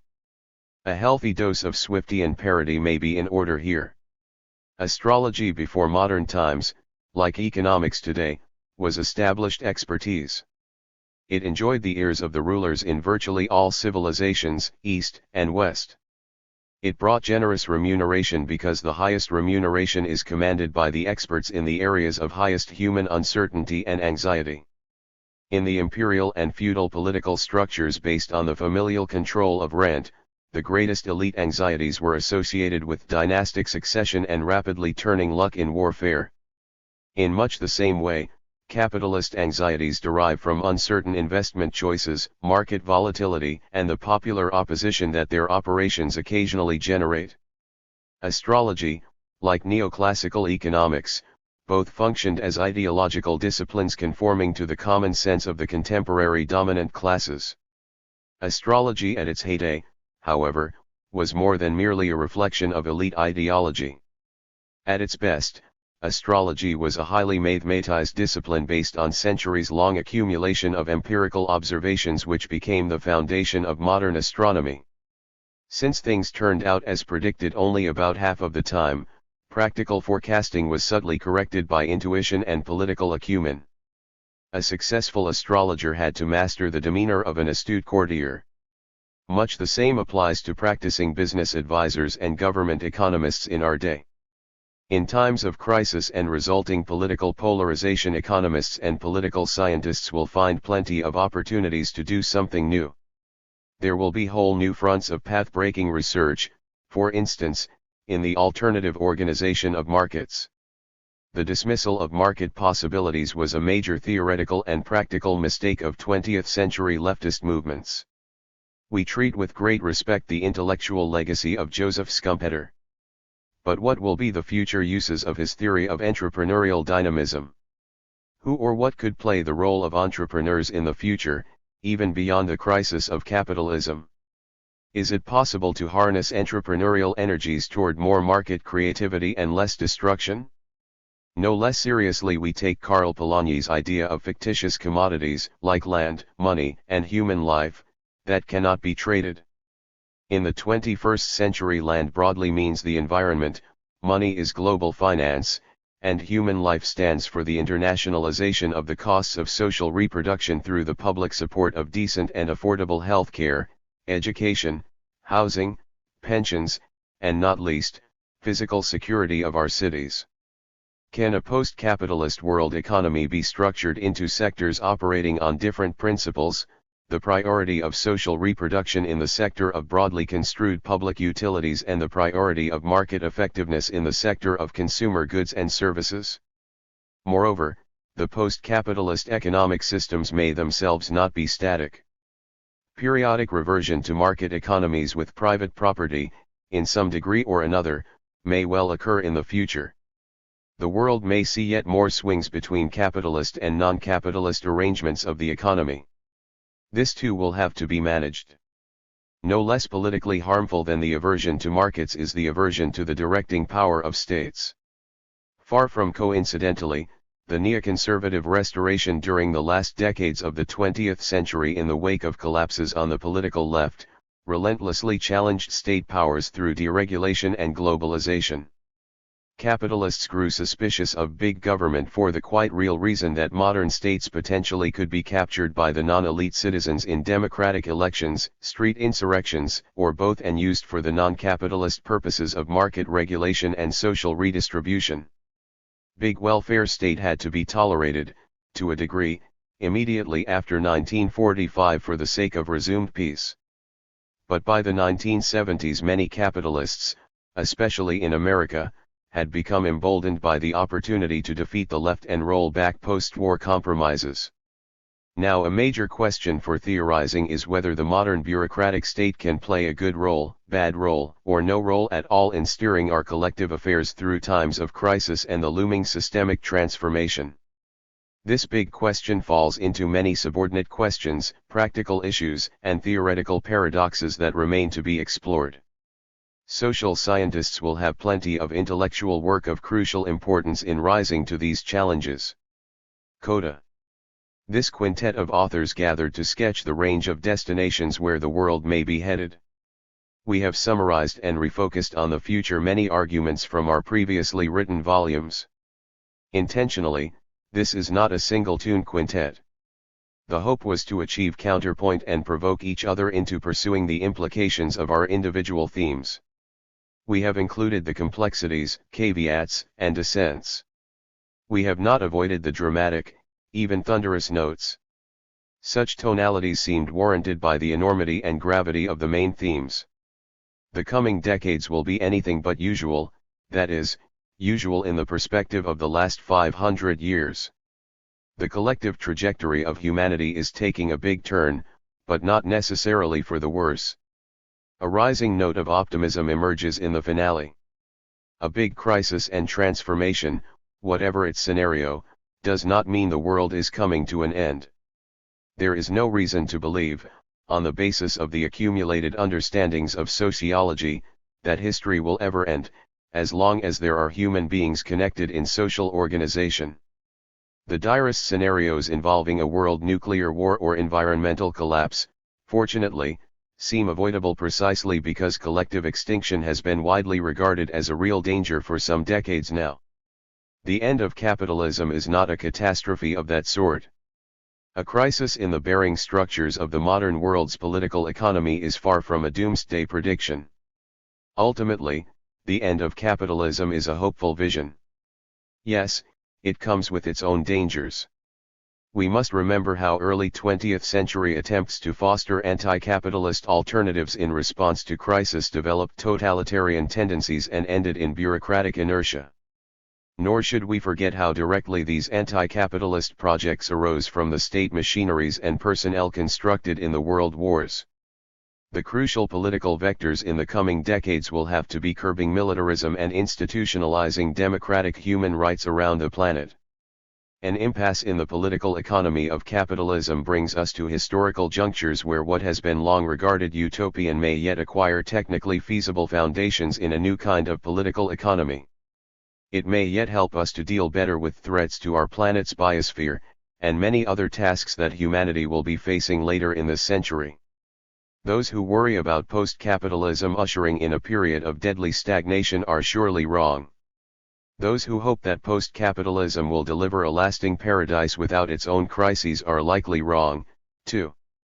After the crisis and, some of us predict, the post-capitalist transition of the mid-21st century, there will be a great deal happening. Hopefully, much of it will be good. We shall see, and soon enough.